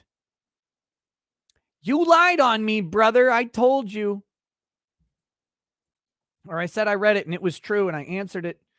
Kim Bentz, Nick, I have a first edition book I wanted to send to Megan as a gift. Tell her she needs a P.O. box like you have. Teach her to grift just like you. Kim, let me teach you how to grift right now. Go ahead and send me the first edition book that you'd like to send to Megan, and I'll make sure it gets to her. And just send it to my P.O. box. I'll let her share it. Kelly Brown Hitchcock, thank you for the donation. STFU says, I'm going to back the project only because I love rice. John of the Rice. Old Drill Sergeant, thank you for the donation. Ben George, mental health problems exist because drug companies convince Congress to get rid of psychiatric hospitals. Snake oil salesmen are a thing. Vax much. I don't vax much. I vax a little, though. Sir Marhouse, welcome to Lawyer Status. Thanks for joining. Wick Dipper says testing. Kyan Rennell, if you have Farron and Megan on together, I'll swat you. Rottweiler, Farron will get Megan into butter snorting. It would be hilarious either way. SCFU says Megan should change her last name to Caddy because, wow. Amanda Berry made second live stream just to own you on your medical chat. Super excited for the material. Next time, have a doctor on so you don't sound so dumb. What am I dumb about? I would love to know what I got wrong about this, but that'd be exciting to find out. Mama to two Howries. Unplanned movie in 2019. It's a great movie about Planned Parenthood. It has parts that are a little hard to watch. You learn a lot, though. Kelly Brown Hitchcock. Megan, is your Ohio story supposed to be recent? Oh, I read that one. Wick Dipper. Megan, the real question is, would you lick the thumb clean and smile? Oh, come on now. Kalinka Pavlova. Megan, I heart you. Look, it's possible to lose weight and eat lots of butter. Did it when I went on my keto in my mid-20s, doing regular calorie count now. Get it. Wick Dipper. Hey, Nick, I only lost 2 pounds this week. Shame me for eating one meal on 3 days and not exercising more than taking 2 stairs at a time. Why are you so fucking lazy? Maybe that's what you need to figure out. Why you're such a lazy bitch.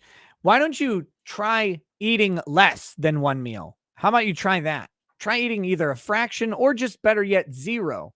If you just don't eat and then you go to the gym and work out, you'll probably lose some weight. Maybe you'll lose all of it. Maybe that's the plan. But try being better. I mean, just pathetic efforts here that you're talking about. Kyan Rennell, who is the smellier fish market, Farron or Megan? That's gross. Noobnut08, worse than Chris Chan and his mom was the underage gal pal Bella tried to set him up with a brony convention, but the gal pal found out about Chris and his mom and leaked everything. 3 Beer Thunder, didn't want to be so depressing, but bless my girlfriend. She thinks about doing it again for someone more deserving and definitely anti-abortion for any reason. Normie, great. Now I have to buy and carry a blacklight. CL Hunter, here's the new Overlord opening, Nick. It's epic. I'll check. I can't watch it on here, but I will check it out. Oh, damn it. Where'd that go? I can't even. Fucking hell. Never mind. Oh, no! Oh, damn it! I just closed the wrong fucking window. Oh. Does anybody have a bridge I can jump off of? I hate YouTube sometimes. Where were we? We were at CL Hunter. Here we go. Kalashnikov says, Philadelphia counted their ballots in secrecy without Republican poll watchers. Hundreds of self-recorded instances of ballot harvesting, and the list goes on. But hey, no fraud. Look, again, it's something that can't really be talked about on YouTube.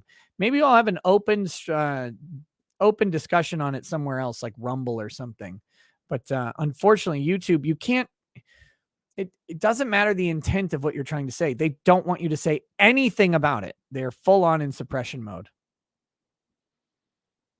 Control Shift T. Okay, it's not going to matter though. That's the problem.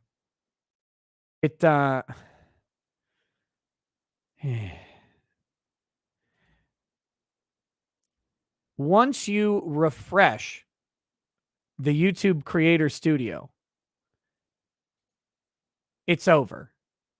It's over at that point. Once it's refreshed, that's the thing that matters, because you lose the live super chat window and you have to go somewhere else to get to it.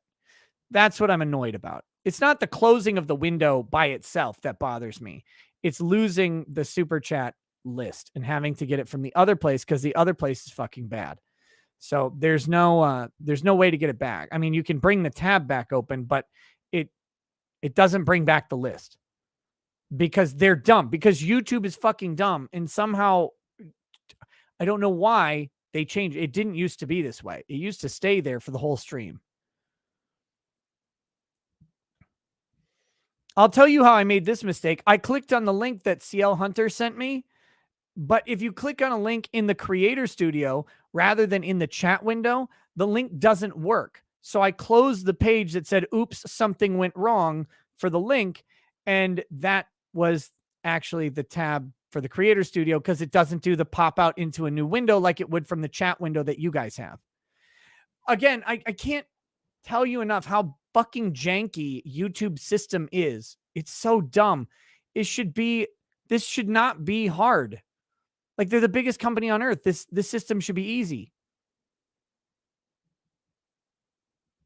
Have you thought of keeping a screen recording while streaming when looking at super chats? That would be just as much of a pain in the ass. I have all of the super chats in like 4 places. It's just most convenient in the Creator Studio window. If I have to grab them from somewhere else, I mean, I have an Excel spreadsheet of every super chat for like the last 2 years.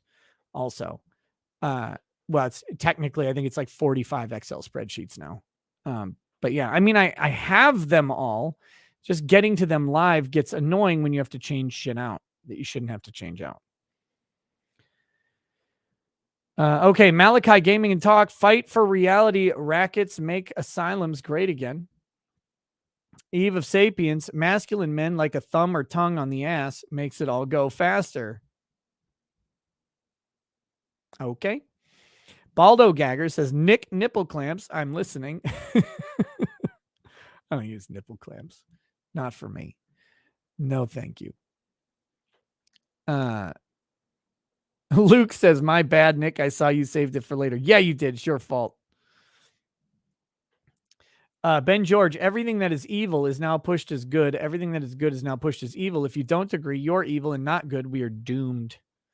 The worst part about what you said, this is the saddest part of the present reality. It's been talked about by other people, but in converting the evil act to be recognized as good, the people committing evil believe they are helping you. That's the sinister nature of it. The people who profess what is evil as is good because they're told that it is good and they believe it, they believe they are assisting you by leading you into wickedness. Blacklist Universe says hashtag pride is a sin. Also sent swear jar. Thank you, Blacklist Universe. How's it going, Mike? Winning reality, the transposers are the issue. The Law Patrol says, about time the effing hat came back. Yes, I'm aware you've had it previously. I don't care. RN rules. What is the next trial you'll be covering? I don't know. It was going to be the trial of Lucas Gerhard starting yesterday, but that didn't pan through. Good news on that one. I'm pretty sure everything's official by now, but until I get a report that it's actually official, I'm not talking about it too much. So I'll tell you as soon as I can, but now I'm going to be on vacation away from my house and with a sporadic streaming schedule for a month. So certainly nothing in July to mid-August, but it looks like then the Dumpster Defenders case is coming soon. The Dumpster Defenders case is supposed to start, I think, on August 22nd. And I cannot wait. I hope that's the trial that we get. I hope we get that fucking trial. That's going to be fun. Dysentery Joe, Ricada Law was sipping on some Basil Hayden's today, thinking about you. It's not an everyday endeavor, but I'm a sipper now. Hey, there you go. And it shouldn't be an everyday endeavor unless you're a horrific degenerate like me. No, Basil Hayden's is a great whiskey. I really like it. Basil Hayden's bourbon. I'm not a big fan of their rye, but I like their bourbon a lot. Mandy Karavicha says, your show started so late, I'm telling your manager. Bob Piffle appreciated the Blizzard clip. What a ridiculous mess of stupidity. Ought to do a live barbecue chill stream. God bless. Favorite sci-fi movie. My favorite sci-fi movie probably is Starship Troopers. I love Starship Troopers. I can watch it all the time. It's great. I also love RoboCop.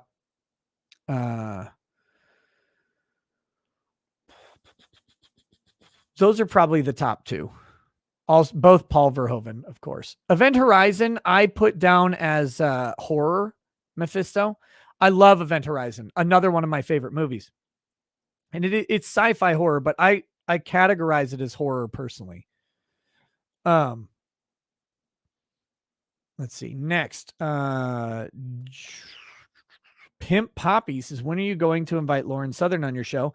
Probably soon. The first time I ever talked to her was over on Destiny's stream. When I think it was a trans chick backed out, brought on Lauren Southern. That That was the first time I ever talked to, or no, Mr. Girls stream maybe, that I was on with Buck Angel and Dick Masterson. I think Lauren Southern popped onto that show. And that was the first time I've ever spoken with her, but I'd love to have her on. I think that'd be interesting.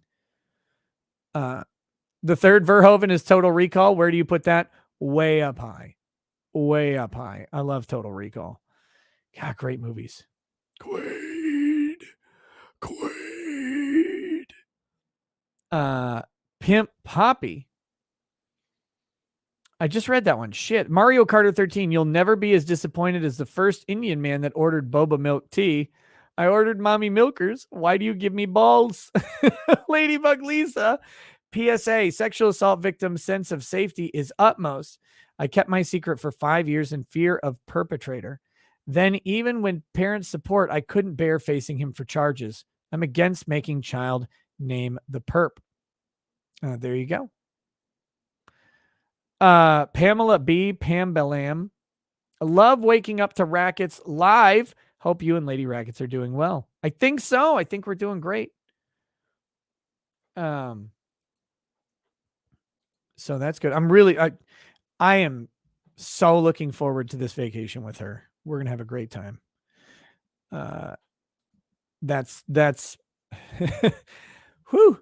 That's my light at the end of the tunnel right now, is this long vacation. Just me and her. It'll be fantastic. Kimberly Ashcraft. I'm in awe of many things about you, especially your sincere and beautifully worded toast. Your rants give me great joy. Every show is epic, guaranteed. Well, thank you. Thank you. I appreciate that. That is high praise. Sir Marhouse, new girl I'm talking to was wanting to get me a whiskey infuser. I told her that was disrespectful and I'm questioning my choices in women. Oh, that's fantastic. Jerk off Juggernaut. What are your thoughts on Turkish food? Had it a few times now trying to branch out, and it's just the worst gas ever. I don't know what Turkish food is. I don't know that I've ever had it. I'm not a food bigot. I love all kinds of food from all different cultures.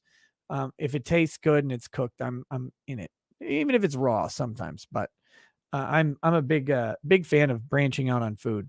I just don't know what Turkish food actually fucking is.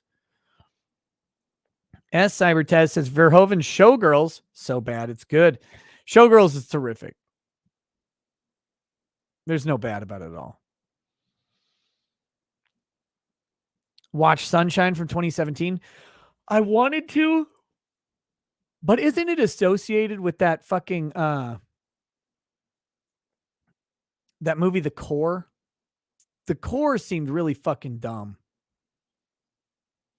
It's slightly swarthier Greek food. I thought you said it was slightly sweatier Greek food. It's like, oh God. Ugh. Hard to imagine food that's sweatier than Greek food. Just kidding. I really like Greek food. I probably like Turkish food. I like Mediterranean food in general. Bro What says, saw my exchange has Basil Hayden Kentucky Straight and Dark Rye and Military Special Bourbon. As a classy individual, the obvious choice is Military Special. Kyan Rennell, Megan Fox is the female legal vices. You need to hook them up, matchmaker Nick. I think she's married. Ward says, Ballyhoo, happy birthday party, girl. There you go. Nick's gay lover. Chat losers yelling, but my 2,000 mules have combined IQ lower than Ethan Ralph's T-cell count. Trump got wrecked due to bad handling of COVID and universal drop-in mail/mail-in balloting. That's not fraud. So there you go. There's that. Ari Berry. I mean, there was also a concerted media campaign completely dedicated to getting rid of him. And it went to the highest levels of media, as covered in the Time Magazine article where they talked about it. I have a video up about that Time Magazine article. I mean, that is where they just said it out loud. It was amazing. Ari Berry, Megan, excuse me. I'm genuinely needing to know, not challenging your position, who were conservative media journalists reaching out to for proof and what type of proof? We may never know. Spatula, Megan, you are absolutely glowing tonight. Lieutenant Hobbit, Ripa's reach wasn't because of his channel. He had Geeks and Gamers, Friday Night Tights, Flashcast, and Comicsgate pushing it. Something he gave them all thanks for, especially EVS with his 11-hour stream, seeing it get to 950,000. Lieutenant Hobbit also says, Ripa has all inventory printed already. That's why delivery is August. He invested $200K on the entire project. Money well spent and recouped. No investors or loans taken out. He did it right. No, he nailed it. It's fantastic. John Shin says defenestrate the Fed. Next, Zalcor07, as if things haven't been as ass enough lately. Seems I'll be doing slave labor for the state 3 hours a day for 15 days starting tomorrow. My blood is boiling and I'm itching for the chance of frying these pigs in a blanket like bacon sometime soon. Fuck, you got some community service, brother? Shit. Herman Arminius, the story about the pregnant 10-year-old is just Joe recounting his last visit to the Girl Scouts. Means Joe Biden, by the way. Apprende con Flowers, so excited for Eric July and the Rippaverse. Can't wait to get my comic and poster. Rippaverse.com. Also says, aren't doctors and teachers supposed to be mandated reporters? In some states. Dick Trickle, a toast to Megan, an ardent investigative journalist who did the hard work uncovering this hoax. In one story, she's contributed more to the world than all of Fat and Unbalanced Entire's career, including her time as a Chicago Bulls coom dumpster. Wow. That was angry.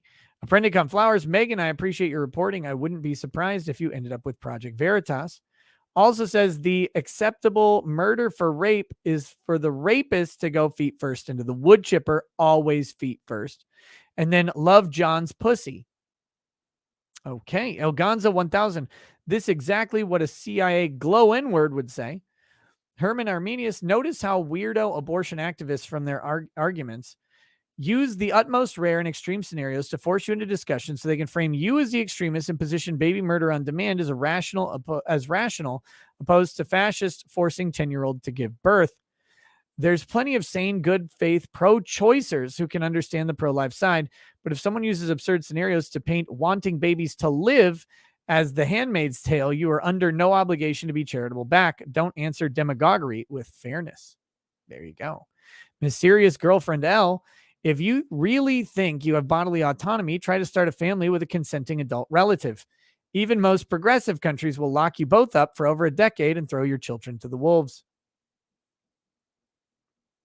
Blink, blink. Firefox says, so Globo homos when Elijah Schaffer raw dogs Ethan Ralph from behind. Yes, which he does with frequency. I hope Elijah's vaccinated against monkeypox. I'll have to ask him. Oganza 1000 says, cat to Nick, shut up. You know you liked it.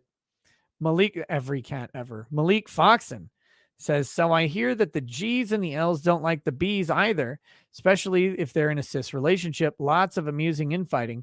Also, a lot of telling the B's to pick a side as if your sexual preference is wait for it, a choice. Funny discovery that when I heard about it.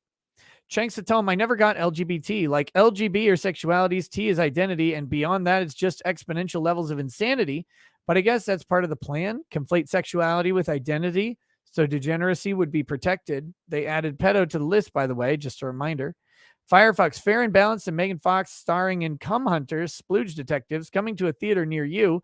Help fund this Catboy passion project at indiegogo.com/Splooge Detectives. Malik Fox, it says, don't get slapped up there, Joe Q. That's Joe Quixotic. Next. Sir Marhouse says, she said, but it tastes like maple. Smack my damn head. Oh, dude, that one, she's for the streets, man. You can't have that shit hanging around. If I wanted my whiskey to taste like maple, I would just get a sex change. I want my whiskey to taste like whiskey.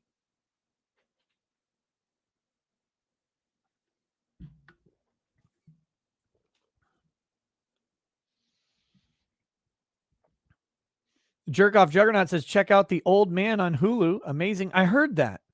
Asia Frazier says, just trying not to waste the membership upgrade. Thanks. Sir Marhouse, I love that English has a literal word for to throw something out of a window. Defenestrate should be used more. Pimp Poppy, do you watch the video where Lauren Southern exposed Milo and other political YouTubers as scammers and backstabbers? No, I did not. I've heard about it, but I have not watched it. Is that a bottle of Epicac? No, this is Milo's sweet tea. What's wrong with you?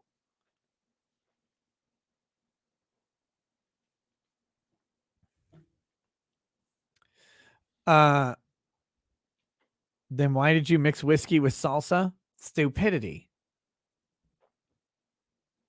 But it's not maple. Okay, that's the show. Whew, that's the show. It's 3:40 in the morning. Fuck me. Should we go to Twitch and watch the next episode of Terminal List, episode 2? Do you guys want to do that?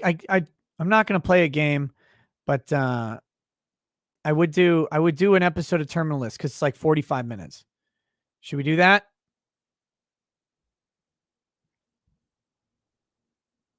Okay, we'll do that. Cutting it pretty early. Yes, 4.5 hours. Oh, fuck.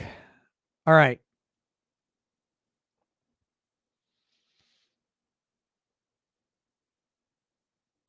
Tomorrow, Mandy? Tomorrow for what? Playing a game? It's going to depend. I would really like to get a day stream of some sort out, either on Twitch or on YouTube. We'll see. We'll see. You've already seen it twice, but yes. Okay, I have seen episode 2, but I'm going to watch it again for people who haven't. Also, I watched episode 2 with my wife, which means I was only like half paying attention. So I want to watch it again, see if I missed anything. I actually really like this episode, and I think some really interesting shit happens in it, and I'm really fucking curious how they're going to wrap all this together.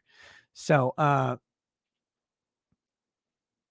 ask that Matsuri guy one more time. Okay, I don't have the link anymore, Jack, or the name. Cynthia says Nick hates his life. Why would you think I hate my life? I have a terrific life. I don't know what you're talking about, but okay. Sure. What do you think the one with Jet Li in it? Will you ever watch that? Wait, which one with Jet Li in it? The one what with Jet Li in it?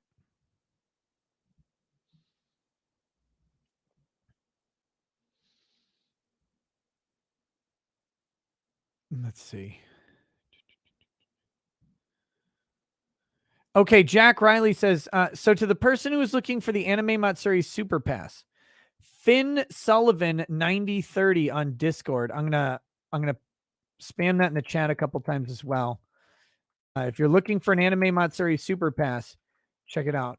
Oh, the movie title is The One. Oh, I like that movie. I thought it was goofy as shit, but it was fun. Yeah, I saw that in theaters.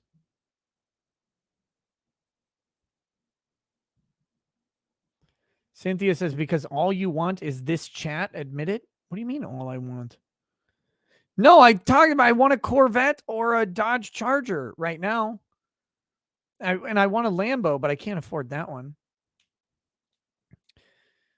I don't know what you mean, but that's okay. Why would you go to a theater? It was back when theaters were cool. Okay, guys. Sir Marhaus says, cutting my bedtime shower short for this to stay up for another hour. Okay, we got to finish this. I can't. Gans says R8 a riot. R8s cost $200,000. They're twice as much. They're twice as much as the most expensive versions of the cars that I'm looking at. Fuck. Or no, not a Charger. I want a Challenger, not a Charger. I want a Challenger. Sorry, I misspoke due to lateness. All right, we're going to play the outro. I'll see you guys over on Twitch, twitch.tv/Recato Law. If you want to join us in watching the Terminal List, you need to have Amazon Prime and you need to have it linked to your Twitch to be able to watch along. Otherwise, there's usually someone providing an alternative source to follow for that, which you can use at your own risk. All right, guys, I'll catch you guys soon. Have a nice night. Mandy, which one is that? You keep saying that, but I don't know what that means. We'll catch you guys over on Twitch. Have a good night. Peace. Peace.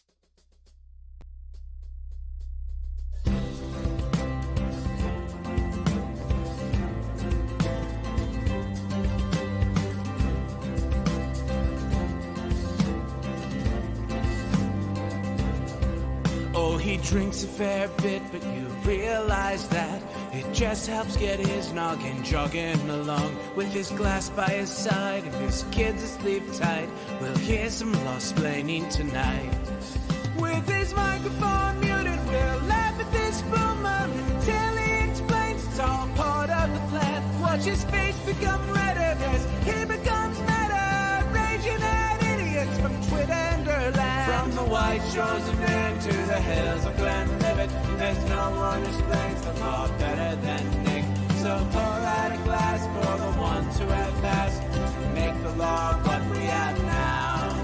Oh, his lady is fair, and she handles herself with the grace of one who has borne many children. As the wife of a lawman, she makes sure that he has the time and the place to provide for them there. So pour out an Ardbeg, a Balmore, a Lafroig, the spirits flow as the ones who get unemployed. So pour out a glass for the tea post on Twitter, as we hear lost-plaining tonight.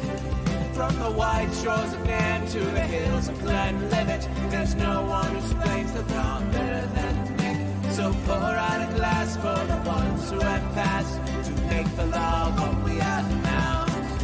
Oh, the guests are all plentiful, from Doug T to Drexel. They bring their perspective and spice to the mix. But the reason we're here and the one that we cheer is the one who is showcasing us his career.